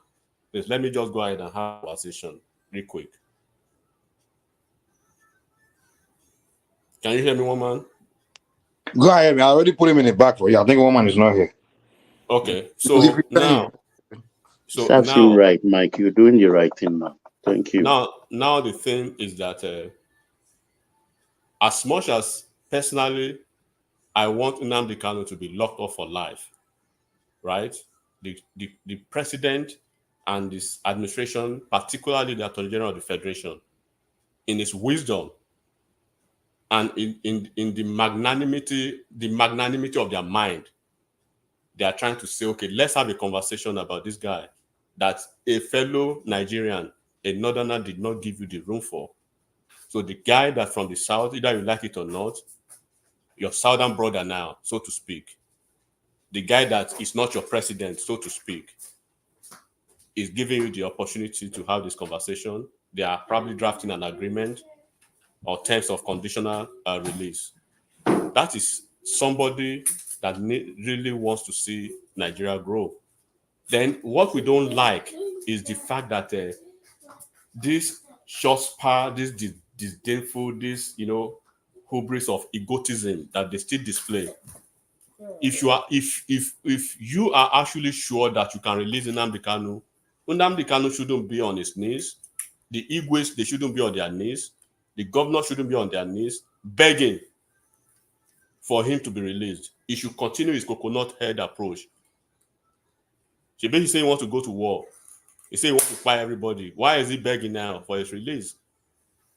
So this guy that actually came over here that was talking about Yoruba person, if the Yoruba person actually wants to show you the Yoruba color in him, he won't listen to Nnamdi Kanu now. So all right, don't take it too ethnic. Yeah, I'm not taking it ethnic, but we have to say it when we have to say it. People should appreciate good deeds. Buhari was there. Buhari did not give them the room, but this guy is giving them the room. They're not appreciating what this guy is still huffing and puffing with a whole sense of braggadocio here. And Nnamdi Kanu that they're actually talking about, the guy is a casuist. I said it yesterday. It's a sophist. It's a self. He deserves no iota of clemency from any reasonable government. If he does not get sentenced to death, they should forgive him for life imprisonment. But they are actually trying to help him out. Why are they begging? If they are not actually begging, if they are not kneeling down, if they are not bending down, if they are not bowing down to anybody, why are they begging now? They should continue the coconut-head approach now. Who's begging you? Who's begging? Who's begging? So that's what I want to say, one man. So all these chest pumping and everything, let him continue to pump his chest there and rot there forever. Maybe he will wait until they have their Biafra to release him. All right. One man, let me respond. All right. Let me respond before I leave. I don't want it to turn into that session. It won't turn into that. I'm gonna just point by point. Let me respond to what he said. Right. I'm the one who asked you to pull up this graphic right here from AP showing that it's actually a court had reinstated. One man, and then be aware that I'm not here to speak to him, so he does not. It's fine. It's fine. After he's made his comment, we go to Larry because Larry has been patient enough. Yeah, I have to. Larry, thank you for being a gentleman. I appreciate what we have to do on this our platform. I was here before this last speaker came on this platform. We have to restore true and false issues. Talking about Nnamdi Kanu, that's where it's so pedantic. Nnamdi has already gone and he won these cases. It's a brilliant guy, valor, courageous guy. So they were ordered by the trial court now. Remember, we talked about how it was sent back, erroneously by the Supreme Court to the trial court. And that court now made a decision. It says, I'm going to order the two parties to go and resolve this issue. So in order to not talk too much, let me just post for you something I also want you to put on the screen, which just makes the point. Nobody's begging anybody. Could you just pull this up? This is from Sahara Reporters, I believe. I posted the link there. showing you that the lawyers on them, the cat has clarified. It says, look, nobody's accepting anything from TINUBU or their government or something. This is just an agreement they had, and they're going to live by the agreement. It's not TINUBU giving him some kind of clemency or anybody. Nobody's begging you to do anything. If you don't release him or you hurt a hair on his head, then you're going to find out.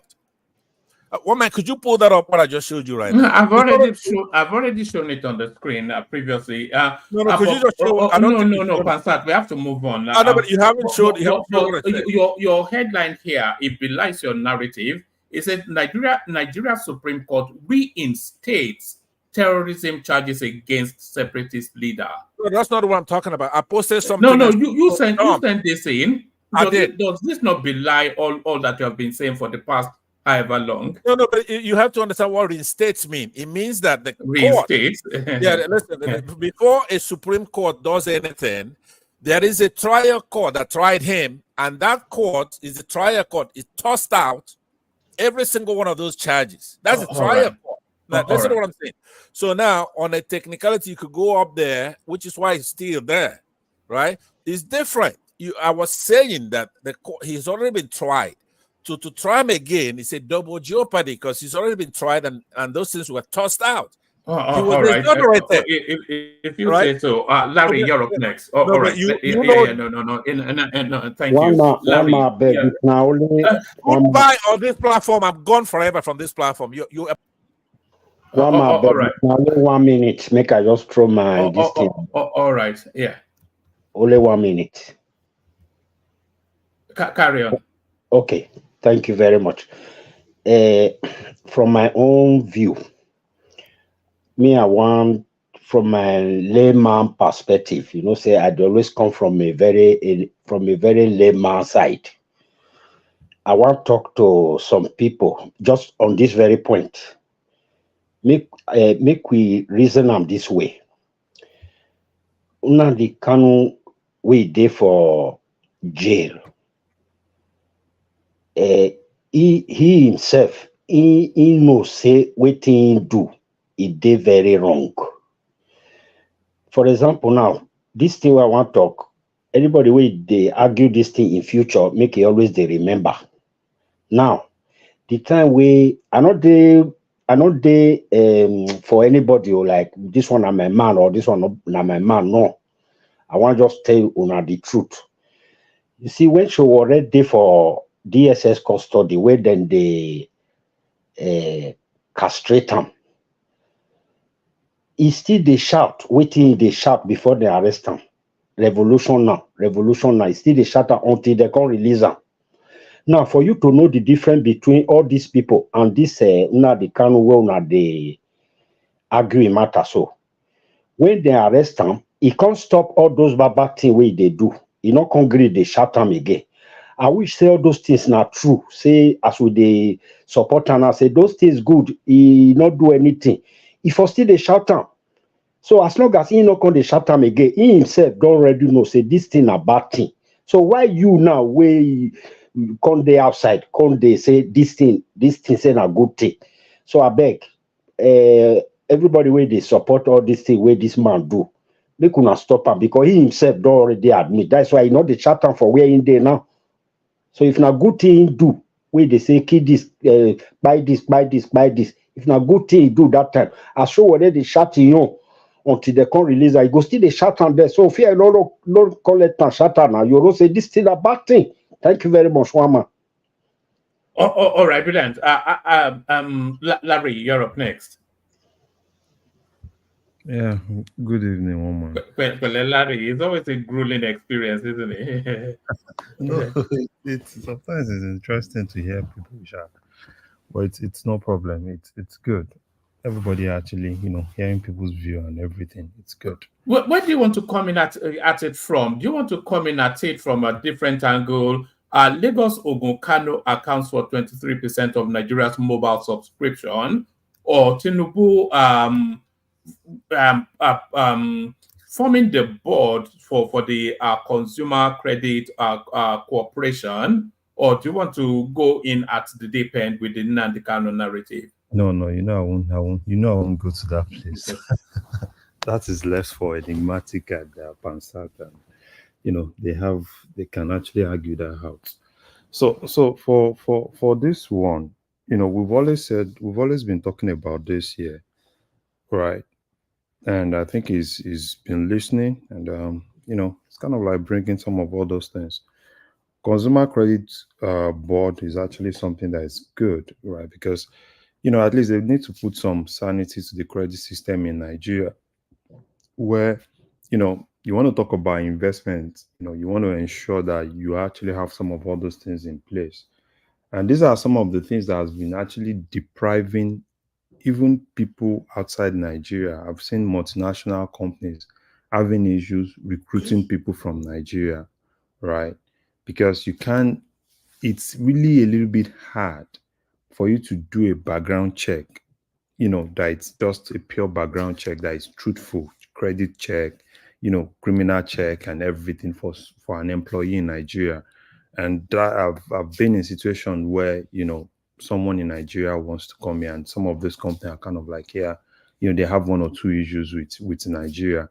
So I think if there is a little bit of sanity in that space, where you can be anywhere and you can at least look at what people are, right, in terms of how credit worthy they are, and if they can also push that even to kind of like get us to the point that it's easy for you to kind of like do some background check, criminal check and a whole lot of things, you know in that space, which is good for everybody. It's even good for people outside Nigeria. If you are dealing with someone, right, and if that person gives you an approval, for you to have access to that person's credit report, that's really also going to help. It's going to help investment, and I think it's doing the right thing. Hopefully, one thing is to appoint people. Another thing is for the people that you appoint to be able to do the right thing. So hopefully, if they can actually do the right thing, I think it's a very good thing in the right direction. Yeah, All right, brilliant. And it's always the boring stuff that is always the most exciting for the money people. And when I saw this headline, all I could think of was money. It says Lagos Ogun Kano account for 23% of Nigeria's mobile subscription in Q1 2024. So that's not the part that excites. The part that excites me is that it says, according to this is from the National Bureau of Statistics, it says, according to the Bureau, total active mobile subscription in Nigeria at the end of the first quarter stood at 219.3 million people. So 219.3 million people signed up for mobile use. What's the money end of that? No, I think it's actually great. It's great that Nigeria is actually, getting to that point. But my problem is this: investment in mobile infrastructure, which is something that is really lacking, right? And that's where the key thing is. Nigeria actually have the capacity of housing a whole lot of, a whole lot of thing, from telecommunication to ICT to data centers to it's a whole lot, right? So I think what they really need to do, right, with all those things, take advantage of all those things and build solid mobile infrastructure, solid one, right?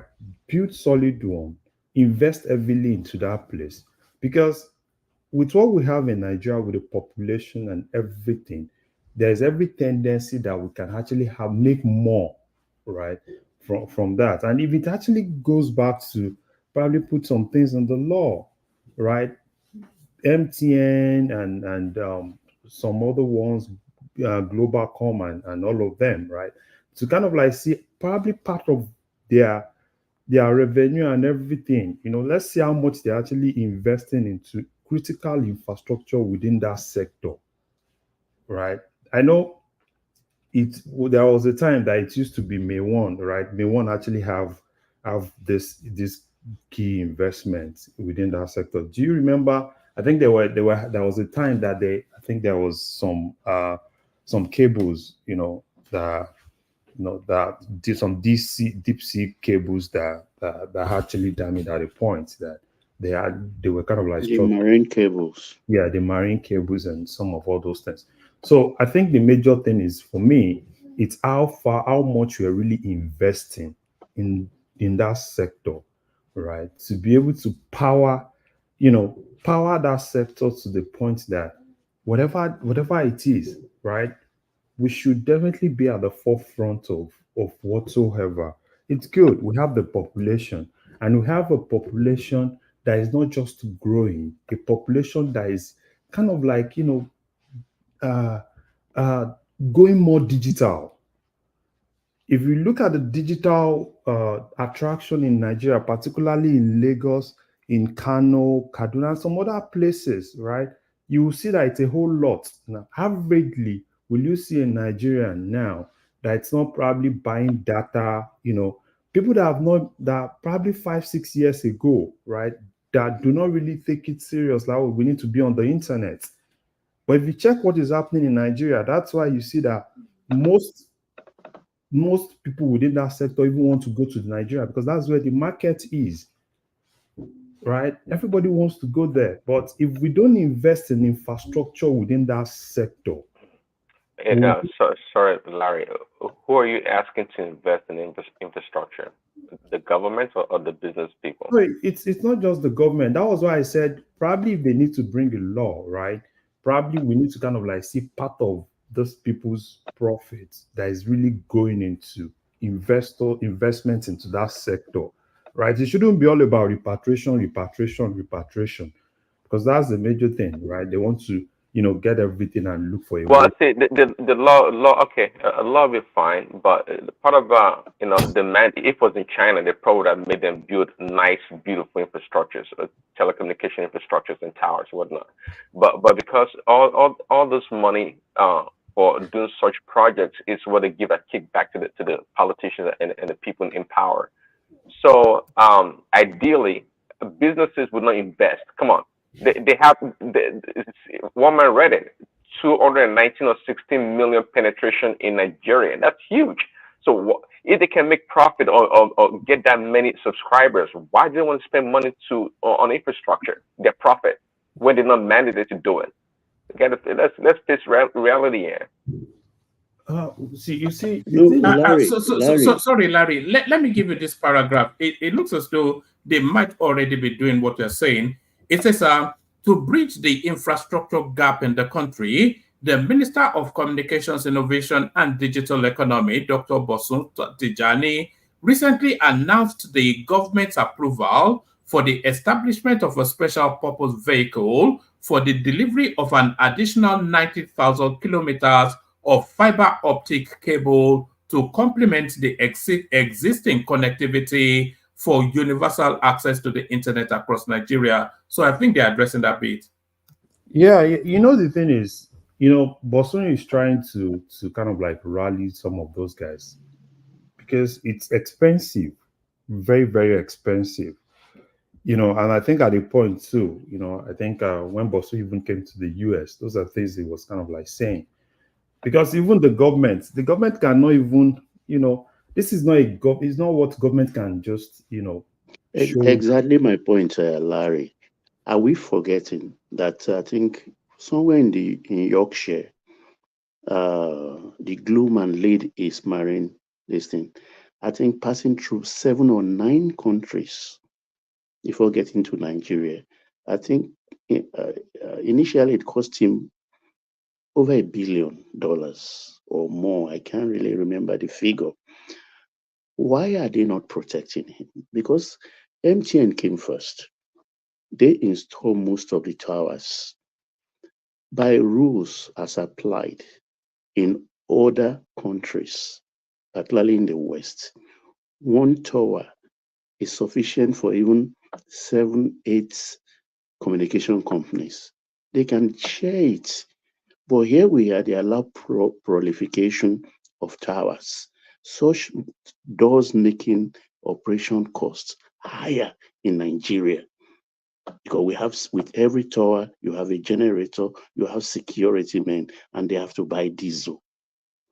So the whole thing started from beginning. I don't think it's lack of facilities. MTN is one of the problem. MTN is foreign owned. So we need to start to protect our own, like Glo, because Glo doesn't repatriate its funds to South Africa. His money stays here. Even what he earns from those other countries, his marine cable pass through. It brings them home. So government have to wake up. It's not in the purview of the government to say they want to invest or looking for investor for any other marine cable. What we have is sufficient. What do you think about that? Well, before Larry commented, Barbara, if MTN build the towers, unless it's a law, they're not mandated. They're not mandated to give bandwidth to other companies to come into the marketplace. No, that's why I'm saying they is from beginning. They can when you rent space on their tower, and that reduce your cost of operation. Well, they're trying to stifle competition because they're trying to make it harder for the new entrants into the marketplace. Yeah, that's what I'm saying. Okay. Yeah, Larry, carry on, please. Yeah. Everybody's actually right. But I don't just want to point fingers. You understand what I'm saying? Like probably it's MTN is yeah, I want to run away from pointing fingers. But it's huge, right? It's huge. Because you have the market.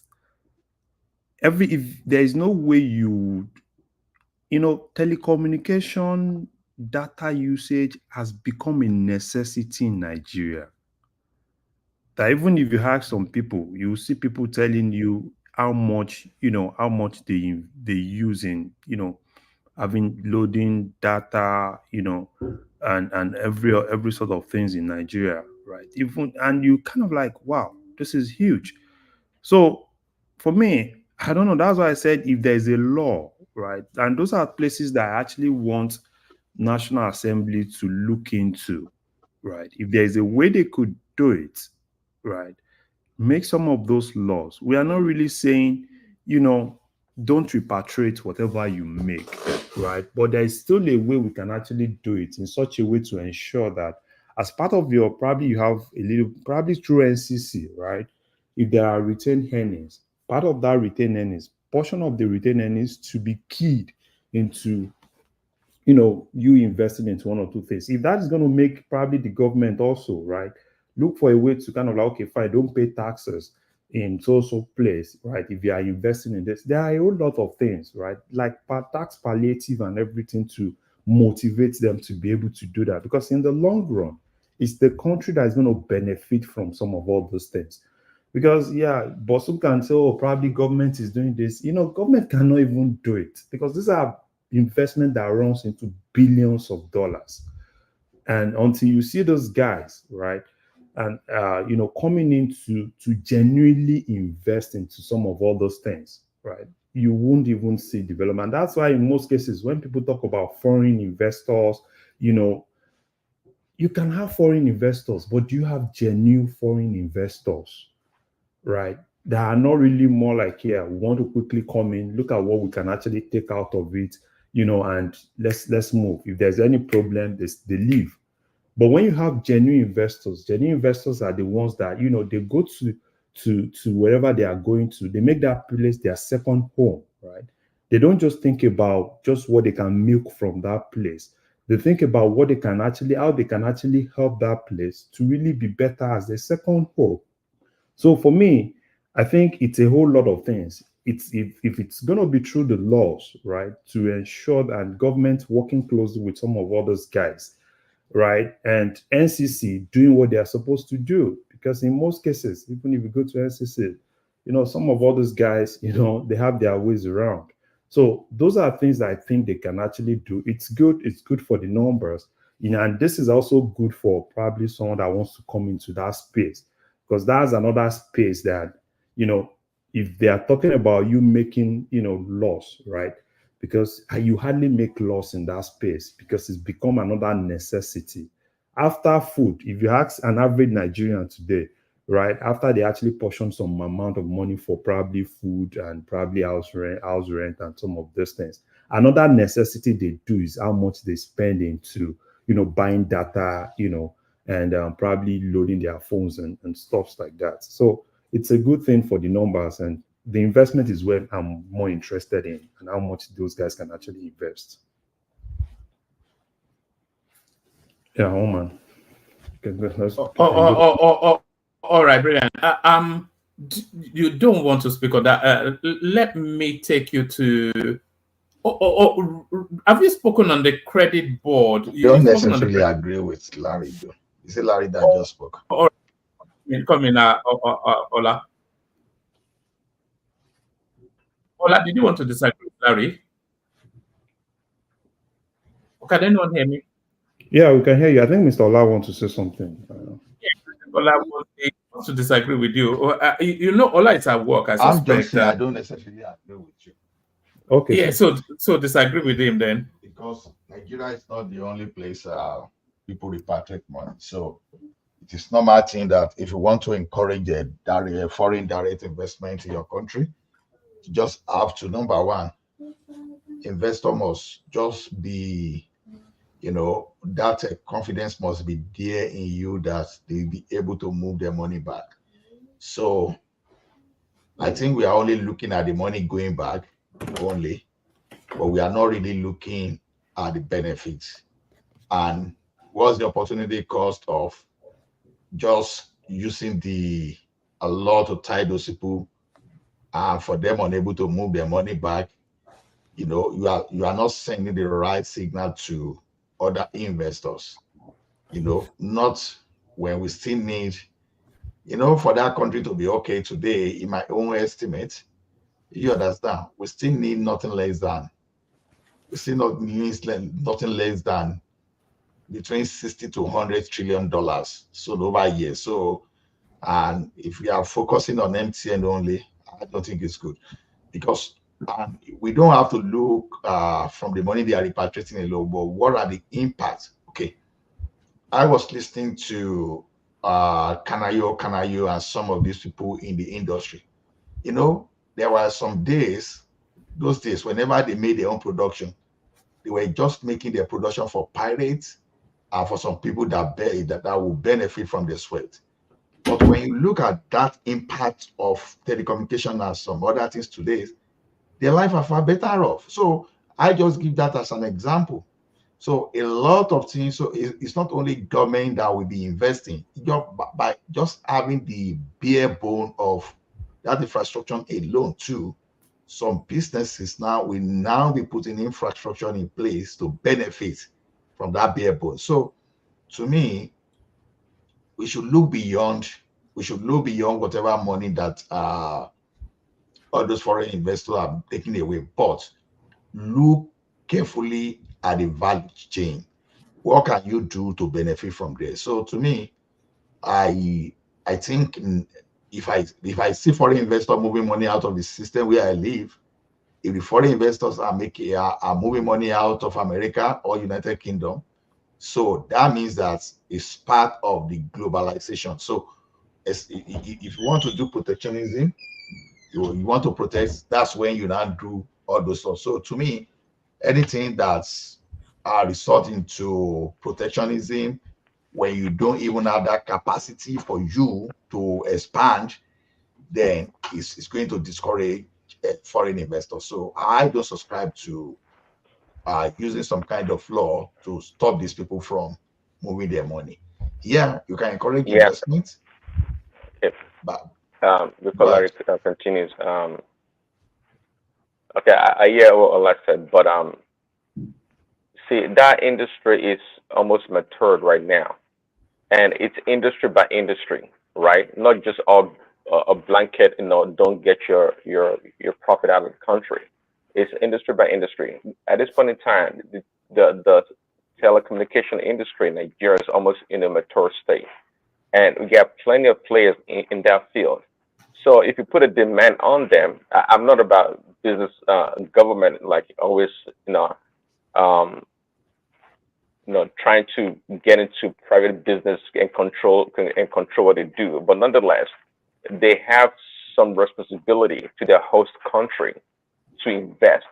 I mean, there are ways you can go about it to incentivize those people. It can be a joint, venture between the government and telecommunication companies to invest in infrastructure or give them some incentives to do so. But they have a huge profit, I would say, or market in Nigeria. So at the same time, I'm not going to prevent them from repatriating their funds, but there has to be some level of obligation to Nigeria to invest in that country. So it's up to the fact that they're taking advantage of the country is totally up to the government, and that's the laziness and incompetence of the government at the highest level. You see, if you remember, we were discussing something yesterday.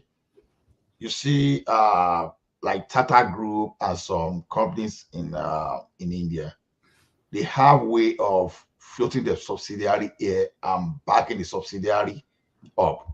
And we were talking of how those people from India, they are taking over the job space here and everything. And somehow government allowed them, even though it has some kind of implication on the local economy. So that's why I say it's not only here. So I think what government can really do in Nigeria is maybe instead of you are floating your company now and you are bringing some kind of expatriate.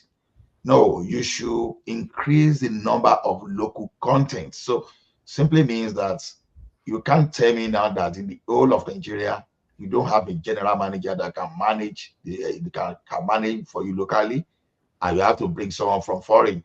Don't tell me you don't have a Nigerian that can manage your data center. You have to bring from foreign. No, you don't take that. Instead, you can put a policy in place that will make them train local people to take over, to take up whatever local job we have.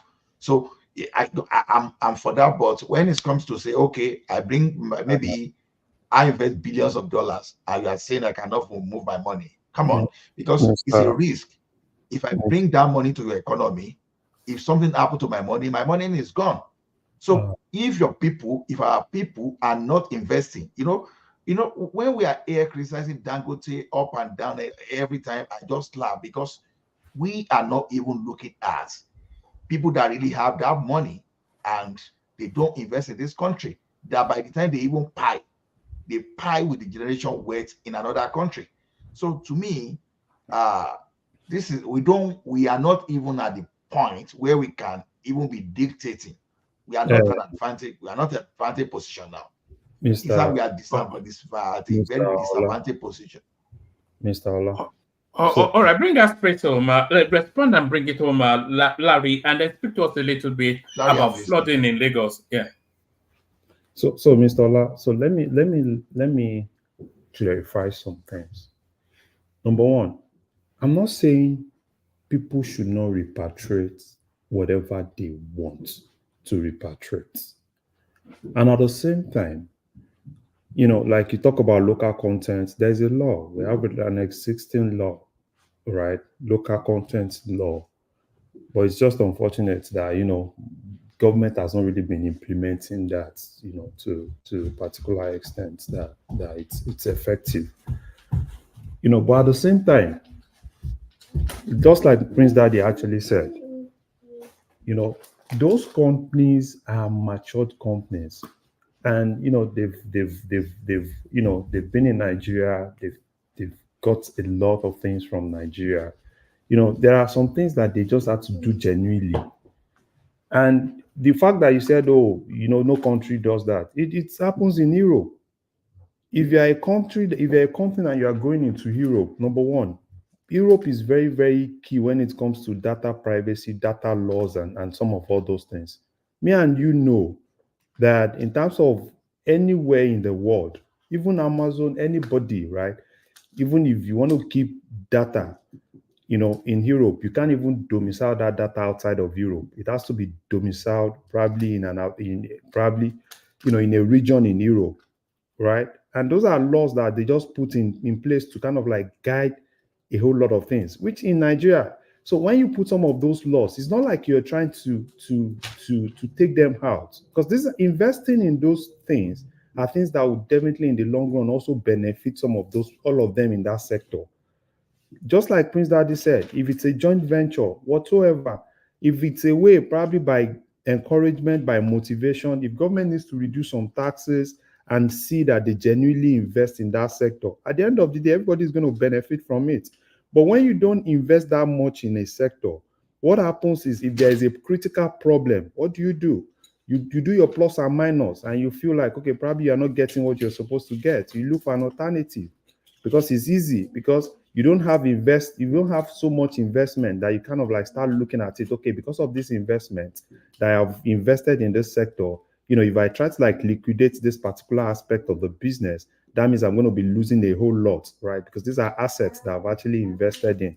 But when you have less of that, it's easy for you to quickly kind of like, oh, let's liquidate and let's leave that place to another place that is rosy. Everything actually has a beginning and it has a end. Because it goes to a point that it become marginal. The profits that you get become marginal, right? That is not like when you just started. And at that point, you are not really making what you used to make. So that's when some of this company kind of like, okay, fine, it's marginal. So probably if I see a new place that I'm still going to get that thing, I can quickly go into that place and leave.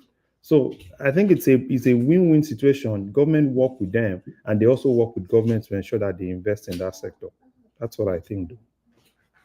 All right. You see, one thing about investors is this: investors are always greedy. If you make $1 million today, you want to make 2 tomorrow, and after tomorrow you want to make 3. That's how investors behave. Now, if you make it difficult for investors to repatriate their money too, they will quickly run away. We say that over and over. See, let me tell you one thing about that policy. See, naturally,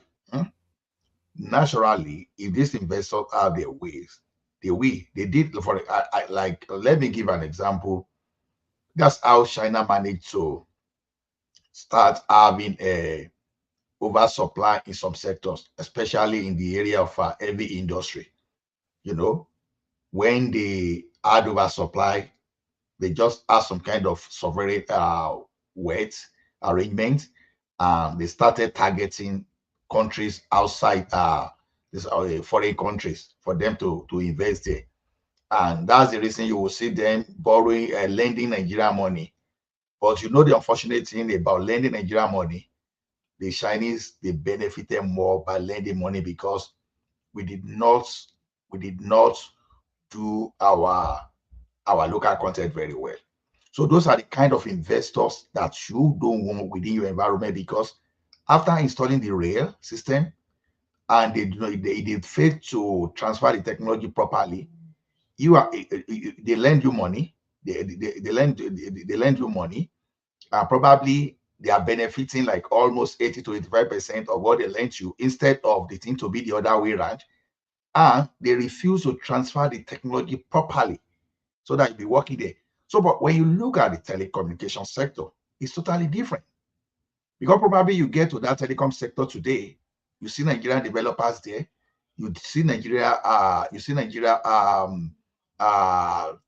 engineers there, and so many other things. So now, if they want to park, you don't just park things like that away. How do you park your cable? Mr. La, I think you are mixing things up. All right, Larry, I don't want us to stay there for too long. Yeah.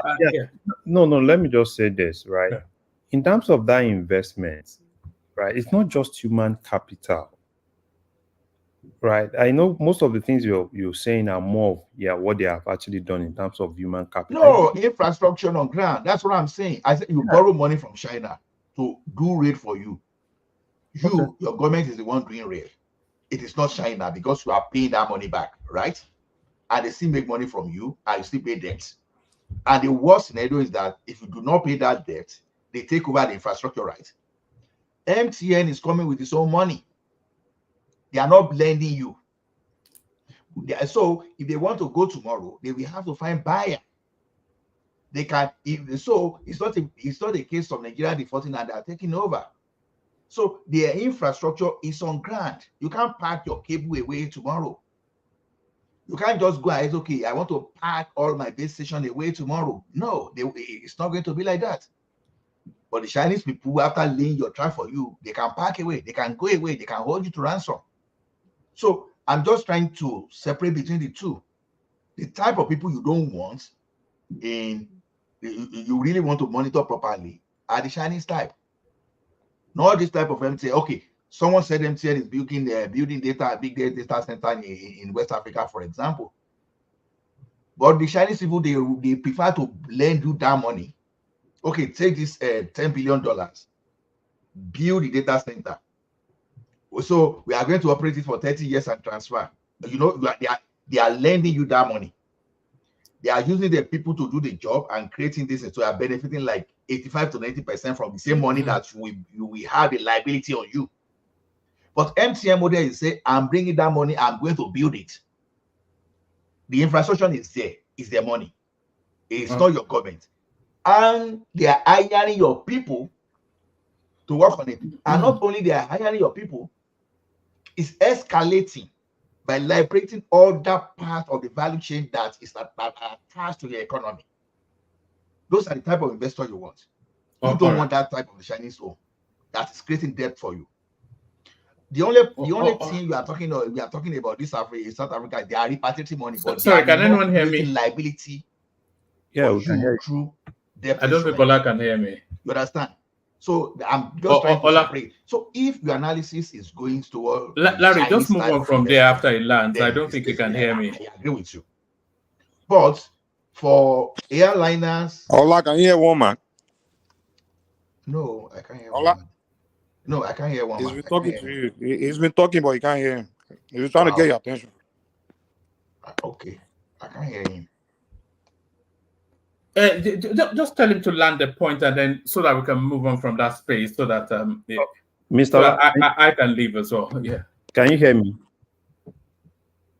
Okay, I've just changed my channel now. I just changed my channel to another link channel. Okay. One man, can you speak now? Let me hear you. No, I was saying that once you've landed that point, I want to move Larry on so that I can leave and hand over to Mike. Yeah, please move on. If Larry doesn't want to speak anything again, yeah, you can move on. All right, Larry, do you want to give us just a very little flavor on the Lagos flooding, and then I'll hand over to Mike. Still plenty of people to speak. Ajanle Koko has still not spoken. Baba is here. Ola himself has not spoken. Isaac has not had the floor. Kene, who hopefully is not asleep. So plenty of conversations to be had still. But Larry, the floodings in Lagos. Yeah. So the flooding in Lagos, I think we've talked about it. The major thing is, you see, you can't stop flooding. It's going to happen, right? The only thing you can do is to prepare for it. And I think Lagos State have actually been preparing for it. You know, clearing up drainages, you know, ensuring that they kind of like educate people to make people know that there's going to be flooding, but what they can actually do is to ensure that they minimize the impact of that flooding when it comes. And the flooding is not even just Nigeria, right? It's something that is all over, right? I think I was looking at somewhere even in Ghana, right? They had flooding, and you know, it's a normal thing. It's a normal natural disaster. So for me, I think the major thing is just that the number of hours it took. I think averagely in Lagos, with what I saw, you know, around 9 to 12 hours, you know, for things to actually clear up, which is actually a good improvement for what it used to be.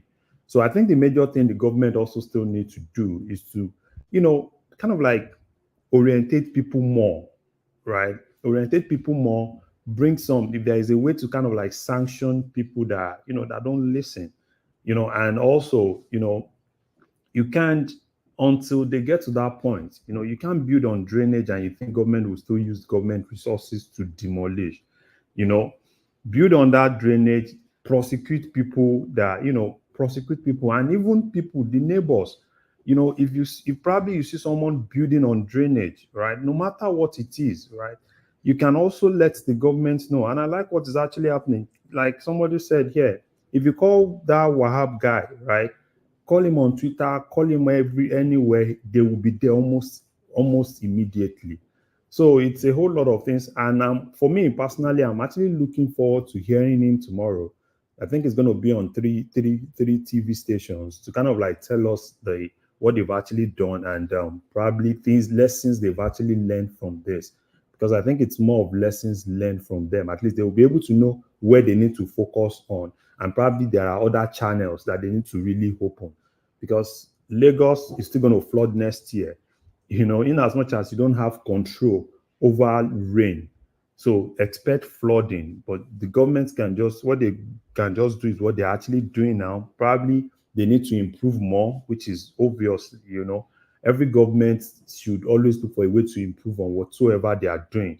And if they can actually do that, hopefully next year will be better, compared to this year. Because what I'm seeing, I think this year is kind of like better to what actually we were used to. So yeah, hopefully that's what I actually expect. So for me, let me hear from. I'm going to hear from the commissioner tomorrow and see what they've actually learned from this scenario. Oh, all right, brilliant, excellent. So let me bail out, as I said, hand over to Mike. So Mike, most of the people on the screen are still not spoken, especially Ajan Lekoko. The super chatters that's out there right there. That's Isaac, who's on the screen. Super chats to upload to the platform. That's Alexander Gomez at the earlier stages of the conversation. That's Tope O said hello. That's Ayo, as you know, traditionally. That's Lato Rich, of course. That's is it somewhere in the UK, and that's Ola having a commentary with somebody there. So thank you to all those. Keep the super chats coming, keep the conversation flowing. Thank you, everyone. I'll see you tomorrow. Mike, over to you. Mike, Jojo, Mabino.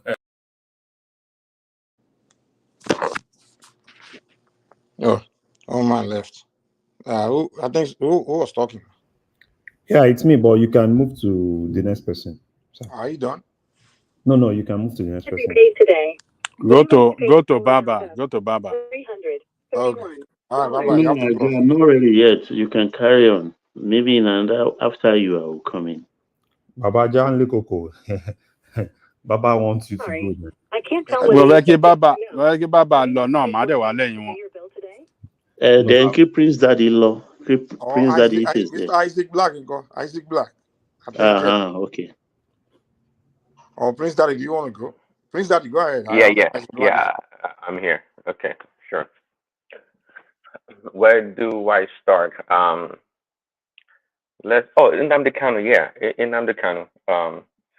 Baba chimed in earlier, and of course other people. So now I've been thinking. So what is the incentive for TINUBU to jump on this bandwagon to release Nnamdi Kanu? Really, I mean, at the end of the day, it comes down to politics.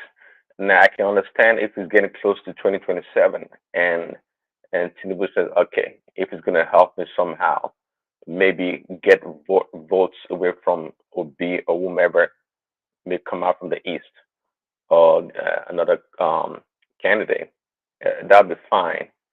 But at this point in time in Tinubu's government, it's kind of early, Of course, we can't say we don't want to play politics without Nnamdi Kanu's life. But I would say, though, that I think so far, Mike has made the most compelling argument about why Nnamdi Kanu should not be released, actually. Because many people, I guess, not me necessarily, we get sentimental about it, thinking that, the guy's been in jail for such a long time, therefore he needs to be released. But based on his antecedents and what is done, pying of people, destruction of property, personal property and public property, this guy's done a lot of damage. It looks kind of feeble right now, and in prison, willing to acquiesce to whatever gets him out of prison. But he's done a lot of damages. He has, and again. If you notice, the elders, those politicians from the Southeast, all of them, they are saying they should be released. None of them have condemned a single thing the guy did. They didn't even condemn anything the guy's done. But they are coming arrogantly to tell the same way they went to Buhari Yeah, that old man that with the red hat, all of them went to Buhari. They didn't even tell Buhari that hey, we condemn the guy calling you Jibril or wishing you death, and they didn't condemn anything Nnamdi Kanu did. All they're saying is just release our son arrogantly. Yeah, see, I guess they're quick to forget. I mean, that's the thing. If you really think about it, innocent people died. The people were quiet. They They haven't even were. I condemned mean, that. They haven't even yeah, condemned that. All they are, they're just kind of arrogant, and then some Yoruba people too come in. Hey, it isn't. The guys said they should burn down Lagos. They were setting exactly. things on fire in Lagos. Yeah. Well, go ahead, sir. So it led a lot of young people astray, no doubt, and it caused a lot of damage, to life and property. It did. So what do we do at the end of the day? To me, it's become a political pawn, really. I mean, I'll be surprised, really. I'm not sure if I'll be surprised. Tinubu is, I guess, a nice guy, but at the end of the day, Nnamdi Kanu needs to be used as a pawn for politics at the end of the day because it serves zero interest in Tinubu. I mean, well, Obi get 99% from the east, not literally, but you know what I'm saying. And Tinubu didn't really benefit much from the southeastern votes. So today that they're coming to him and he will be the one to release Nnamdi Kanu. I don't know. I'm not sure. I'm not sure what he's getting from it. Maybe there's more to it, quite frankly. But I don't know. I don't know what he's going to get from it. It's just and who cares about if he comes back into the open and about this guy Samuel Ekwa. I get the told they can duke it out, but uh, I don't know. But then Peter B, of course, saying he should be released.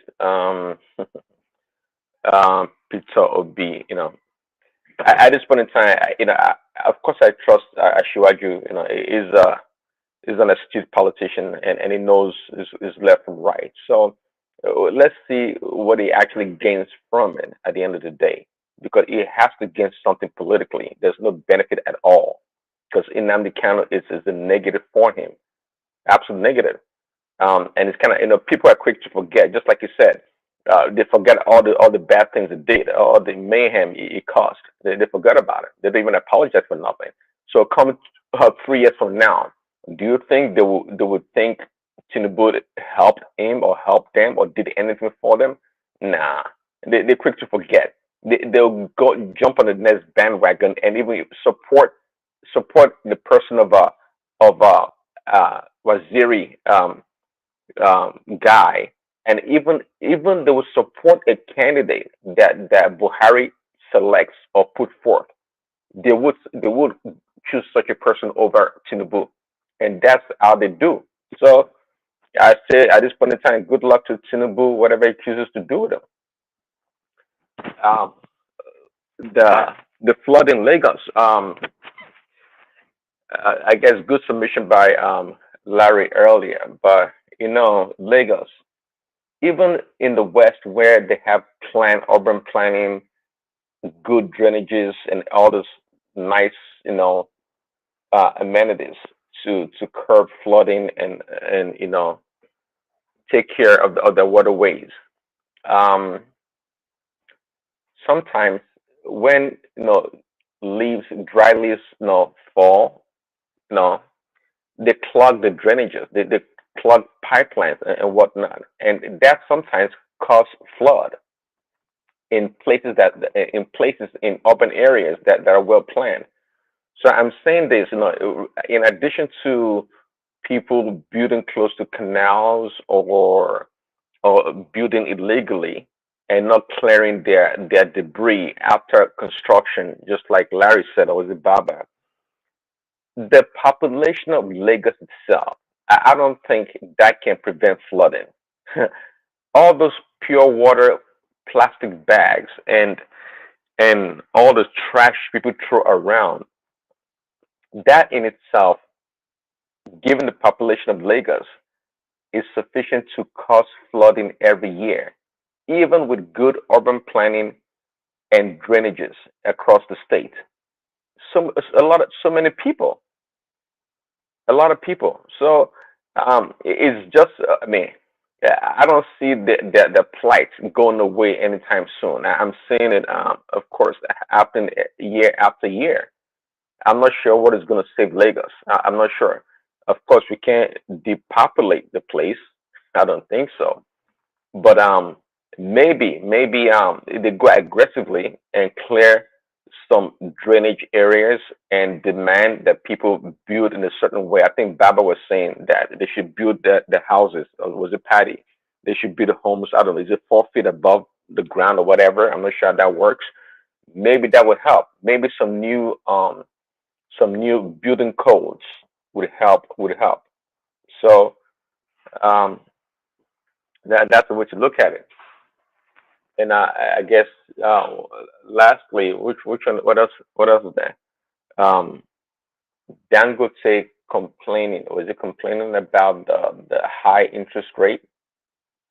Um, I guess if anybody knows to complain or to be concerned about it, it would be, because it has a lot of investments, and it does a lot of manufacturing and production in that country. So I know it was addressing, according to Walmart, it was addressing the Manufacturers Association of Nigeria. So it is a concern. I mean, 30%, over 30% interest rate, it's huge. I mean, it's huge for any manufacturer. But again, somebody said it earlier, someone like Dangote has access to capital from other places, foreign countries with much lower interest rate, and his money is going to go further in the Nigerian space. So lucky for him, he has alternatives, unlike the small manufacturers or business people that don't have such opportunities or avenues to pursue. So um, so yeah, it is what it is. Somebody said, is Nigeria never had a single digit interest rate for forever. So we've always lived on a high interest rate. And but having banks like the agricultural bank or some other specialty banks that target certain industries with low, financial instruments, or lending programs would be the best way to go. And there has to be a lot of them with a lot of incentives for manufacturers. So I think that would help alleviate some of the financing problem in the country. Okay, who's next? Who's someone that can go next?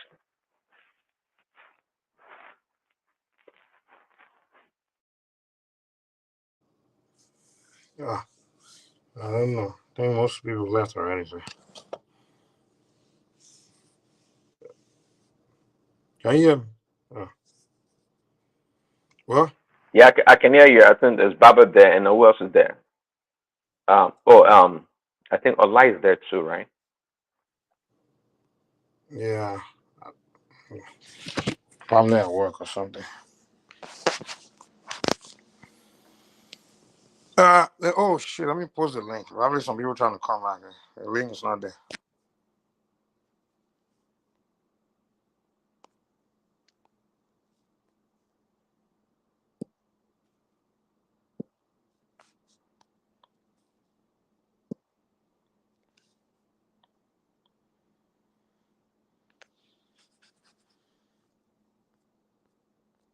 Okay, I posted the link. Yeah, they'll come back. Oh. I think people on the screen now are probably doing something. Yeah, yeah. So I just, like I was in my submission, kind of asking a question. What do you think is it? What do you think? What is Tinubu's benefit to releasing Nnamdi Kanu at all at this point in time in his tenure? I can't even see any reason. I don't see any benefit at all. Who is the guy? What does the guy contribute to society? I don't even understand what people are putting head in his matter. They're talking as if when they release him, it's coming to change the world or something, or it's coming to change, contribute something to. What is he going to do for anyone? So why are people? I mean, like it's just so ridiculous the way black people reason. Africans, the way Africans reason, it's just very pathetic. It's like they seem as more important than other people in a picture, like people dying, the destruction, the disaster. They see him being released as something more important than other issues. And I'm like, okay, so you release this guy, and then what? That's going to change Nigeria? That'll make Nigeria better, or that will make the Southeast a better place? What is the point? Why do people? I don't understand Nigeria. Like, I don't get it. And they don't learn from history, because when they release him, it's like they're repeating the same mistake of the past. The people that did the same thing did in the past, because they pardon and release. It's the reason why we have him and all this other shit going. It's like we black men are the only people that do the same thing over and over and over and expect the same different results. And so they'll come in. I'm like, dude, we saw it. The guy that training Nnamdi Kanu, who was Zurike, while Nnamdi Kanu was under him, it was Masop. Masop before he became IPO. The guy, the government arrested him, and the people called for pardon, and the government pardoned him. They even gave him money, and he stopped talking. He's still alive, but guess what? His godson Nnamdi Kanu took over and became IPO. Worse than Masop. Now, when Nnamdi Kanu is arrested, we are saying the same thing, repeating the same mistake. Oh, release him, pardon him, and the next guy will come out again, do the same dumb shit. Well, kill people, just destroy things. I mean, I don't get it, man. Just a stupid mentality we have in our society. Me, I won't even have a problem. What they are doing is destroying their own region. But when you start attacking my own ethnic group, no, I got a problem. Say you're going to burn down Lagos. Are you kidding me? And you gotta be online just spilling bigotry against my region. And I mean, come on, man.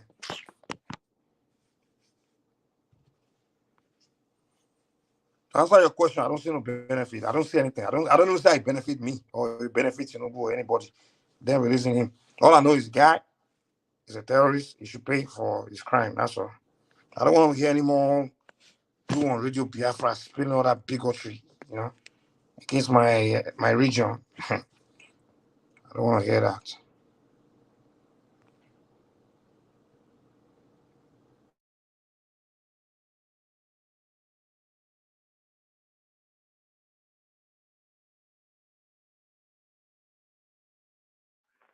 So do we wait till 2027? Is that it, and see what they're gonna do? Like, do we wait till 2027 and see the benefit of it? Benefit of what? Of releasing Nnamdi Kanu, right? Well, I won't be shocked. The people that probably pushed TINUBU to religion will probably be some Afenifere and all these Yorubas. They just always annoy me, man. They are the same people that pushed. Where Ojukwu led the people astray. He led them to war, destroy millions of lives. Not only Southeastern, even like destroy lives of many Yorubas in Ore when they did an invasion of Ore. I know some Yorubas have lost their relatives. They got destroyed lives of people, and when he ran away, it was Yoruba people that were campaigning for his pardon. The same way they are campaigning for an American's pardon. I'm like, how can you pardon someone that committed that kind of atrocity? I mean, are you kidding me? And not only did they pardon him, they even send him back to go and lead his people to be in charge. Like to even, how can you win a war and say no victor, no vanquish? That, first of all, that's a dumb shit. He's saying Yoruba people that was getting go on to do that. And the same people that's campaign for Obasanjo to pardon Ojukwu because I don't know how Yoruba people they think they's being Omoluabi, but to me that's just being foolish. Now the same Ojukwu when he campaigned for his pardon, they pardon him. The guy went and teach people to even hate Yoruba people. Because he went and started twisting. Because of course, when he has to go and explain to his people what he led them into. So of course, what is he going to do? He's going to try to cover his ass, trying to make it look like the war was not his fault. What happened to them is not to be blamed for it. So he decided to twist the whole story of what happened. Started telling them it was Yoruba people that betrayed them, that backstabbed him, that caused them to lose the war. Started, the same Yoruba people that campaigned for him to be pardoned, they are allowing him to come back to the country. He turned and brainwashes people to hate Yoruba people.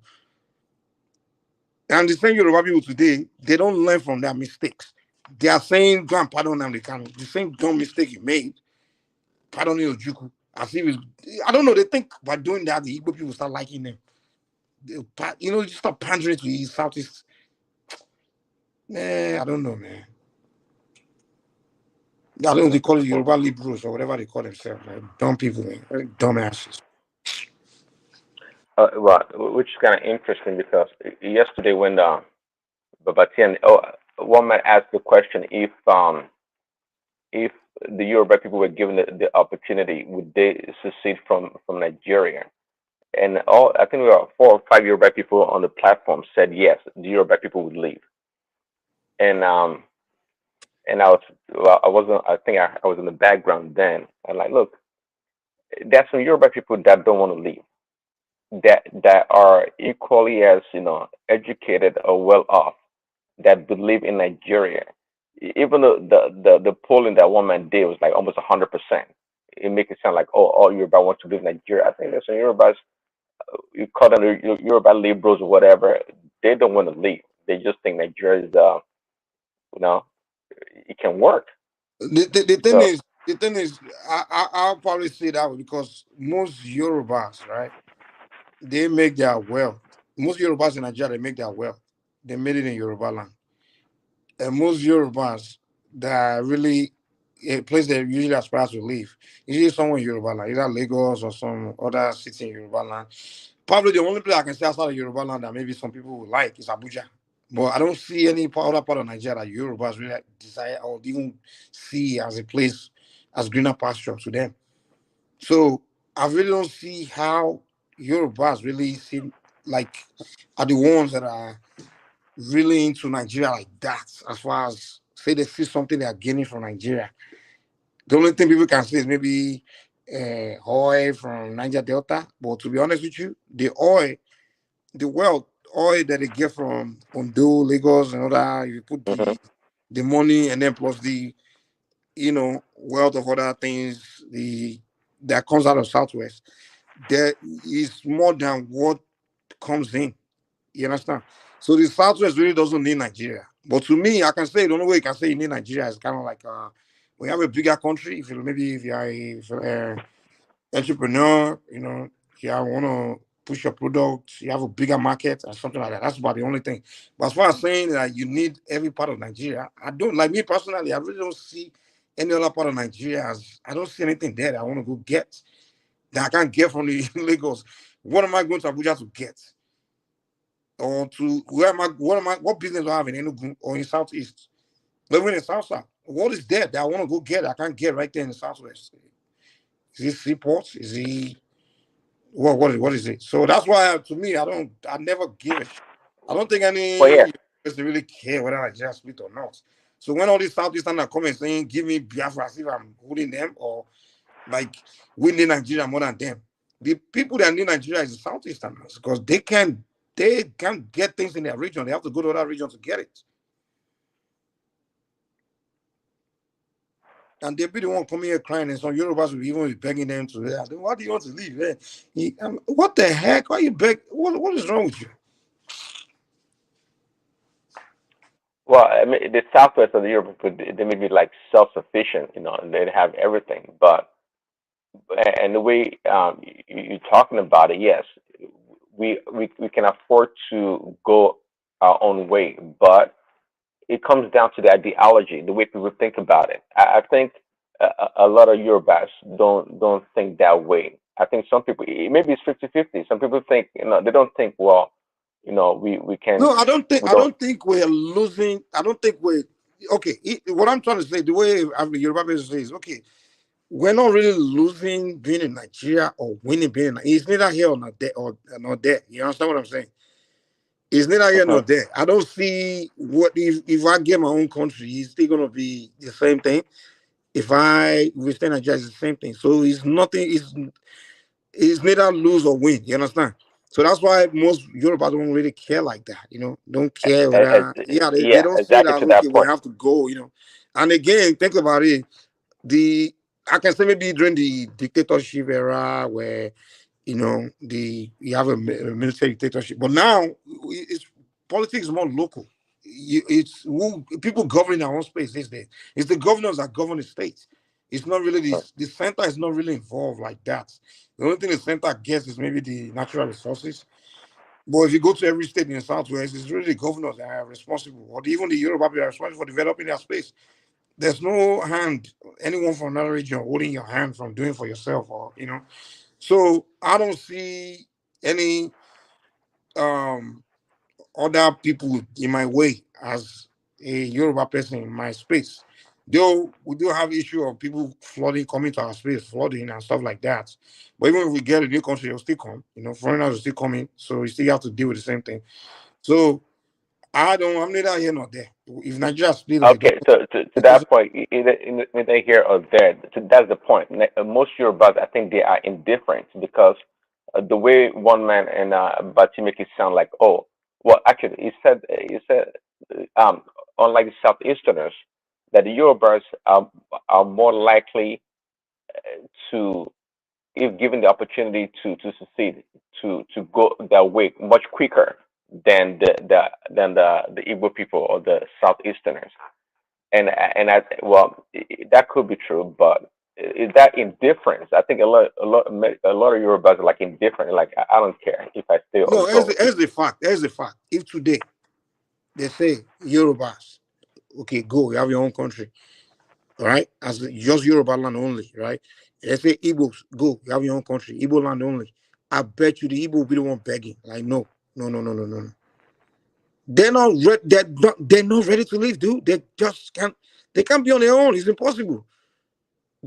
Their territory is too small for their population. Too tiny. They can't. They can't. And that's why I always wonder why do you guys accommodate these their rubbish when they come with let us go, give us go. Who's this dummy that came here? Was it goddamn dumbass guy come here and let the Igbos go? I'm like, stupid. Are we holding them? Like, what are you coming here telling Yoruba people to let them go? I think we are holding them. I think we are the one responsible. I mean, you understand what I'm saying? Like, we are the ones to holding them in Nigeria or kind of need them or something like that. I don't even get it. They'll be the one begging. In the beginning, even when the British were living, it was Azikwe and then they were the one begging British. No. We have to have one Nigeria. Because they realized when Nigeria was created, they were the one that started benefiting from Nigeria. They had opportunity to leave their villages, because their land was pretty much mostly villages, There's nothing there. They became prosperous people in Nigeria. Prior to Nigeria, they were not doing well. They were just they were landlocked. It was like those inner tribe, they don't have access to ocean or even the outside world or So things like that. are you saying Nigeria has been good to the Igbos? Is that what you're saying? Bros, go and check out all the Igbos, the most educated Igbos, the Igbos that became from the beginning, that became educated and became civilized. Find out where they became civilized. They will tell you it was in the southwest, most of them, or other region. They would say all the educated from Ujuku to Azikwe to they were all educated in the west, in the southwest. They all got educated and got exposed in Yoruba land. It was in Yoruba land they got exposed, got their education and everything. Imagine if Nigeria was not created. Is it in that southeast that it would have been civilized? There's nothing there now.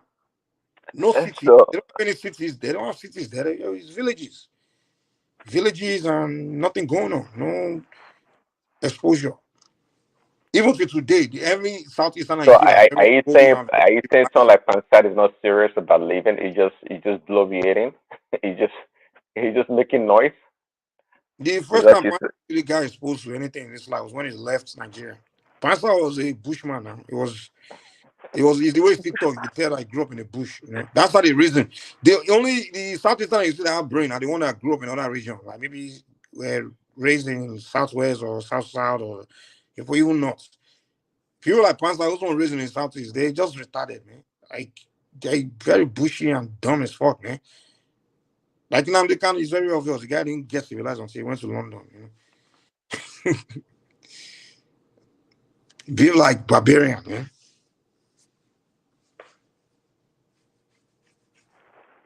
Wow.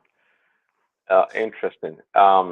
Was it Emmanuel? Well, Emmanuel, I think it was Emmanuel that said yesterday that the Igbos are more Nigerian than any other tribe in Nigeria, and I think somebody challenged him that is not true.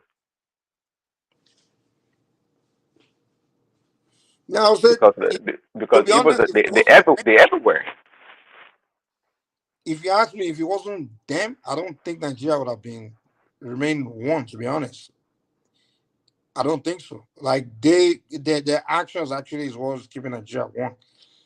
And even if Ojukwu didn't fight that war, Nigeria was really eventually was going to part ways. To be honest, like it was that war that made everybody like kind of like that war was something people didn't want to see again. Everybody just kind of bought into the okay, let's just move. Because after the British left, it was a matter of time when it was peacefully Nigeria was peacefully going to like divide, to be honest. Like because I don't think anyone was into it like that, into the Nigerian thing. Even the Northerners they were not into it. And I don't think Gowon even fought that war because he was into Nigeria. Wanted one Nigeria. I don't think anybody really cared. The only reason he went for that was because he just had a personal thing with the Ojukwu, and the way Ojukwu was going about it, because he was so arrogant. The Gowon just had to prove to him, like, nah, you can't have your way like that, you know. And also Ojukwu claiming other regions and things like that. So I think that was the only reason people they just fought him to prove to him that you ain't shit, man. You ain't, you know. But I don't think from the beginning any region really wanted. Like I won't say they don't mind it, but I don't think any region really cared that Nigeria was a country. The only people that really cared, even when the British left, was the Southeasterners. It was Azikwe and them. They were the one campaigning for Nigeria. That's why the British handed Nigeria to them. When Nigeria, don't let them lie to you when they're saying British give Nigeria to the North. That's a lie. Just go and look at the record, man.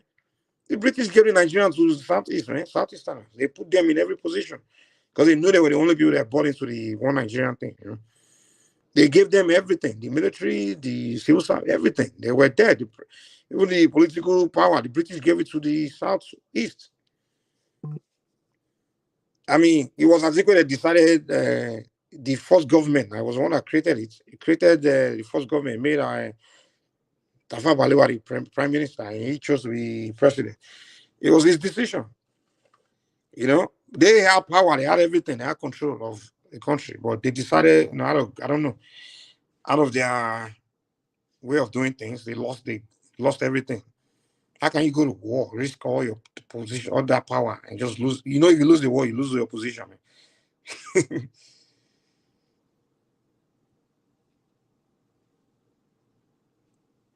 Me, I don't mind if you want to, if Nigeria want to split, but don't come and be contributing new signs and be coming and be attacking my region and talking all this rubbish, man. I'll give it back to you, man.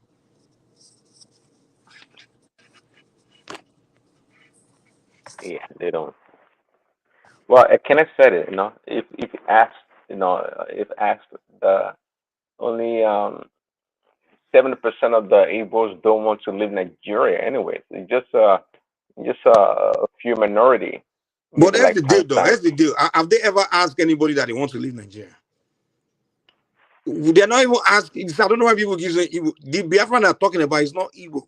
If Biafra is they're talking about it's not Igbo. It's an idea of conquering a bunch of other minorities and taking their territory and just creating country with them so they can rule over them. That's what Biafra is. Biafra is not Igbo. So when you guys are saying the Igbos want to leave Nigeria, no. They never said they want to leave Nigeria. They've never said it. They will never open their mind and say they want to leave Nigeria as a tribe.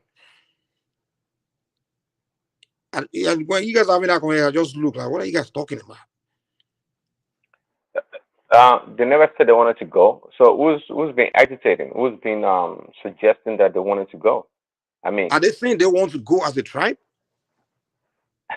So when Pastor talks, what is he talking about?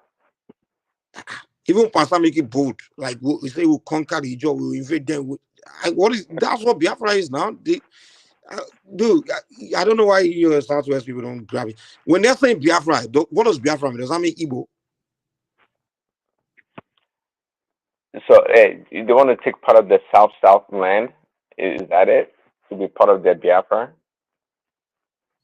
That's what Biafra is, man. The real Biafra I'm talking about is South. It's just South. It's greed. They want that take that other oil. Well, they just want it to themselves. That's it. You know, they want to snatch those lands from those people and rule over them. You know, that's what the whole idea of Biafra is. You know, they want to dominate. The idea of Biafra is basically the whole South except Yoruba. You know, oh, I always laugh when I listen to them talk, man. How I do it? You guys are so desperate for conquest and domination so bad, man. They will tell you when they interview them, they say, okay, what is Biafra? The guy said the whole South except Yoruba land and Oba of Benin's palace. Really? Yeah, because the thing is, why would if Yoruba were like a small tribe, like a minority tribe, they can dominate, they would have put us in Biafra too now, you know. You understand? So they look at it like they want a country where they can have absolute domination. That's what it is. So they look at Yoruba people like, there's no way we can dominate these ones. It's impossible. And then when they look at the South, they look at the Benin, right? The Benin Kingdom. They know that the palace is very powerful. You understand? So they look at it like, if we're going to include these people, then how can these people will respect their king more than us. So that's why they always trying to turn the Edo people against their own palace, their king, you know. So they will tell the Edos, some of them are so dumb too, they bought into that Biafran shit, especially those Essans. They want from Essan. They will tell them like, if you want to do Biafra, we have to get rid of Yoruba. That's why I always fighting with the Benin people on the internet now. Because they will be attacking their Yoruba, you know? Because they know that you know, the Oba is so powerful in the Benin Kingdom. So they know that if they form a country with these people, the people they're gonna put their Oba above the Igbos, you know. So they will tell you Biafra is the whole southern Nigeria except Yoruba land and the Oba's palace, Oba's Benin's palace. Oh my God, man. But yeah, I don't mind though. Hey, the South people should just join them. They should all form their Biafrans together because they always ganging together on Yoruba people anyway. So they should form their Biafra now. I always get sick of those South people, to be honest. Easy Patoski today too. He was always jumping on Pansai's side. I'm like, are you kidding me? Pansai here started insulting people and they always side with the Southeast and everything, even when it's, you know, politically and everything, they always side with them. So like, once you guys just join in, even the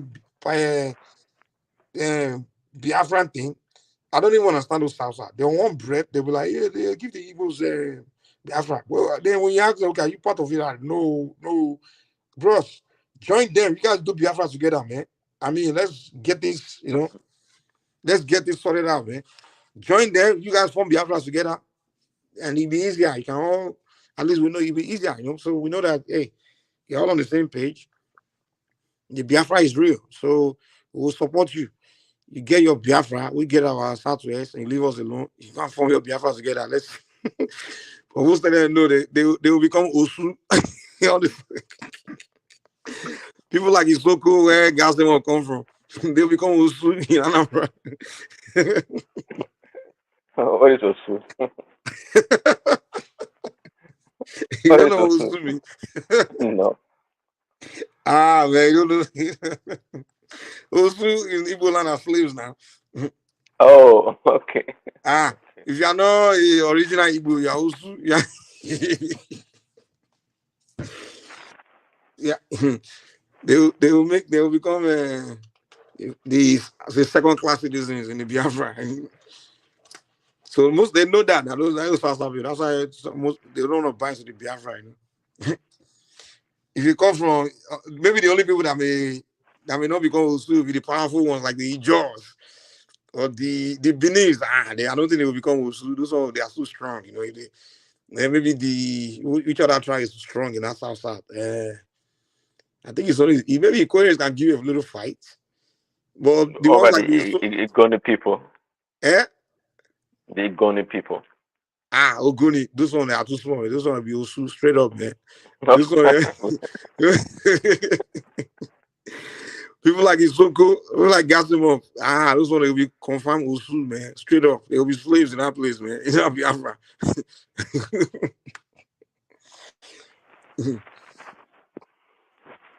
It will be serious operation, man.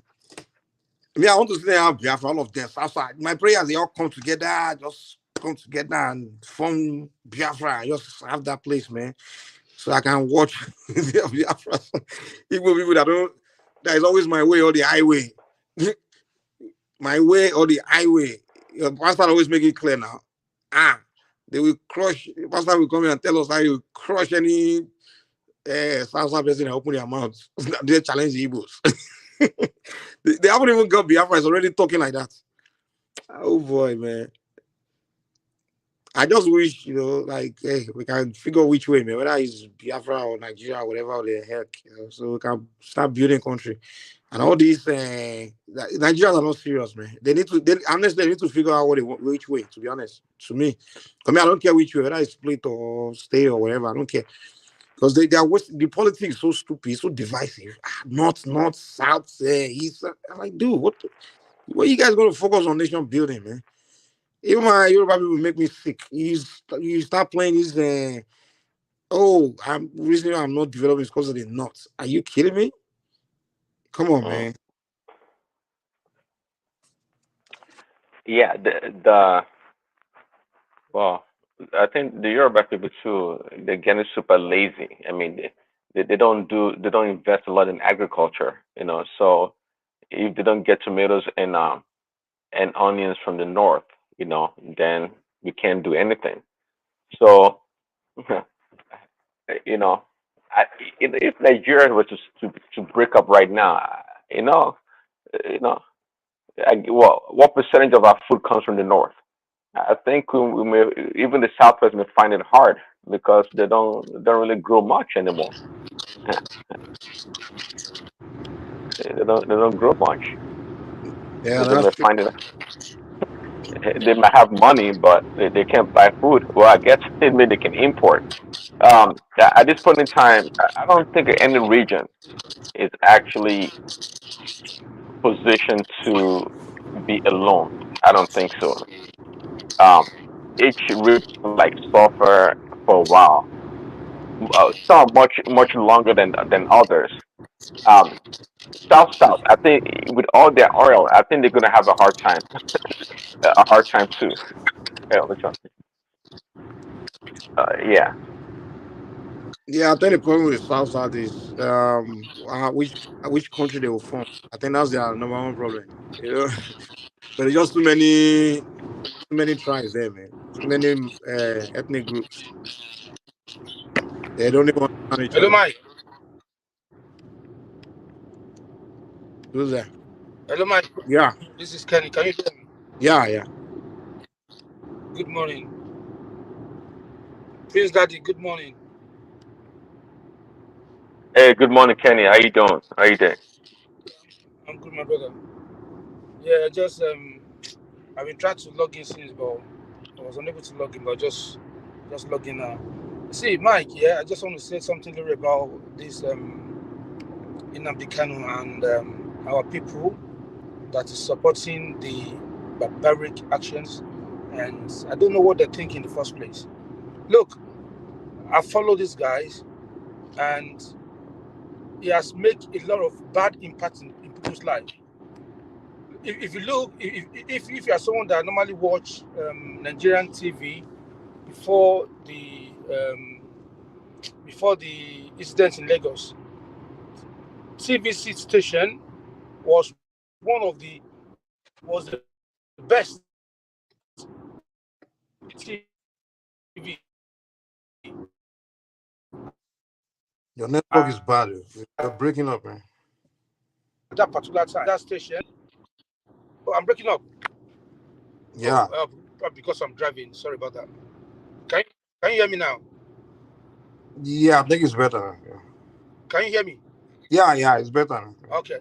So I was saying that the impact that guy is making people's life is huge in a bad way, not even a good way. TVC as a station, I follow that TV station all the time. Since he has people to go and destroyed that station. That station has been struggling since, and they've lost a lot of their staffs. So when people come on here and say no, they should be released, it's totally, I mean, it should rot in jail.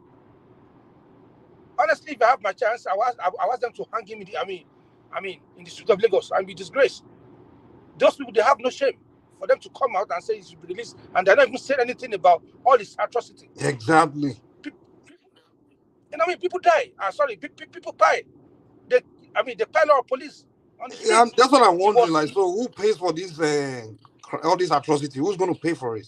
I mean, Mike, if those people that are coming here to say they should release him, if one of their family died at that time, they won't say it. That. And that's the selfish mind that we have in Africa. That why we're not developing. It's only when something affects us that we care. If it affects others, we don't care. We turn blind eye. That's why we see people suffering. We don't care. We see problems. If it's not my problem, I don't care. We don't believe in solving. We don't believe in fixing community and making things fair for the community. We only care about ourselves. That's it. Myself, my family, and that's it. I don't care about the environment. Now, like you said, people have lost their lives. Families have lost their loved ones. People have lost their property. This guy, I mean, he has victims. And you are saying release him. I think if you release him, he has something to offer the world. Like he has something bigger to offer the world, and we can say we can release him for. Maybe he's going to come out and invent something that we need, and then we can say, okay, at least for that reason, maybe we should release him. But he's not coming out to come and invent anything or to come and change anyone's lives. He's just coming out to be probably create the next one. I can tell you for sure, if they release that guy, it will only take him 3 months. He will go back to his vomit. It will be worse than ever. He will even raise the next one. The next. Was that not what Wazirike did? It was Wazirike that raised him on the Kanu'S. So and for those people that are coming here to plead on his behalf, they are just trying to play along. They don't want. If you deep down in their hearts, they don't want to believe. They don't want it to release. But they just want to be one of those. Let me just play along. Let me say what they want to say popular things. They don't want to please their friend, their Igbo friend. Exactly. They don't want to please people. But instead of them to say the truth, they want to say what people would like and praise them. Yeah. You are disabled. And Yoruba people are very fond of that. They will say one thing to your face, but it's something else behind your back. Exactly. In their room, they are saying something different too. Well, exactly. Here they'll come and so that you can call them, say they're not tribal, they are neutral, they are this. Otherwise, if behind the screen they'll be saying something else. I don't know why we are like that. Instead of you to come out, let people know your stand. Say the truth and let the devil be ashamed. I hate that guy with passion. Seriously. Because you can't come out and be saying even this same TINUBU, you are asking people to go and pie. You know what I mean? You are not crying in front of him now. See how God working. In miraculous way. The same person you are saying a lot of bad things about, the same person you ask people to go and buy, the same person you ask them to go and buy his children and destroy his businesses. This is the same person. Now you are not begging with all your leaders, useless people. You have no shame. They are not even apologizing to TINUBU at all for that too. They are not even saying we are sorry for what he said or what he did. They are just telling TINUBU to release him. They are not even saying they don't even condemn any of those things. They will not condemn now. They will not condemn his atrocity. Because they are the same feather. They are the same.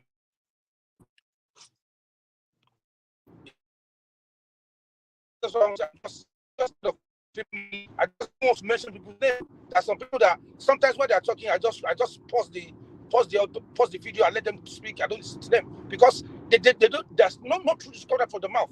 All what they say is just they want to say something popular so that they can praise them and say, oh yeah. You speak. Totally rubbish. So it's annoying. How can they release a terrorist? The guy is. Can you imagine? In the United States, imagine an American campaigning that they should release a terrorist. Exactly. Even someone that committed someone that do mass shooting or something like that, if you dare open your mouth to even say something positive about that person, hey, you are in big trouble in America. Even this guy that is frauding people, he's even better than him. Who? Evans. Oh, Evans. Evans the kidnapper. Evans the kidnapper. You're advocating for a terrorist because you want your 5 states. And now they are talking. They say they want other states. I don't know where they want to put the states. Maybe they're going to cut some of the some from Bayelsa or some from other region. They don't know what they want. They deceive themselves too much. They lie to themselves. You know what I mean? That's what they want. They want states. They want Biafra. They want presidency. They want... Yeah, exactly. You want and they will install their way. They try to install their way to get all these things. Yeah, you want presidency. You want Biafra. You want new states. So what do you want? You understand? I don't know. People that are supporting them, they don't know what they're doing. In the first place. Me, I would say with my full chest. You know, yesterday the other guy came. There's one guy that came on the platform yesterday. Right, he was saying the Igbo people are the one, they are the backbone of Nigeria. They so much. They have this arrogance in them. They are true. You know, I don't know. Because people give Kenny, you Kenny, what do you think? What do you think is TINUBU's incentive to release? What do you think is TINUBU's incentive to release Nnamdi Kanu? You know, naturally TINUBU is a forgiving guy. TINUBU will go forgive you for anything you do. That's one thing about him. And as you said, I don't see anything that's going to gain because these people, tomorrow they will not fall for him. I'm telling you. Even if you release the bad person that even is not what's it called? It's not this guy. They will still go back. And let me just say, TINUBU will not gain anything from this. Seriously, I don't see him gaining anything. But what I know about him is, TINUBU will forgive you for wrongdoing as long as you say to him that, you know what, Daddy, forgive me. I'm sorry for what I've done. I mean, you let it go. That's him. You know, he has that kind of forgiveness heart. So apart from that, I don't see him gain anything. Maybe they promise him that they're gonna force for him or something. I don't know. I don't know what they told him. Because I don't see any pathway. I don't see any green lights. I don't see anything that guy will change because Samuel Ekpa will not agree with Kanu. Prince, can you hear me? Samuel. Yeah, I hear you. I can hear you. Yeah. Yeah, he will not agree. Even if they listen tomorrow and he say, okay, you know what, no more Biafra, I surrender. Samuel Ekpa will continue, and the Igbo people will follow Samuel Ekpa. That's who they are, because they have that strong belief in that their Biafra. You understand? But like I said before, they don't actually know what they want. They want new states, they want Nigeria presidency, and they want Biafra. You can only have one. You know, in the Senate, in the House of Rep, they have people there. They can actually sponsor a bill to say, you know what, we want to go, but they're not saying that. So they're just a joke. I'm telling you. I don't take them serious. You know, that's me. And for the flood in Lagos, Lagos State is trying. They are doing their best to make sure flood reduce to the minimum in Lagos State. I can't fault them for that. It's natural disaster, so there's nothing anybody can do about that. You know, so we just continue praying, and people need to do the right thing, and local government as well needs to do the right thing. You understand? All this rubbish they put on the floor everywhere. It's what local government can employ people to pick all those rubbish on the floor and make the environment clean. You get me? Hello? Yeah, we can hear you. Yeah. Yeah, so that's what that's what they need to do. They just need to be active about cleaning in Lagos State. Because here now in London here we have people that pick up the streets every single day.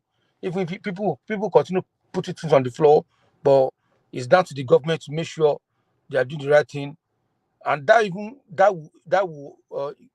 create more employment for people. 'Cause every look and corner, just put people on the street, let them start picking and and and dig the drainage. So that will release the flood. And they have to change the style of building the houses in Lagos State as well. They shouldn't allow people to build near the canal. You know, I No, was supposed to. I think Lagos generally need to be replanned because you see an important city like that, we can't just continue this way. Even though we know that no matter how they plan, they will still be flooding, but then we can do better. We all know where we live that drainage system alone on its own is like a city. If you try to drive through the drainage system to a different location within the city, you will get there. But we can't say the same thing for Lagos. And I think there's a need for massive investments in Lagos planning because Lagos is not just one of those. It is a very critical and important city, not to only Africa alone. I think to the entire to the entire world. So I think we should be thinking of that because Ola, do you know the problem? Do you know the problem? Yeah, it's not yeah, as if well, me. I believe it's not as if Lagos they don't know what to do, but we the people will be the one to complain that they are destroying my houses, they destroy my shop, they're not allowed you. What am I going to do? Where am I going to be to make money to feed my family? We are the one to complain. Then no, Kenny, we have to consider that. Okay, look at even demolition houses. You know, demolition houses and varying the situation. It should even be an opportunity. Look at what Jack Monday did. You can take people's property, you can take their land, but make sure you relocate them properly. Okay, I've always been an advocate of building what do we call it, a mass housing. Not I'm not an advocate of building bungalow up and down every nook and crannies of Lagos. See, where you are supposed to have like two houses, I'm an advocate of having like 30 flats there whereby people can stay. So what I'm saying this time, see, if you need to demolish Lagos and rebuild, you have to do that because we can't say because people will shout today, we now put the life of people in danger in like Allow we talk build from scratch. What do you mean? I don't get it. See, what I'm saying is this. If you want to redevelop Lagos, okay, you can look at Ikeja now because they did this thing in Cape Town. They did it in some part of Joburg, if I still remember properly. Now, you may look at Ikeja now, for example, that's okay. Ikeja is not properly planned. Maybe, okay, you want to renew Ikeja in such a way that you are going to have nice drainage system that you can walk under the drainage system like you are walking on the street, that you know where you are shining the water to, you know where to evacuate all those kind of whatever that is clogging the drainage system. But if you must move people away from Ikeja, someone that has his own house in Ikeja now, you must be able to prepare or give him house somewhere too. You don't just say, okay, go and take this money. And at the end of the day, the person may not even be able to do something good with the money. Relocate them properly, compensate them properly. Even the act of building Lagos on itself is a massive job opportunity to keep our economy growing. That is what I'm saying. So now, if you say we don't want to do that because people will complain, look at what can happen to people living in Lagos in like 30, 40 years to come. Lagos will keep having more population and people will keep packing things and keep clogging the drainages. They keep dropping plastic, everything there. If you don't, and what will happen at the end of the day, there can even be worse of this flooding coming to Lagos. The time to act was yesterday. Now the next time for us to act again, maybe probably today. So you don't just have to keep postponing these days. So to me, flooding in Lagos, as is a calamity today, is actually an economic opportunity for us tomorrow if we really know how to actually take advantage of that opportunity. So to me, people must shout no matter what you do. Even if some people value of house is like say 10 million today, I will give them 50 million. They will still tell you that the the greatest of the great grandfather was buried there, and they will tell you that that land has something. People must still complain, but on the side of the government, let the government, or maybe whosoever, maybe is going to be public, private, public partnership, whatever arrangement. Anybody that will be displaced should be well compensated. But Lagos need to be rebuilt. Prince Daddy, did I address your question? Yeah, I hear you, but yeah, it's. I mean, what do we do with the people? Are we going to have to relocate some people out of the states for a period of time, or? I mean, Lagos is a breathing, living city. It is just. I don't know. So, let me tell you one thing. Rebuilding Lagos is a matter of choosing between life and otherwise. Choosing between life and death. If all of us are stakeholders in Lagos and we properly think about the future generation, see, if we are doing urban renewing or renewal, you understand? Even if government want to relocate you to Ogun State or whatever, the important thing is for the government to make to just give you a place that is comfortable, that will make you live your normal life. You understand? The only reason we come to Lagos is just because of business opportunity. If you start rebuilding our cities and you can have your opportunity in Ibadan, why must you go and be building shanties under the bridge in the Lagos in the name of you want to be a Lagosian? You understand? Ola, yes, sir. You know, see, like you said, you see, the solution to Lagos state problem and most of these big city problem is if the state governors, because anytime they have investors come to their state to invest, all what they do is they let them stay in the city, but they need to now focus in the rural area. For instance, I'm from Malaysia now. Yeah, I'm chairman. Yeah, if they want to, the way you take measure shop and all the other time, I know. Now only the you didn't add. So if you added that now, want someone to come and invest in Osho State, don't let him stay in Osogbo. Yeah, there's some other villages that they have a lot of lands. Put them there. For instance, if someone wants to say like Michelin now, that they want to come back to Nigeria and they're looking for a place to stay, don't let them stay in Lagos State. Let them go to Oyo. You know what I mean? Let them stay in the rural area. That will people in that one will attract traffic to that village. A lot of people will move back from for instance, now if I know that there's a job in my village in Ilashe, yeah, where father came from. If that kind of job is there, I don't need to live in Lagos. I'll go back to my village and look for a job. Which aspect is going to be cheap? You understand? Way of life, living standard, it's far cheaper. So it will reduce those kind of traffic. So it will even give government a mind to plan for this. For this journey that I was talking about. But as it is now, today, the population of Lagos is too much. It's too big. They can't destroy. They can't plan the way they want to plan. And if they do too much, people start crying.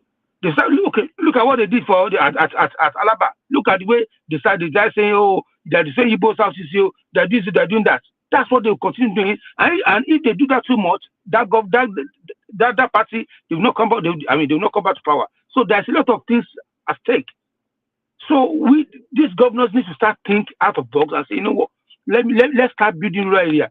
I live in London. I live in Essex. Where I live in Essex is a village. I can't remember last time I've been to London. Hello, Kenny. Hello, Kenny. Good morning, everybody on the platform. Good morning. Yeah. What you just said now, that okay, if they start destroying houses, people might gang up against the government and not return that particular party for the next election. Yeah. Is that not the same problem that we are facing? That is not making our government to take bold effort to even do anything meaningful for the people? Because if that fear is there, that okay, if I do take this bold step, I might not be returned, then it's part of the problem that we are facing that is not making us to develop. Simba, this poem will be there until the end of time, until we change. You are buttressing what we have been saying all this while, that the kind of democracy that we are practicing cannot make us to develop. Let me tell you, the Lagos has a master plan right from colonial era. What made the successive government of Lagos State failed to follow that master plan? Because everybody is just doing, let me do whatever people want, and let me return and get power and go. No, Simba, it's not even what people want, because if what I'm suggesting, if Jack Conde did not do that in the Second Republic, I would say it's not possible. You know the story of Morocco. But before Jack Conde went on some kind of, he already made some kind of arrangement. All those LSDPC estates scattered around. You see some around there. You see Ogba, not far from Acme. And you see that he built all those housing units. Someone that was living in maybe one bungalow, one shanty before, he took them away from that place. They give some people 2-bedroom, 3-bedroom flats that even in their life they did not even think they could, because those places were better planned and more livable than where the Morocco that I agree with you. But so what I'm saying that people did not hate Jack Conde because of that. What Jack Conde did between 79 and 83. Looking at the population that time, looking at the available land that time, do you think it would be visible for any government to say want to undertake such a project now? Yeah, good point. Let me tell you one thing, Simba, it's not going to be done in a day. It's not as if Jack Conde solved all the problems that time too, but people will see the sincerity. There's no land in Lagos. Exactly. Where is the land that every inch of Lagos to another state? It used to be Surulere that was absorbing the people from everywhere. Surulere is like almost. Yeah, there are lands towards Badagry. Wait now, you are just saying there's no land. That's not totally true. It depends on what you want to do. There are some lands. You understand? You may see lands, and the question is this. I'm saying, okay, look at it this way. You want to rebuild Agege, for example, you look at some area around Badagry. You build the place properly. Maybe you want to, I'm just giving an example. Maybe you want to build like a 1,004 estate, then you want to use that model. So you don't build that thing. So you are not wasting land by building bungalow like anything. You are building at least story buildings, or let's say it's even a meta format where you can get 2-story, 3-story building. You understand? You move people there.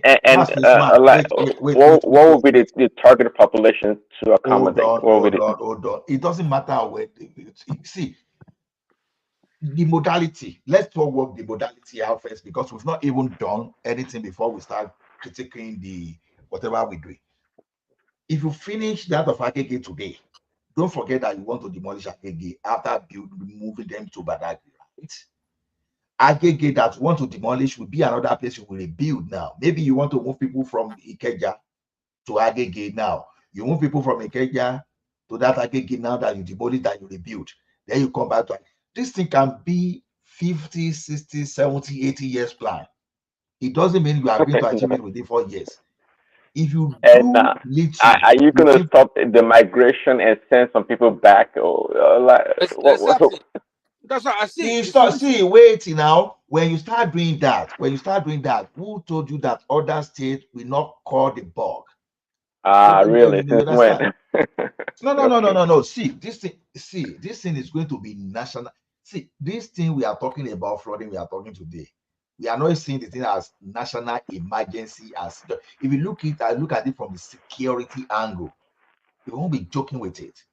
And some people are already forecasting that or predicting that Lagos will submerge in 30, 40, or whatever year they are talking about. And you know, now, according to Nigeria, now everything goes normal. Nobody even cares. It's not even a trend. The only thing they see as security in Nigeria is only when the armed robber come corner you. There are some kind of insecurity that are far worse than when an armed robber or a criminal gang visits you. So this is just a matter for national emergency. So that the thing cannot be planned, I don't necessarily agree.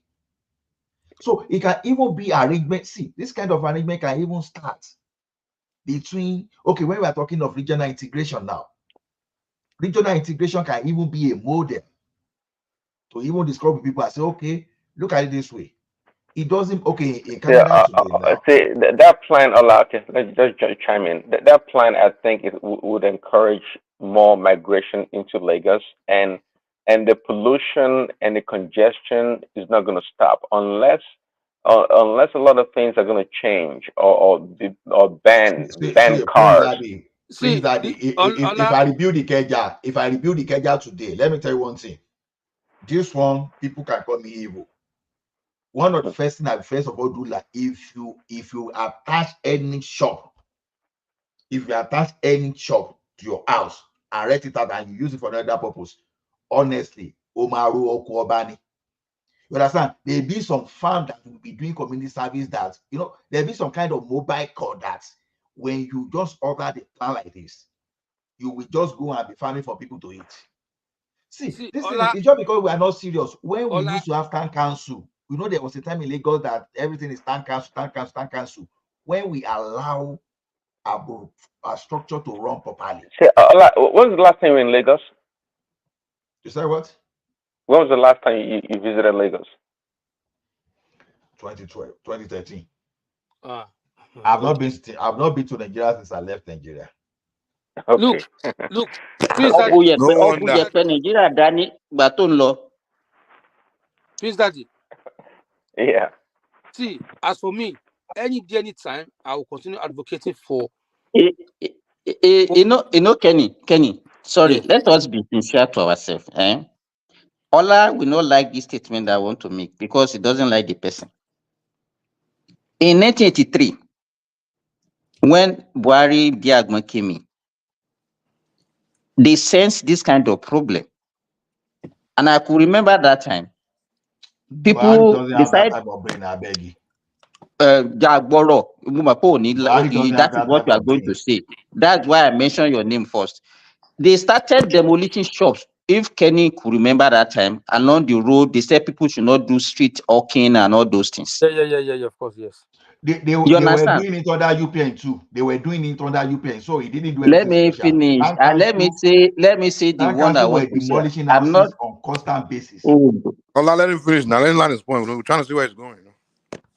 So, and if you see the uproar, even as a then, this government is too tough for us, so they want to kill us, so it doesn't want us to eat, and immediately Buhari took over. Everybody started jubilating. It shows that as people. You mean Babangida? Babangida, I mean, immediately Babangida came in, took over from Buhari in 1985. Everybody started jubilating that ìjọba tí ò fẹ́ ká jẹ ìjọba tó lè yí. ṣègbà náà ṣe yan Buhari ìgbà ni yan Buhari jáde náà yan Buhari. You see, look at the mentality as at then when teams seemingly, because it was all things were not that good then also, but seemingly Look at the reaction. Look at the mentality. Our mentality now is more worse than that of 1983 and 1985. See, Nigerian people, yeah, our people, they are just they are set of people say I don't even understand them. You understand? I know, Kenny. See, Simba is talking. The way Simba is talking is this: you are talking as if everything you do in life, people will agree with you. Even on this forum, we have multiple voices. Not even two. If Mike talk, I'm against him. If Simba talk, Prince Daddy is against. If Kenny talk, Remy is against. So it's telling you that it's our see. People will never agree with any government, no matter how good, how brilliant it is. That is why we talk of leadership. It is the duty of the leaders to remain consistent as long as you can carry the majority or significant people along to do the thing. So that people will complain or is irrelevant. But I want to tell you something. Before Buhari Idiagbon, you are talking about arrived, town council in Lagos were very efficient and they were demolishing illegal structure up and down. So Idiagbon Buhari did not do anything, but Idiagbon Buhari, they came with kind of aura. Ola, what you are saying, if you are saying, okay, they were effective, where were they? Where were they when they were building those things that they were destroying? You claim that they were destroying that time. The so-called town council, why did they allow them to put up those structures?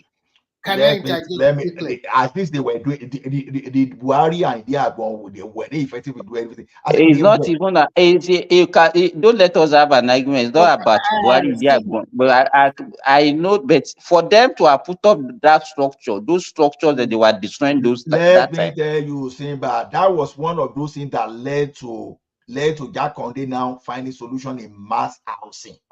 And as he moved into that mass housing, he was rebuilding some community.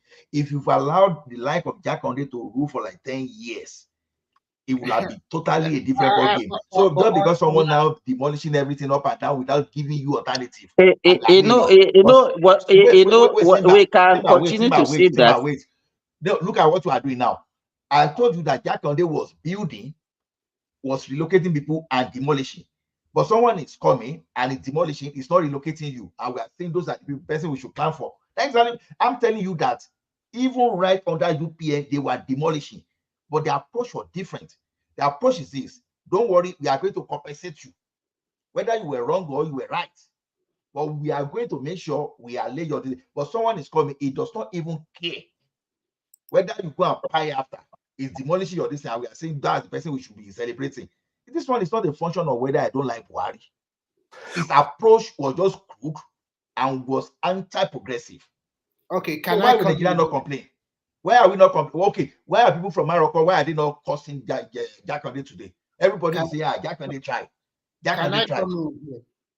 Okay, first, you have a good morning, everyone. I think for the first time in the history of that country, that short spell that Buhari and Idiagbon ruled Nigeria, that was the first time in the history of that country that Nigerians, who, wherever you are, they fall into line because of their war against indiscipline. And you must also talk about what brought them to governance. It's not that they planned a coup. The coup was necessary that time.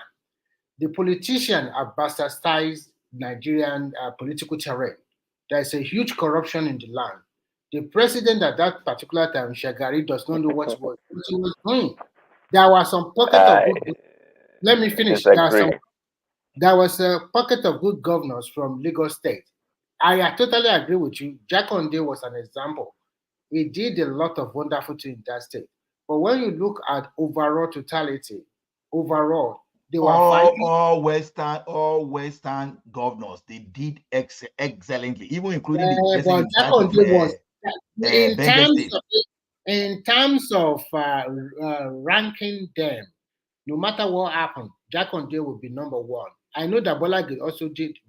No, Remy, I know. Look at all those governors. This guy arrested all the Western state governors under UPN. Not only the Western, all of them. Just 10 seconds. he didn't get any of them that embezzle. So tell me the corruption that they were fighting under there. When Ajashi, nothing stole nothing. Let's say the truth, Babaola. We all know that during that time, Adedubu and the rest, there were political thuggery in Ibadan, fighting everything, so many stuff. That's okay. That's so another many thing now. states. There was so many trouble. We shouldn't lie. Okay, we should tell what is exactly what happened. During that time, the political terrain was not peaceful. Political thuggery was not an excuse for any government to take over power because it became worse. I understand you. It was not a good reason, but the way we are going at that particular moment, don't you think at the end of the day, because we are preparing for 1983 election or what are they preparing for that? I was little, but at the end of the day, everybody knew that the political terrain was toxic. It was not good. There's a lot. In fact, I think it will have led to another thing entirely. So we don't know. Remy, you know what we are saying. The people that took over, they had their own ulterior motive. That is what we are missing there. And when why are you talking like a small boy? Any politician, any leader, we have an interest, no matter what happens. Yeah. So the intention of the military itself were not okay, but they were just coming just to use that one to now pacify you and implement this. That was why when Buhari was disrupting the situation, they quickly removed him. But let's just move ahead from that. Let's talk about what's the current situation you guys have been talking about. Oh yeah, hold on, Remy, before you run to that part. The comment you made about the corruption in Shagari's government, and that's the reason why this military people came. And I was going to tell you that. Not only corruption alone, the political terrain was toxic. There's a lot of whatever the reason. Okay, perhaps, but for whatever reason they came and overthrew the government. Nothing has been better than when Shagari was in power. The country overall was much better. No matter what corruption you're talking about, there was the level of corruption then compared to when this military crooks came to power cannot be compared in any way, shape, or form. So that lazy argument but are you just talking, or you know what you are talking about? I don't know. I don't. See, but I know what I'm talking about because I lived it. So hold on. One second. Are you saying Abacha loot and no, we are not talking. Just hold on. Okay, you can take them differently. Okay, or you want to just pull all the military together and say, okay, all of them together. All of them together. All of them together. I agree with you. So now you know I know what I'm talking about. Yes. So yeah, Shagari may not have known. It may have been docile in a lot of ways, but I'm telling you, we had a good country then. We did. Since the military came, and from Buhari to Babangida and back, it's been down the hill from there. Down the hill. It's never been better. We had a planned country, a planned economy. I was little, but trust me, from Lagos to Kaduna, I could see it. I remember as a kid, I'm telling you, even though I've never been to London then, but the streets of Lagos and Allen Avenue felt like you know the way it is right now in America in a lot of ways. Well planned structure, street lights and everything. We had a good life.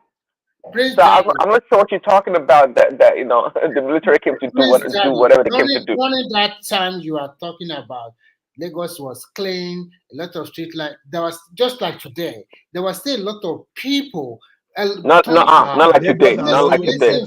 Not like today. Listen. There are still a lot of people still complain that time, because that is why the Southwest enjoyed that time, because it was free education, it was free healthcare, and if you know people very well, because they can go to the hospital for free health. They can send their children to school from primary school to secondary school. It's free. They often give them books. They give them everything. So they don't have cost to. Correct. This is a social benefit that they enjoy that time. So, but nowadays they are not enjoying that kind of social benefit anymore, because our leader became lazy. That's the consequence of your Buhari you are praising. No. As bad as Shagari was, I think if you want to put a blame to any Nigeria that bastardized that country, which is Babangida, to be frank. No, it started from Buhari. No. I don't like this isolation of the angel within the love. Okay, let me ask you one question. You follow this man to his grave. You follow him to his grave. The way you are. I always say that it was the Diagon that actually did that coup. There's someone that said they call him. They call Buhari. No, it was actually Babangida and Abacha. That's so because of their position and not just because of their position. What about Bali? Duncan Bali? All those people are the caucus member now. They are the Duncan Bali, Vatsa, what's it? They are the one behind the Dongoyaro, yeah. In fact, Dongoyaro then was just a brigadier. I know. Even including Dia and Co, they were all there. So it's not as if Buhari was not in the know, but because it was the most senior officer there. And in the history of Britain, by IBB, because most of the boys he was the instructor in the NDA. So they were able to execute whatever they were. So they made him the head. And you know that he has been a minister before then. Buhari has been a minister.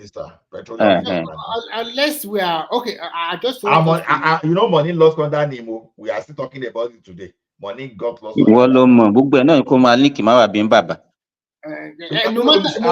is what. it not documented? Now me write all those books. I mean, I write them. You are just saying. Now me write the book. Okay. I did there when he shot the money. No matter. Is it not the same thing that happened when he was controlling PTF?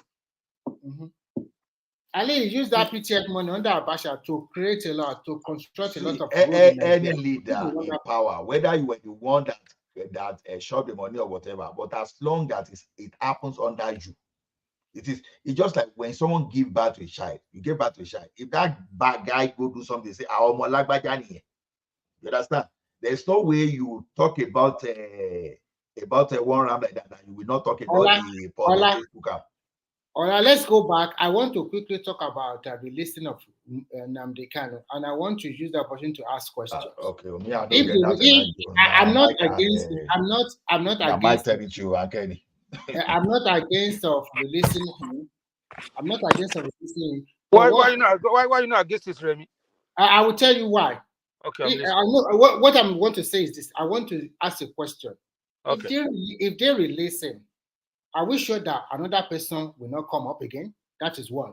Two, are we trying to patronize that anything you do in Nigeria just will rub your head? Forgive, go home and relax. Is that the kind what about Samuel Ekpa? Don't we have one already?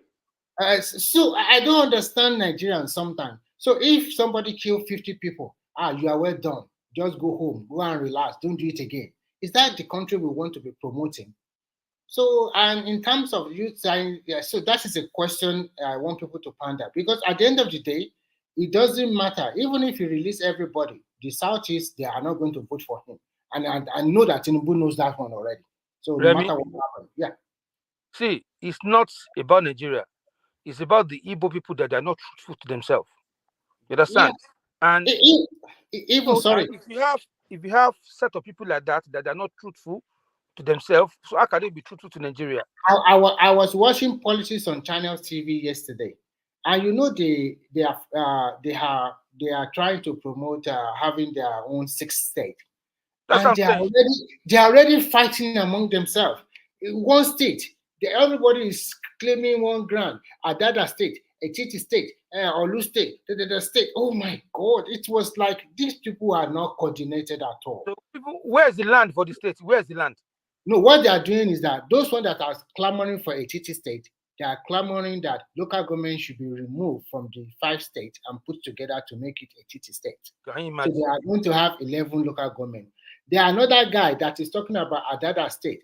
Those ones, they are saying that Igbo-speaking people from Delta and also from Rivers, they should carve 2 or 3 local government away from them and then carve the rest local government from the Southeast state and join so that they can have their Adada state. So sorry, Remy, quickly. You say you're not opposed to Nnamdi Kanu being released, but you didn't finish. What was the my question about that is this. I'm trying to talk in a kind of indirect way. Means that if you release him, would that be the end of the agitation? That is practically no. And second, will it stop other people that are interested in saying, we just want to go? Will you stop them? No. Remy, the question that is asking is, you said you are not against them releasing it. Why are you not against it? Okay, my own position is this. Because unless there is every concrete evidence that he is the one that piled all those people. So sometimes his word cannot be totally used against him. That is the undertone here. No, Remy, you are not a lawyer. Don't go there. A lawyer has already his position on that. Let me just finish. Let me finish my analysis. Okay. Because we are in democracy, and this is people talk to one another in terms of, okay, now that they are pushing out their leaders, sending emissary to TINUBU, and I'm damn sure that they are going to send Obasanjo to him also. At the end of the day, everybody, so many people, but they will send it to TINUBU. So TINUBU have an option. Is it to tell them, let it leave it to the court to decide, or maybe settle out of court? But settling out of court, that is why I said I'm not against releasing. But settling out of court, what are the conditions that you are going to lay there in front of him and others, even the one that is here? So what are the conditions you are going to lay down so that we can have peace in that region? Because those people, I will not lie to you, they have demarcated Nigeria totally bad, man. Anywhere in the world. See, Remy, see, there's no way we can totally absorb Nnamdi Kanu from whatever is happening in the southeast. Let's just face that fact.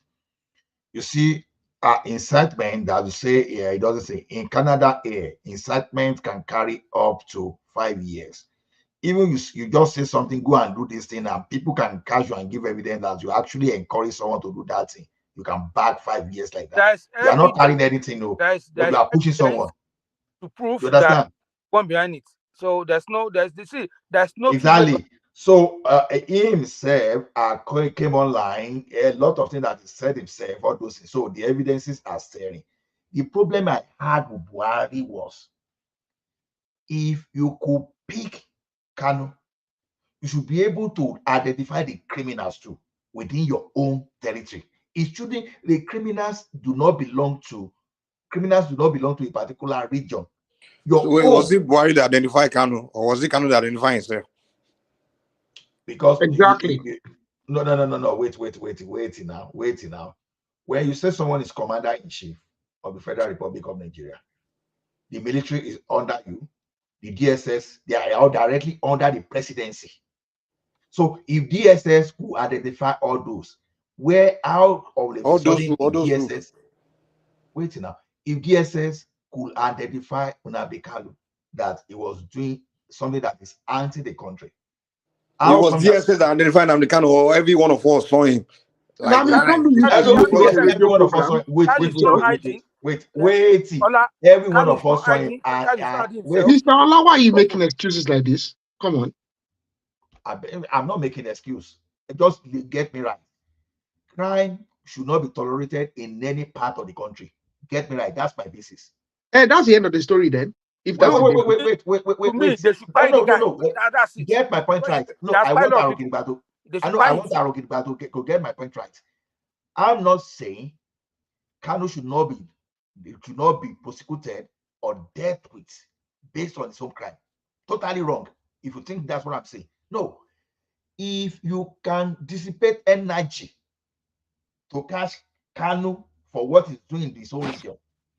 If you can dissipate energy to pursue Sunday Igboho for what he was doing in the Southwest, you should be able to run after this. What's the name of this guy that said we should be giving pardon to bandits? That he was telling us that we know where they live. Or what's the name of this former military guy that is Gumi? So that's what I'm saying. Yeah, but that's not incitement, Mr. Ola. Carry all of them. That's what I'm saying. There's a difference. Carry all of them. But once you and Gumi, you know that Gumi was actually the DSS invited Gumi not long ago. Baba. Twice. Gumi had a running battle with Buhari himself. Gumi should be in jail for guest story. For what? For incitement. Remember that Gumi's head is still locked up. That is it. That was actually helping him that was doing negotiation with the bandits. They picked that guy up. I don't know. You are the one giving me information now. I can't remember the guy's name, but there's one of Gumi's age as well. He's a very well reputable guy as well. He's well known. He's been picked up for a while now. So it's not as if anybody is defending Kanu from that angle. Don't get me wrong. I'm not saying I'm not supporting criminality, but just make sure everywhere, every region in Nigeria, you must maintain security. So security should not be, this is the only place. Everywhere in Nigeria is not secure. Ola. See, Ola, we should start this. What about? You understand? I'm not saying what about. Because that's what you're trying to say now. No. There's a difference between what about. I didn't say what about. Good, you've captured Kanu. Fine. United Arab Emirates, name some criminals, those people that are financing Boko Haram in Nigeria. They dealt with their own in United Arab Emirates there. And all we heard here is that, the name has been forwarded to Nigeria government authority. Till tomorrow, we have not heard anything. So, United Arab Emirates could identify people. And all of a sudden, the Nigeria DSS are used to know, the Nigeria the military intelligence that are used to know, at least on the pages of newspaper, all of a sudden, they could not identify the sponsor of criminality in some part of the country. I'm not doing what about. So United Arab Emirates, and they whatever they say is complete facts, and it's gotta go by that. And secondly, hold on. Wait. There's been more war. There's been more war. The military has done more war in the north than in the south.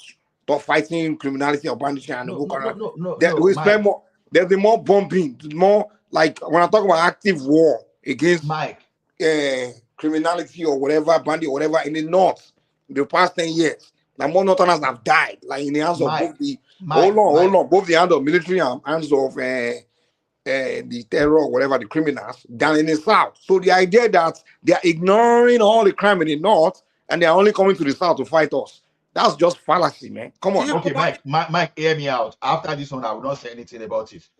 Now we can say Kanu now is the sponsor of violence within IPOB. Yeah, we can say it's the sponsor.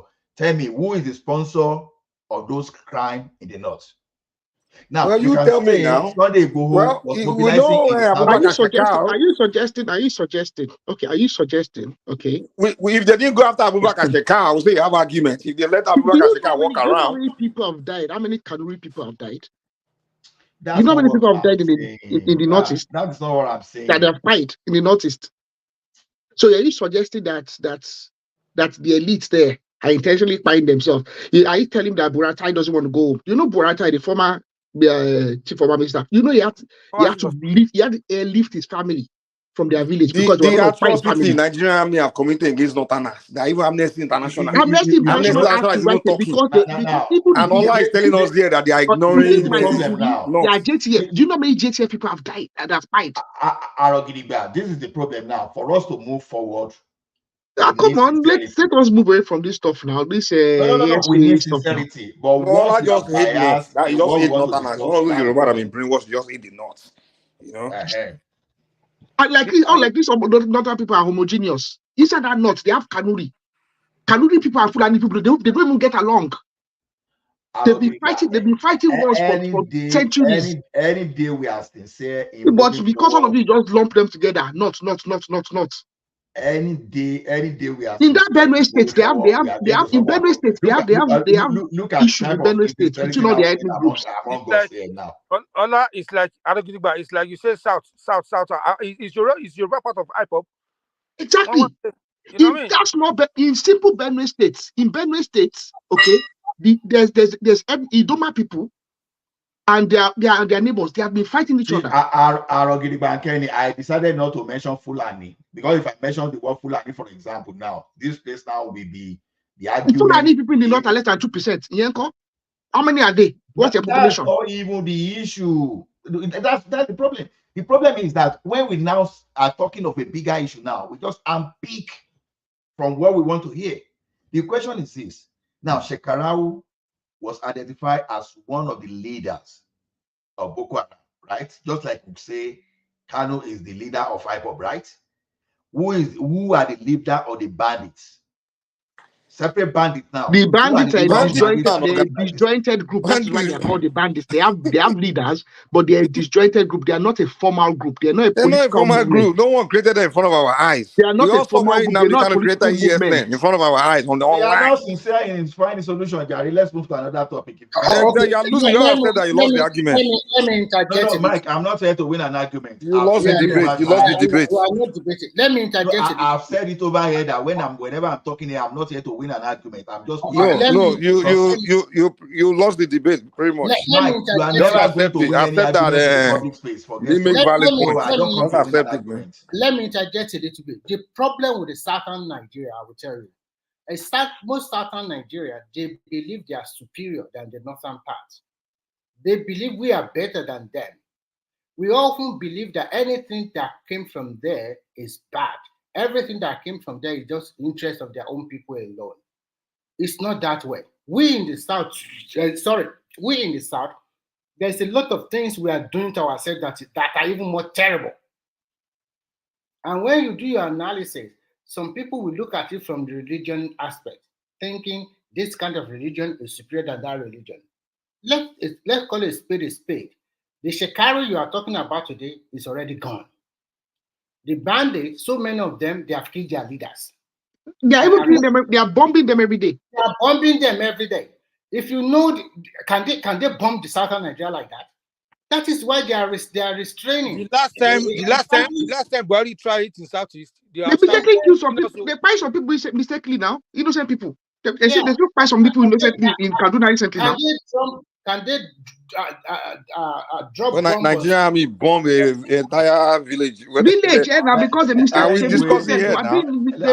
they mistook them for bandits. They find all of them. And Allah will tell us that they are living in northern Africa. Imagine how angry I'll be if they mistakenly drop bomb in Lagiri. I won't forgive Nigerian army till I die now.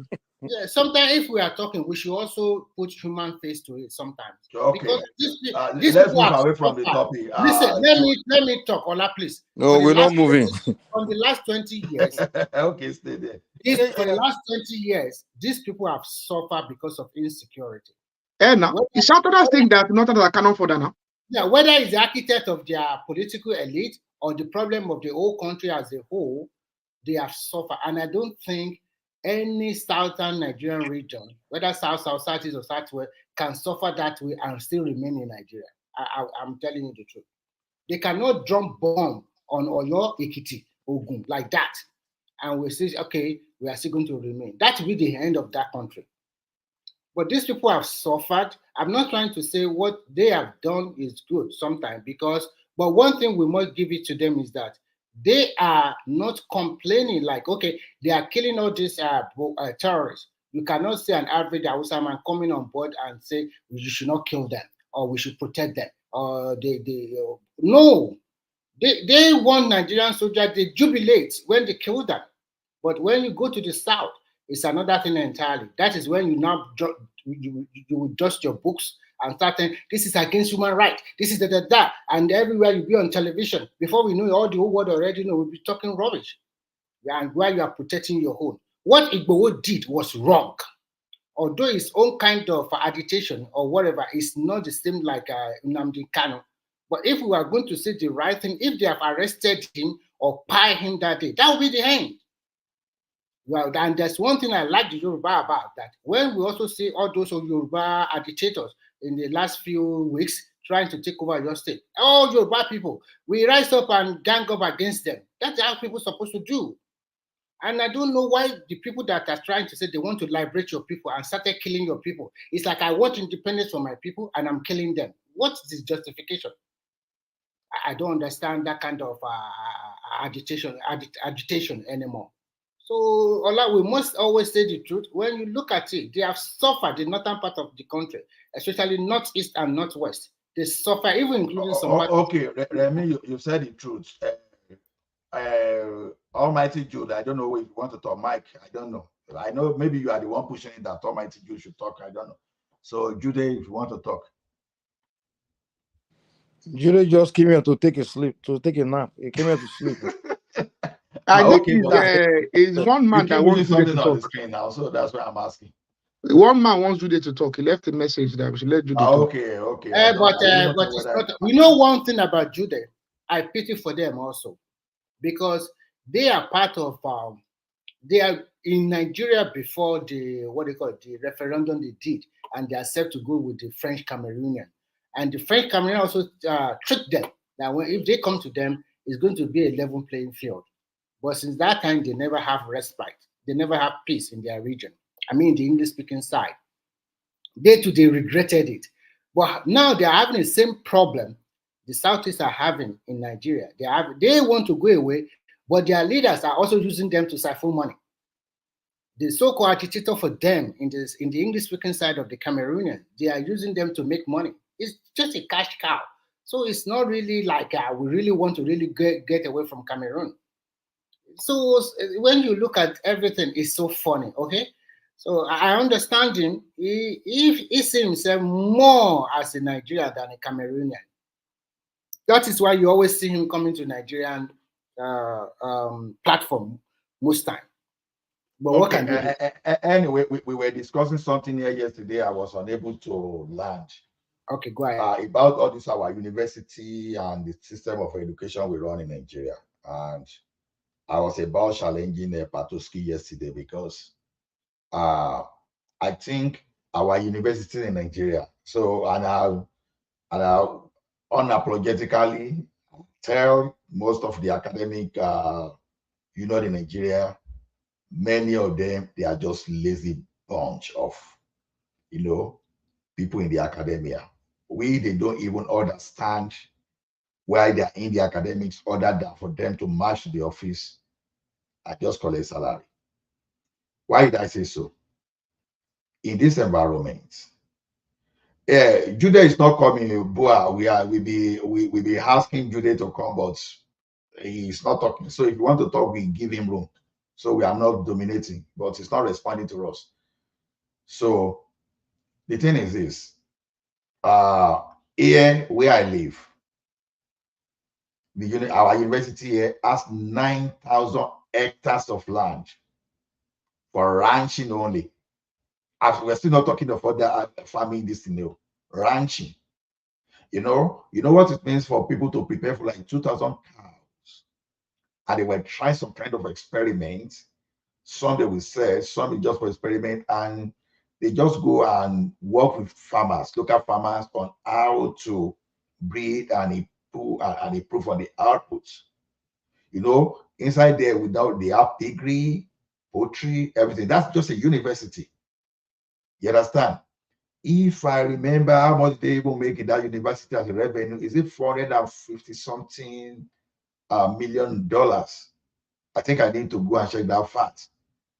That's what the university is generating, So in Nigeria, one of the problems we have is we have lazy university system, lazy educational system that all they care about is the discrepancy between HND and BSc.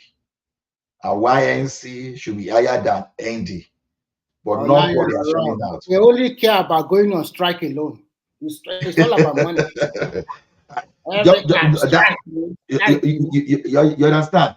So if University of Agriculture in Abeokuta, if they even have farm and do all those things, because my guy is not here today now because I was going to take it up with him yesterday.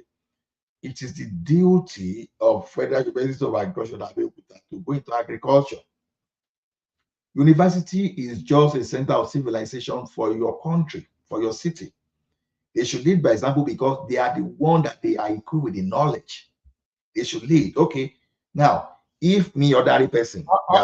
Ola, sorry to interject. I just read the report on the cable news now that Nigerian Custom intercept about 270 million worth of rifle in Lagos port. Yes, now shotguns. I think they want to party that country for from Turkey. Who is doing that? If you see how many shotguns were there, you will be afraid. And the shotguns were coming from Turkey. I don't understand. What is going on? The shipping was from Turkey. The robbery and all those militancy in Nigeria, that's it. No, I don't think those guns are for Kiloko. It's either they are passing through Nigeria to somewhere else, or it's for something more sinister. If you see the amount, brand new. Even Obasanjo as far back as early 2000, they intercepted trailer loaded with such kind of funny things. So they be smuggling all those things. But the problem in Nigeria is how do we make sure that we tighten all those things? But see, let us go back to our agriculture, Abegi. Because when we talk of this thing, that there are so many things that our university should be leading. And we should forget about, see, let me tell you, because we have to go out by, this is one of the reasons I love Lagos State. When the founder of Access Bank those days, when they went crazy, they started discriminating against some state universities. You will see how backward some leaders in Nigeria think. You want to employ university graduates to be a teller, university graduates to be carrying PC, university graduates to just be doing data entry, and you are demanding for first class. You are demanding for second class offer. You were not even limiting it to that. You were not saying all the Nigerian premier universities, like University of Lagos, like University of Ibadan. You were not saying, oh, LASU, no, you don't trust LASU. Oh, it's a university. No, you don't want that standard. Or HND, that one, you don't even do anywhere at all. Talk less of anything. So what that happened was that until this Lagos State governor then told them, they say, look, if that is what you want to do, I think you have to relocate your business away from my state. That guy reset their brain. You see, in our workplace today, the government need to reset the brain of employers. I know that the federal government themselves, they are culprits. They are culpable in this. Most jobs that you see graduate doing in Nigeria, some people will even upon the same job, they will get a PhD. We don't need caliber of education to do that. Even before all this proliferation of using university graduates in as a teller, start at 6, then later the graduate secondary school graduate. That should be enough. So when you are going to university, you are challenged because why am I saying this thing? You see some of us. Okay, I used to have a professor now, background in mechanical engineering as an undergraduate, but he funded a computer, a computer business that he later sold for more than $2 million, and later became a professor of finance. Look at that trajectory. Background in mechanical engineering, but he has his PhD in finance. I tell you, in Nigeria, for the fact you have mechanical, they will fair of send you back again if it is possible. I'm just giving an example. This is metaphoric now. It's what they can even send you back that you have to go back to university and learn finance again. Then you come and do masters. Then you come and do PhD. All those nonsense. We are just wasting efforts on what is not going to help us. A university in my background, 9 hectares of land just for ranching only. And they were working with the farmers. Then those people in oil and gas, they were working too. They were getting. So all this I told you that I'm doing is this. Our university should be able to work with the like of Dangote, the like of Airpeace, the like of Innocent, and help them to carry out research and get some kind of money from them to help improve on local products. Allow those people that attend technical school and secondary school that you can retrain within your environment to work for you. Our NEPA was better when people with technical education were the one with NEPA till you started employing HND or that to start climbing people. Because at their own level, a whole me, how can I be living with 4,000 naira a month, for example? No, I must do some kind of shady thing to make millions. That is why you find our system not functional. So can I be allowed to interject you for 1 second? Oh, my brother, I will be. It will be nice. Go ahead. Can I say that you are accusing universities of not doing enough? Can I say that I put it to the elite? I'm not even accusing the wealthy, and the wealthy that they are not doing enough, because when you look at all this, the big five, is it the big four they call them? A lot of their funding comes from alumni, and then you have someone like Indimi that Dangote. I think it was Indimi recently that 2 of his daughters graduated from non-university in America, and he went to give them $1 million. It was one of my neighbors that happens to be from that side. He's an elite as well, not an elite. I was telling me that, can I believe that man has never, ever given anything to any university in Nigeria? I think he did that to protest his interest in America, which is not one block. That man. I don't know whether Dangote didn't invest in Nigerian universities until it became expedient because he was starting a refinery. Now Dangote is building blocks around in all the universities around Nigeria, giving them money. I think he also has a university. No. I'll give it back. Let me give you an example. Now there's a university called Georgia Institute of Technology. Their computer science program, if you go for the program, you can't come out of that program for less than $60,000. This guy, they develop a program, they build a proposal that they have shortage of techie guys within the environment, people with the knowledge of computer science. And they made a proposal. Hey, Prince Daddy, hold on, guys. Prince Daddy, are you still there? Nah, the guy already slept. No, he will come back. I was gonna. He will come back. So now they made that proposal. They went to different people until AT&T now put money down. That okay. Hey, Mike, yeah, I stepped away from the phone. I was hearing you. What's going on? Yeah, I was gonna ask you, what do you think about the debate between Trump and Biden? I think Biden destroyed Trump. I don't say once we enter that region, another topic. Let Ola finish.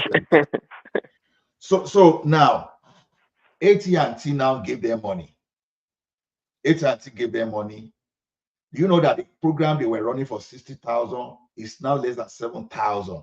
As I speak to you today, the program that they usually have like 200, 300 people in the program, they now have close to 15,000 people. Google it. Go and Google. Is that not an oversupply? Wait, forget about oversupply now. Just look at the activity of university. University approached people now, and they now make education cheaper. You understand? So look at that. That is university for you. For you to complete the program, you run for 60,000.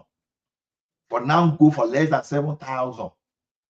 And they will see. What are you guys talking about? What is the point you guys are making? I'm trying to catch up. The point is that our universities, we are lazy. Our university system is lazy in Nigeria. We are not doing what can help the country. But universities say they are doing. Like University of Agri. Ola, can I interject? Well, you see, it's not me. It's not fair to blame the university.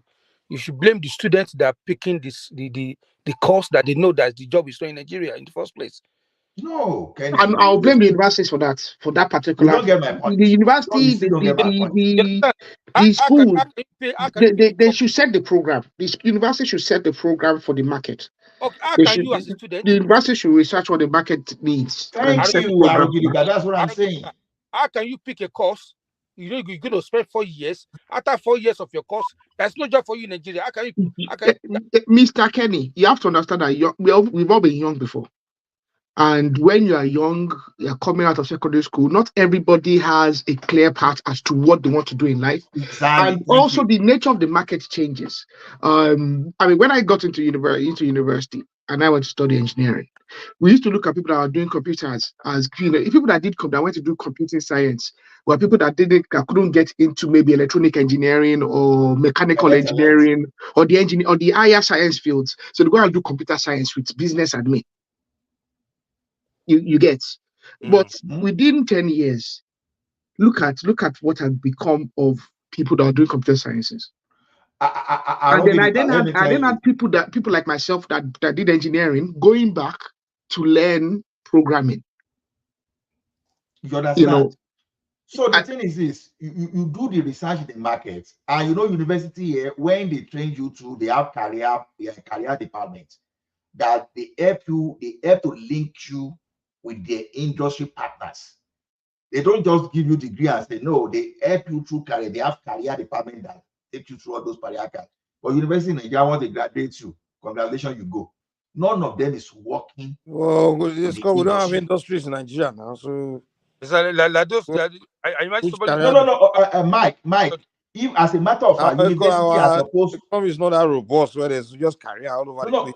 No, Mike. University are even supposed to be part of industry creation in Nigeria. They're supposed to be part. Okay, let me give now. Ola, before you go, I just want to quickly chip in this. It is the Nigerian University Commission, NUC, that develop curriculum for both private and public university, especially public university, and all public university must follow it. That is number one problem. No, that's not even the issue, Remy. They can give you a curriculum. Because sometimes Let me wait now. Let me wait. I'll tell you why it's not issue. Now, you go for computer science in Nigeria, right? You go for computer science in, let's say, in Mike University in the United States of America. Nigeria University will be telling you that, okay, define C++. Who is the developer? You just be writing jargon. But in American University, they will tell you, okay, C++ is what they can do. They will now look for a real life application. So, okay, store A want to develop, want to build a store, and they want the store to be online. So you should be able to take credit card. I should be able to send the signal to the logistic company that we do this for you. Okay, please design a system at commercial level that we have this component and do that. You see this right? Already what we're doing in the industry is what they are putting before you. But someone is only telling you to now define something. What is the whole in electronics? You do this. Remy? Is Remy there? I'm here. So what's going on with the Euro there? The Euro Cup that's going on there in Europe. I feel like you guys are fantastic now. We are having a super team for the quarterfinal. And we are looking forward to Germany against Spain tomorrow. It's going to be hell of a match. I think Spain will destroy Germany. And you can't say that though. And I think France. It's not guaranteed though. France is going to meet Portugal. So it's also a France will beat Portugal. That one is sure. Those people always working it so that England can get further. Why did they put Spain and Germany this early? No, England is going to be meeting Switzerland, and Switzerland is very good. Yes, but they should have put England against a big opposition. They always try to work it for England, sure. They were lucky to be in the quarterfinals because they are already gone. Just 2 or 3 minutes remain, and then this guy scored. Okay, they were just lucky. They are not a super team in this competition. But when you look at it, against Switzerland is anybody's game. because that's Switzerland. Yeah, those guys are good, man. They will beat England. So it's anybody's game. If you just give any country to England, they will beat England. Even the forget about England, they always hype their players, okay? But actually, in the match they play against, is it Slovenia or Slovakia or something like that? I think even the last Euro, their performance in the last Euro is better than this one. Yeah. No, I don't think Switzerland will beat England, though. You know, the same. Did you watch it? Have you ever seen Switzerland game this competition? Did you watch that game? I watch everything, even on my phone. I want to say solid. They are solid defensively. No, I'm not saying they are not solid. Just the thing is game by game. You know, I was actually going to make a joke, though. Ola. One of the things you have to consider: how many goals has England scored in this competition? Sometimes it doesn't matter. Sometimes it doesn't matter. England is not good. It's not winning this one. To me, this is the worst England team I've ever seen. You know, maybe in the last from South African 2010 World Cup. This is the worst England team I've ever seen. You must know one thing about English team. It's like they hype their players to I don't know to what extent. You would think they're the best. I must find a way to watch those matches on Friday.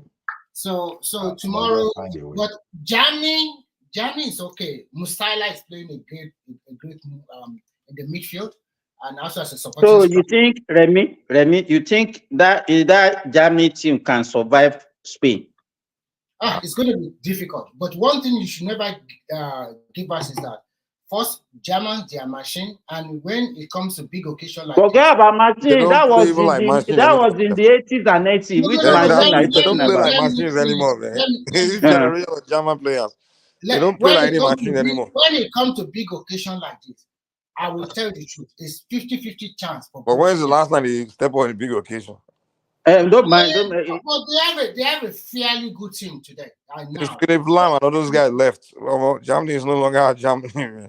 When the last England team, the last German team was it 1986 or so, or 2006? I can't remember that day. Yeah, no, the Ozil that was it. When they won the World Cup, they destroyed Argentina and England. Yeah, when Tony Close, that guy, that was South Africa now. That was the one in South Africa, was it not? That guy won. No, it was Spain that won South Africa now. Miroslav Klose. Miroslav Klose. When they had all those kind of guys, when Germany was the machine, when they had Michael Ballack, all those guys, after that generation, Germany is no longer machine, man.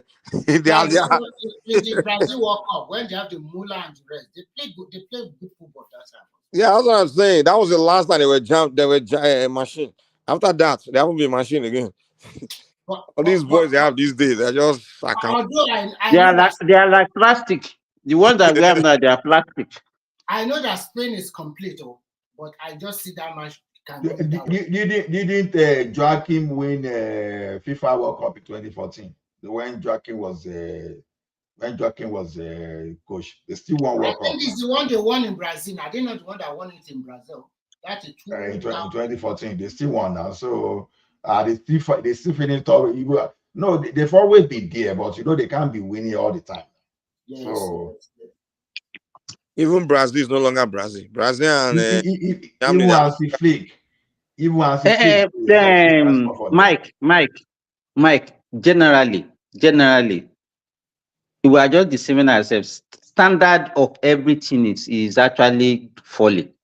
Yes. In football, those days, if you pick any big team in Europe, be it AC Milan, Inter Milan, Man U, even Liverpool, Real Madrid, you can mention big players. You understand? You will be going to World Cup and you can say, okay, these are the players that we are going to watch in the World Cup. We are coming to Euro 2024 and we can't even mention 2 or 3 star players that are coming to watch. You see average players now. They are not the ones that will now be hyping. average players. Can we see the likes of Simba? Let us take it over. Let me tell you one thing. You are not looking at that others too are catching up, because sports science has changed a lot.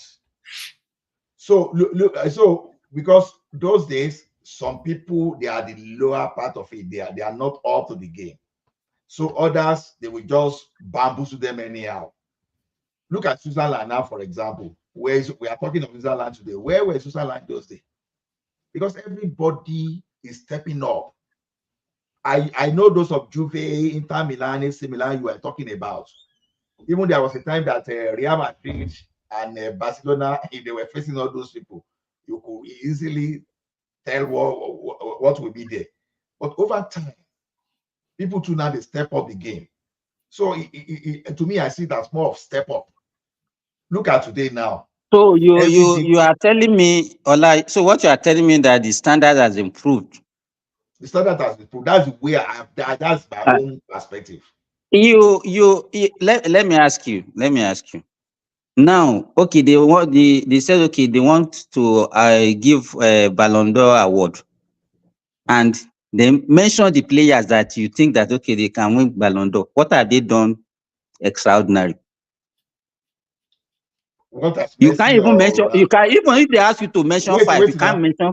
Wait now, what has Ronaldo and Messi done extraordinarily? Is that what you are talking? They are not the one contesting now. Their own generation is gone. No. I'm talking about now.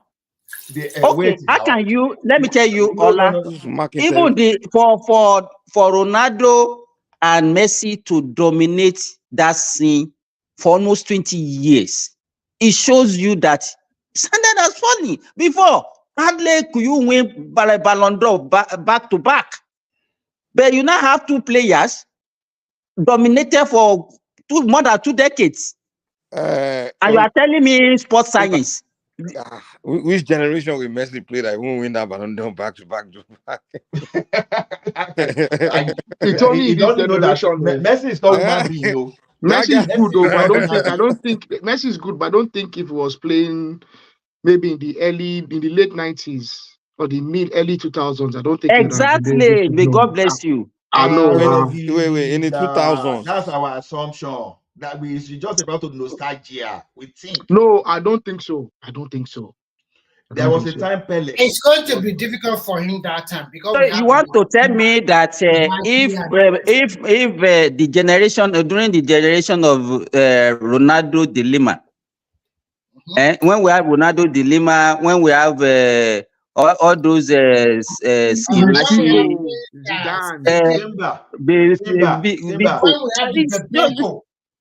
was a time that there was a time there was a time Jose Mourinho will bamboozle everybody. But today, coaches we have, they've unlocked Jose Mourinho. They've unlocked him seriously. Even look at Pep Guardiola now. Even though he's still trying because of the club is, but believe me, they've started unlocking him. He will soon run away from Premier League. Because we are talking, okay, go and look at the video of Ola, I don't even know what you mean by what are they? If somebody can, okay, you mentioned Mourinho, yes. Mourinho was on that stage for how many years? You understand? Guardiola has been there since 2008. This is 2024. And you are waiting for how many years for somebody to tell me, just hold on. Tell me one imagined coach. Let us even leave the players now that you can put in the calibers of these people that you said they have unlocked. Okay, now hear me out. If Pep is that excellent, I'm not saying it's not excellent too. How come it's not dominating Champions League like the way he's dominating the local league? So you still don't get it because you can. Okay, Now, the Okay, same Pep. let me Wait. No. That question, let me puncture that your question. Tell me who are the coaches that are winning this same Champions League that you said? Why is it not winning it? You see the likes of Ancelotti that has been there since for 30 years. So you understand? Are they the new ones? Are they winning anything? Well, okay. What of Thomas Tuchel? What did he do? Thomas Tuchel is a good coach. Who is Thomas Tuchel? He's not a good coach, and let me tell you, I those that outlier. He was just lucky. Thomas Tuchel was in PSG. He was formerly in Dortmund. What did he achieve in Dortmund? He went to PSG. He failed. Forget about. I don't even know what you are talking about. When he left, when he was even in Chelsea, apart from that Champions League. Don't change your question. You say how many of them have won it? Am I responding to you? Thomas Tuchel won. Jurgen Klopp won. Jurgen Klopp is not a younger coach. Danny Zidane won. Zuzu. Zidane won, right? Flick won. You understand? So this guy, Roberto Di Matteo won. So it's not as if others are not winning, but there are some that they are superlative coaches.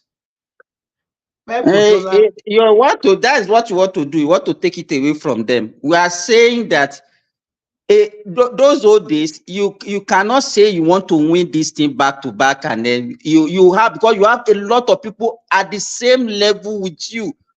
I know what we are not looking at in terms of Ancelotti, Carlo Ancelotti we are talking about now is this. You are playing for Real Madrid.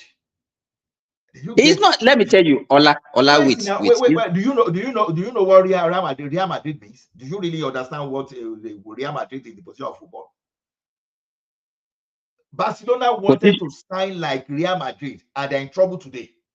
When people are signing Galactico, the day Barcelona tried to copy Real Madrid problem, they enter into debt. Look at Man City.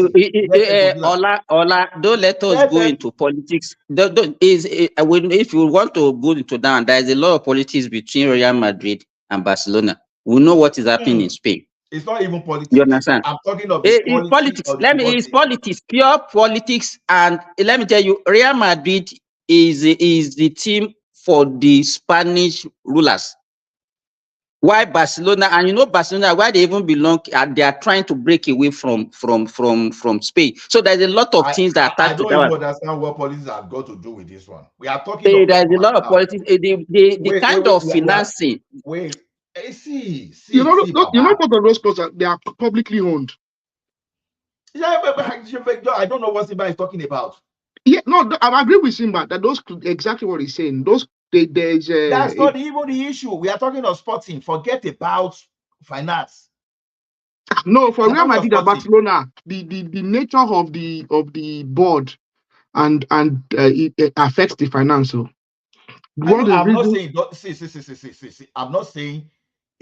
That's why I told you that they tried what Real Madrid did, and they're in trouble. They are very insolvent now. They just have to be selling the assets to get into that. Now, why are they in trouble? Why are they in trouble? Why would Madrid be able to do it successfully? And Barcelona find it difficult. Farabale now. We are talking of sporting now. So the question now is this: look at as they have super team in Bundesliga, they have super team in La Liga, they have super team in Premier League. The question now I'm still telling you, because we want to say those coaches, I'm not saying they are not good, but when Ancelotti was managing everything, it was another result entirely. Money is important in football now, so all of us know that at this stage. Exactly. So you know why? Why didn't Pep go to Everton? That's exactly what I'm saying, because we are saying no. The issue is this. Let me. You see somebody who has worked across. You don't even let someone answer your question, because you are saying football standard has fallen. And I'm telling Yes. you that technology, the world has grown in knowledge beyond what we used to be in the 80s. So you mean that the football that we are watching today is better than the one that we used to watch before? If I I was don't born know your yesterday, argument, too. if I was born I All think yesterday, these plastic boys you that cannot qualify to they will play the one quality of the game individual and they will play players one game. dropped. The quality of the individual players has dropped. Let me the quality is not there. Even the power. Let me tell you, we now have players now that they will play one match or two matches and they will go for 6 months with injury. You are talking about sports science. Now you now have more injury among players, even now more than before. But Simba, that has been explained though. There's been an explanation for that though. It's actually it's something that's been discovered is wrong with American sports. And what they've discovered is that the way young people, because of the academic system, the academic system breaks most of those players. But most of those players, when they are very young, they start to develop severe injuries. That then linger. So they have they might take a knock in their knee when they are still developing, and you see it with American sports as well.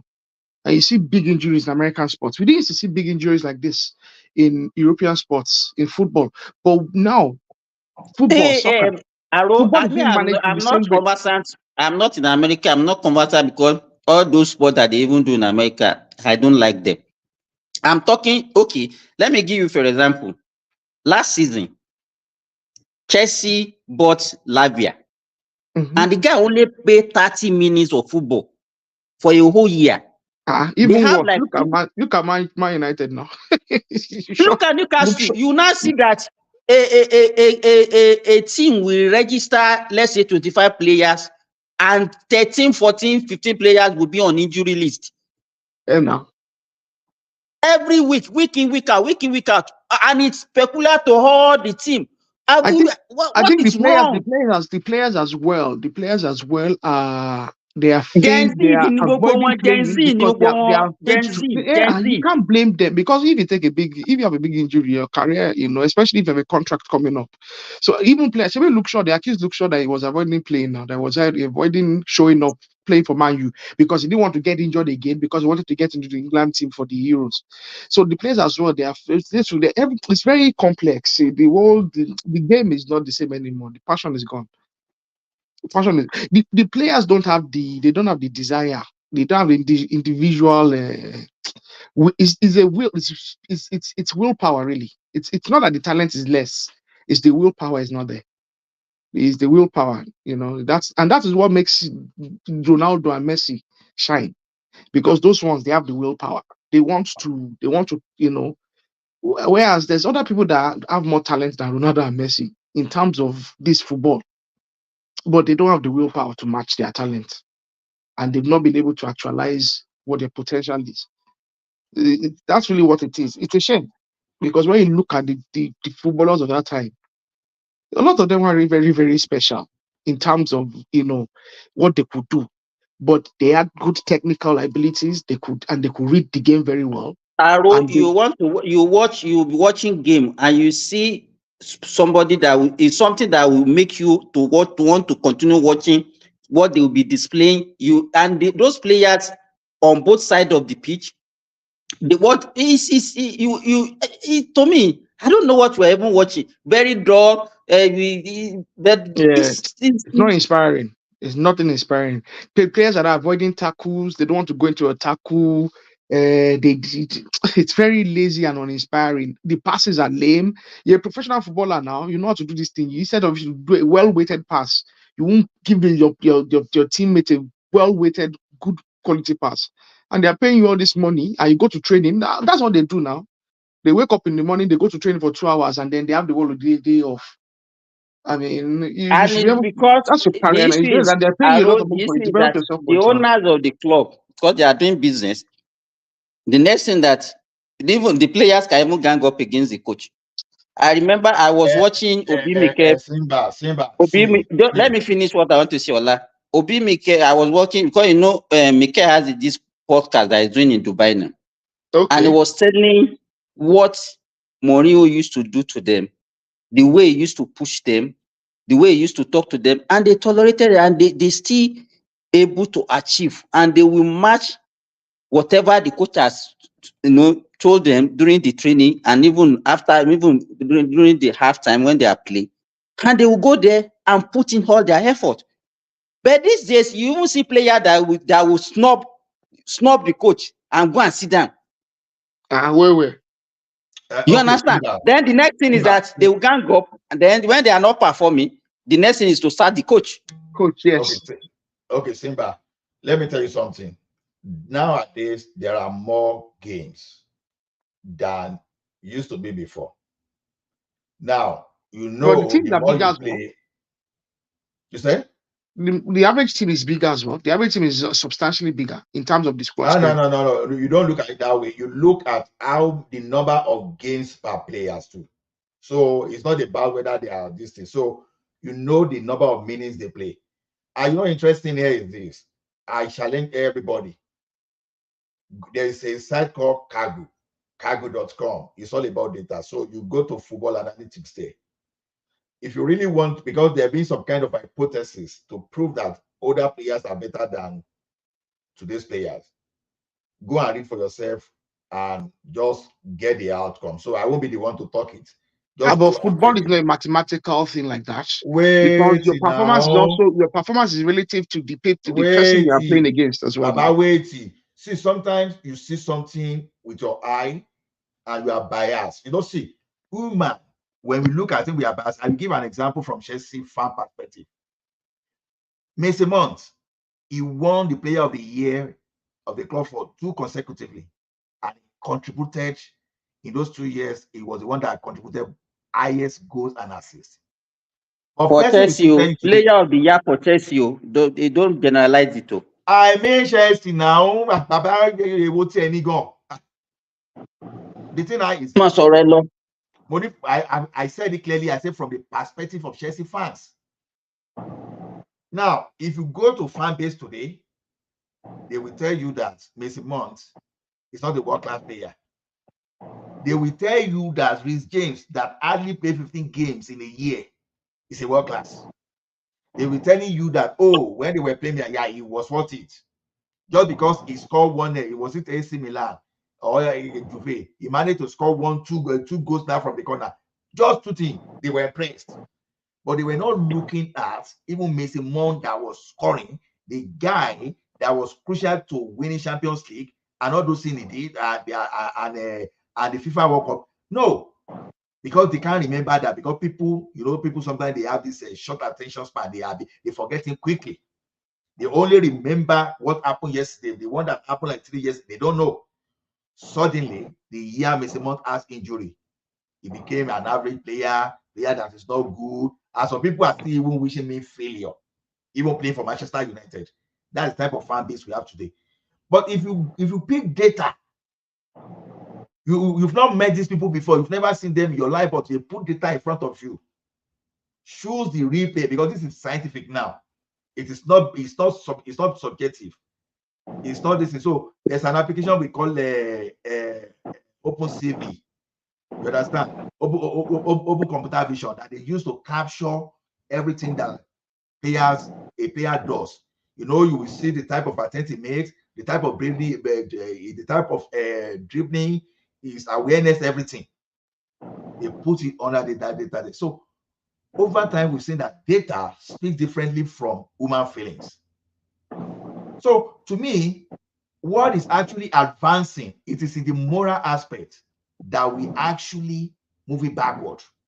But when it comes to sophistication in some other aspect of life, whether you want to talk of industrialization, whether you want to talk of improvement or the science, whatever aspect of science you want to talk, you understand, what is actually progressing, not coming back. But for us of old generation, for us of old school, we used to think yesterday was better than today. So that is human bias. That's just my opinion. Ola, let me ask you. This example of Mason Mount that you mentioned. Mason Mount graduated from the Chelsea Academy, and he could only reign for 2-3 years. Where is he today? Why is he not performing at that same level that you are You see the referring bias to? I'm talking about. Do you know how many matches in alone? He played the most matches among Chelsea. So he's tired. So what is responsible for his lack of He form? had a hip injury. He had an injury that this guy, okay, just like Enzo Fernandez now. That guy was nursing pain injury, and they were giving him injection to play. Can you imagine? No, he has an hernia. He's not injured. So He has a hernia. This guy was playing with injection. Why should it be that? And look at some Chelsea fans now. They are blaming him for not performing, but they never knew that this guy was playing with injection. Okay, with the level of medical sciences and everything that the question I want to ask is that why are we having more injuries in sports these days? Okay, look at it this way now. Why do we have more injury in Chelsea than any other team in Premier League, for example? Then we should start questioning the doctors there, right? Or maybe the coach. How come that Chelsea? But how many at least successive coaches they say they have similar problem? No, not all of them. Not under Mourinho, not under Mourinho, not. You know, I'm talking in recent time. I'm not talking now. Those ones are old now. I'm talking about from Tuchel down. Can I interject a little bit? He will not under Lampard. Can I because interject? I have Chelsea injury record is on internet. You can see it clearly. I think first and foremost, you must look at the team individually. What kind of play do they play? What kind of pattern do they play? If you look at Liverpool, you will see that it's seldom for a player to hold on to the ball for too long. They play what we call high tempo, in which you Genge pressing. Just call it Genge pressing. Just like Chelsea or that to show. Just pass and then lob the ball into the front and give it to Salah, that guy that left them, that Manny and the rest, and scored the goal. But when you look, and running is part of it too, high tempo running. And when you look at the intensity of Chelsea play, it's that you must get involved at every available time. And when you look at Arsenal play, you can see that the intensity about the passes formation is a build-up game. So there's chances for Chelsea player and Arsenal player to have injury easily compared to Liverpool. And at the same time, they play a lot of matches year in, year out. It's not easy. These are not machines. You can't be playing like at that high tempo to now make it worse for them. All their fans, they want them to win all the matches. Fans don't want to hear you are losing anymore. So there is a lot of pressure on this player. Apart from pressure on the field, the politics of the game is also there. So don't let's be factual. There's politics of the game is there. And the politics of the game sometimes does not favor all this pressure that you are talking about, the politics, they just came in. They were not there before. Yeah, you are right. They were not as paramount like this like before. But now they are quite paramount. Arogi mentioned something. Ola, just hold on. You know, let me tell you, whether we like it or not, the kind of passion, the kind of zeal that people used to have before, they don't have it any longer. People, it's like Simba, some of these teams are not playing beautiful football. The football are quite ugly. Just look at some team. You feel like turning. Look at Italy in this competition. Italy is the most. I don't know what to say about them. They are so terrible. The so-called characteristics. Let me tell you. When Italy is coming for any competition, you know that Italy they are known for their doggedness and defensive. Just wait now. You know, but the other time you said German machine, and we said that no longer machine.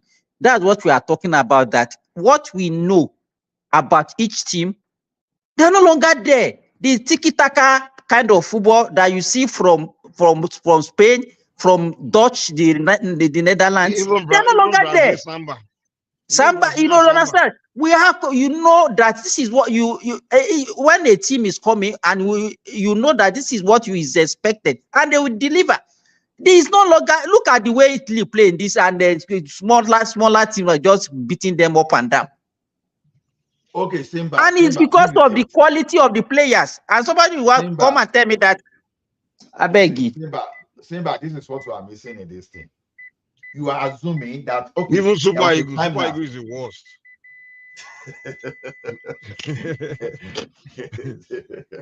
I beg you. Leave our play. Why not? We must talk about our Super Eagles. So no, I'm just joking. No, we play a Camu now. We don't even play that rugged tackling. Our best was when West Ham was there now, and Buffett Joe. So that's why I laugh when Mike mentions Super Eagles. those ones, your own finish like 30 before everybody else, like 30 years ago. Just imagine that AFCON 84, where people will just arrange bunk like this, in the hostel, you arrange bunk like this. You use bunk to form stadium. I put television in the middle, and everybody, you can't bunk from the hostel outside. What is still our Super Eagles today is also politics is there, and moreover, we are not spending the right money. We are not developing teams like before. How can you just rely entirely on people that play abroad alone? That is not supposed to be. No, Remy, you have to. We can't even develop our own players anymore. Let me finish. And secondly, we are not appointing a world-class coach. You just go and bring a mediocre coach. We got two mediocre coaches in Roa and Pesero. They are defensive kind of football. You've not talked. Okay, what happened to Cameroon? Indomitable Lion of Cameroon. What happened to them? I look at the country now. They have a president that has been ruling for more than 50 years. What do you expect from there? Okay. Look at Bafana. That anytime Nigeria meet them those days, now Lupa. But Bafana were able to get a fairly good coach, and they are playing as a team. Our boys are too. What I'm saying that every team now is okay. There was a time that Serie A is the place to go. There was a time that when you hear Ajax of Amsterdam like this, you go to shake. You understand? But now the league is in the Premiership. If you want to now the Premiership you are talking about now, you see what happened to the Premiership. People like those people that were topping the table those days, including Liverpool. What happened to them? So don't you think they also play politics? I don't know why Manchester City were able to win the league 4 times in 5 Premiership consecutively, and I don't know why only Man City can buy a lot of expensive player like that. I don't know what kind of control. So sometimes the way I don't think Man City is more about the players. I think it's about the system they are playing with. Well, which player did they? Manchester City has never bought. They have never bought any players close to 100 million pounds. Are you kidding yourself? That's not true. You don't know. No, tell me one player. Tell me one player that they bought they bought around 1 million pounds in Manchester City. Just tell me. What so about what's the boss of her? How much is Ireland? What was the Ireland was still around 60 million. Go and check. How much did they pay this guy? How much did they pay Jack Grealish? Okay, yes, 100 million. Jack Grealish is a waste of money, man. No, but that one was he playing? You know what I'm saying? Let me get you. Apart from Jack Grealish, I don't think there's any other player. Even Ireland is around 60 million. All those Rodri, Bernardo Silva, even Kevin De Bruyne. How much did they buy Kevin De Bruyne? What are you telling? Kevin De Bruyne. So it's not. Let me tell you. If you look at even the teams that are actually pay more for players, they are not the one actually winning. Exactly, like Chelsea. Like Chelsea. Don't talk about Man you that gonna pay 2 million for Pogba. See, Simba. This is the point. This is the point we are missing. It's not all about money alone. Football is not about players anymore, man. It's about the team, man. The Chelsea you are looking at. It's a team game now. The Chelsea you are looking at, we have virtual capital. You know what? When private equity take over you know what it means. Those players they are buying, they are not necessarily buying those players for them to win. That's why you see them just piling up talent. Sorry. I quickly want to test him by a question. Phil Foden was bought by Man City for 150 million pounds. What are you talking here? It's not true. He's an academic player. It was not bought. Go and check. You might be looking at the value now. Foden was an academic player of Man City. He was not bought. He was an homegrown. As of 20, out of now, Kevin De Bruyne is the most highest paid player there. Okay, about 400,000. No, Simba. I'm just saying, Simba. Let me just explain this thing. So signing players for 100 million sometimes you sign players for different reasons. You sign players for image rights. You sign players for the type of pool, maybe from his own region. Maybe look at it that maybe you want to capture, let's say, the South American followership, for example. You go to that place and you sign players for a particular amount.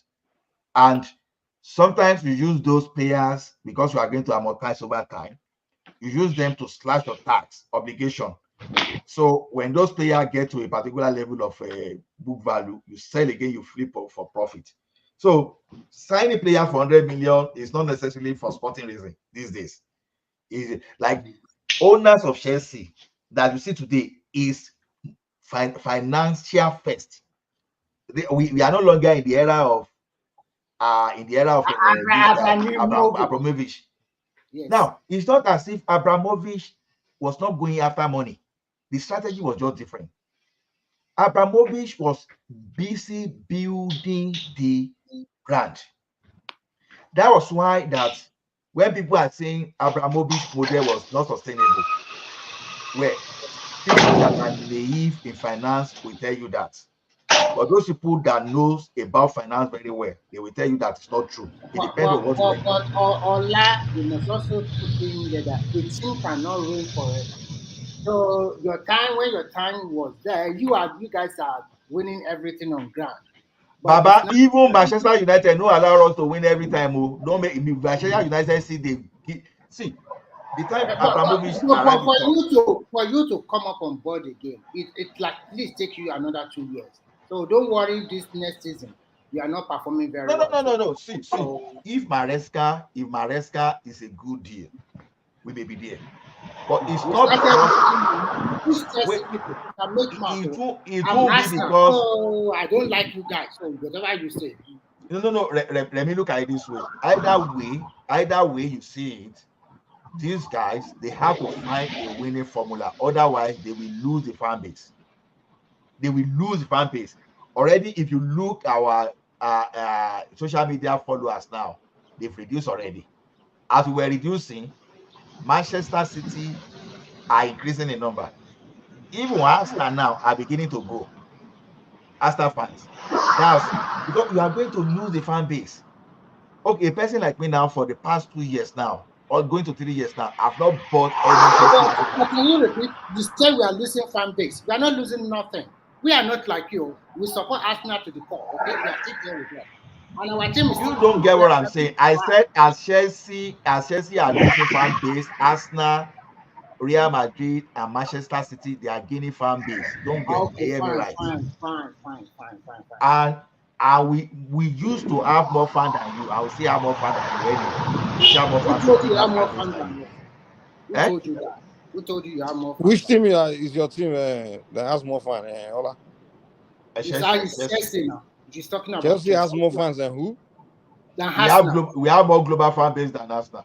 That's not. I don't believe that, Gary. I'm not. See, Mike, it's not my data now. Arsenal and Man U has the most fans. Look at our players now. Look at no. Let me hear from Mike. Mike, what did you just say? I say Arsenal and Man U are the one that has the most fans. That's not true. Man City have fan base more than Arsenal. Who? Man City? Yeah, I don't think no. Man City doesn't have fan base, man. Man City just no. See, Mike, just go to your. Dude, Man City just came in the picture, man. Yeah, before Man City came, everybody already picked. No, do you know how to measure? You tell me all those historic Man U fans and Arsenal for those ones, they've done their team and gone to Man City. Do you know how people that brought the data measure it? Now they go to Facebook, they go to Twitter, they go to Instagram, they go to WhatsApp.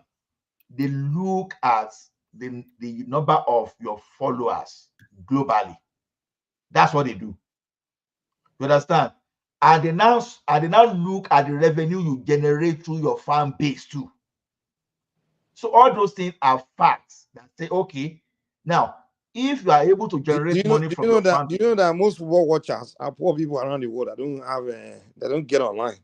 Like for example, almost over 100 million Nigerians are diehard Premier League fans, Man U, all those things, third world country. They don't. Most of them they don't get online. They are not this thing. If you are talking about fan base from if you are using all those social media, all those things, it's only from advanced countries like US, Europe. But if you are talking about fan base, that's true.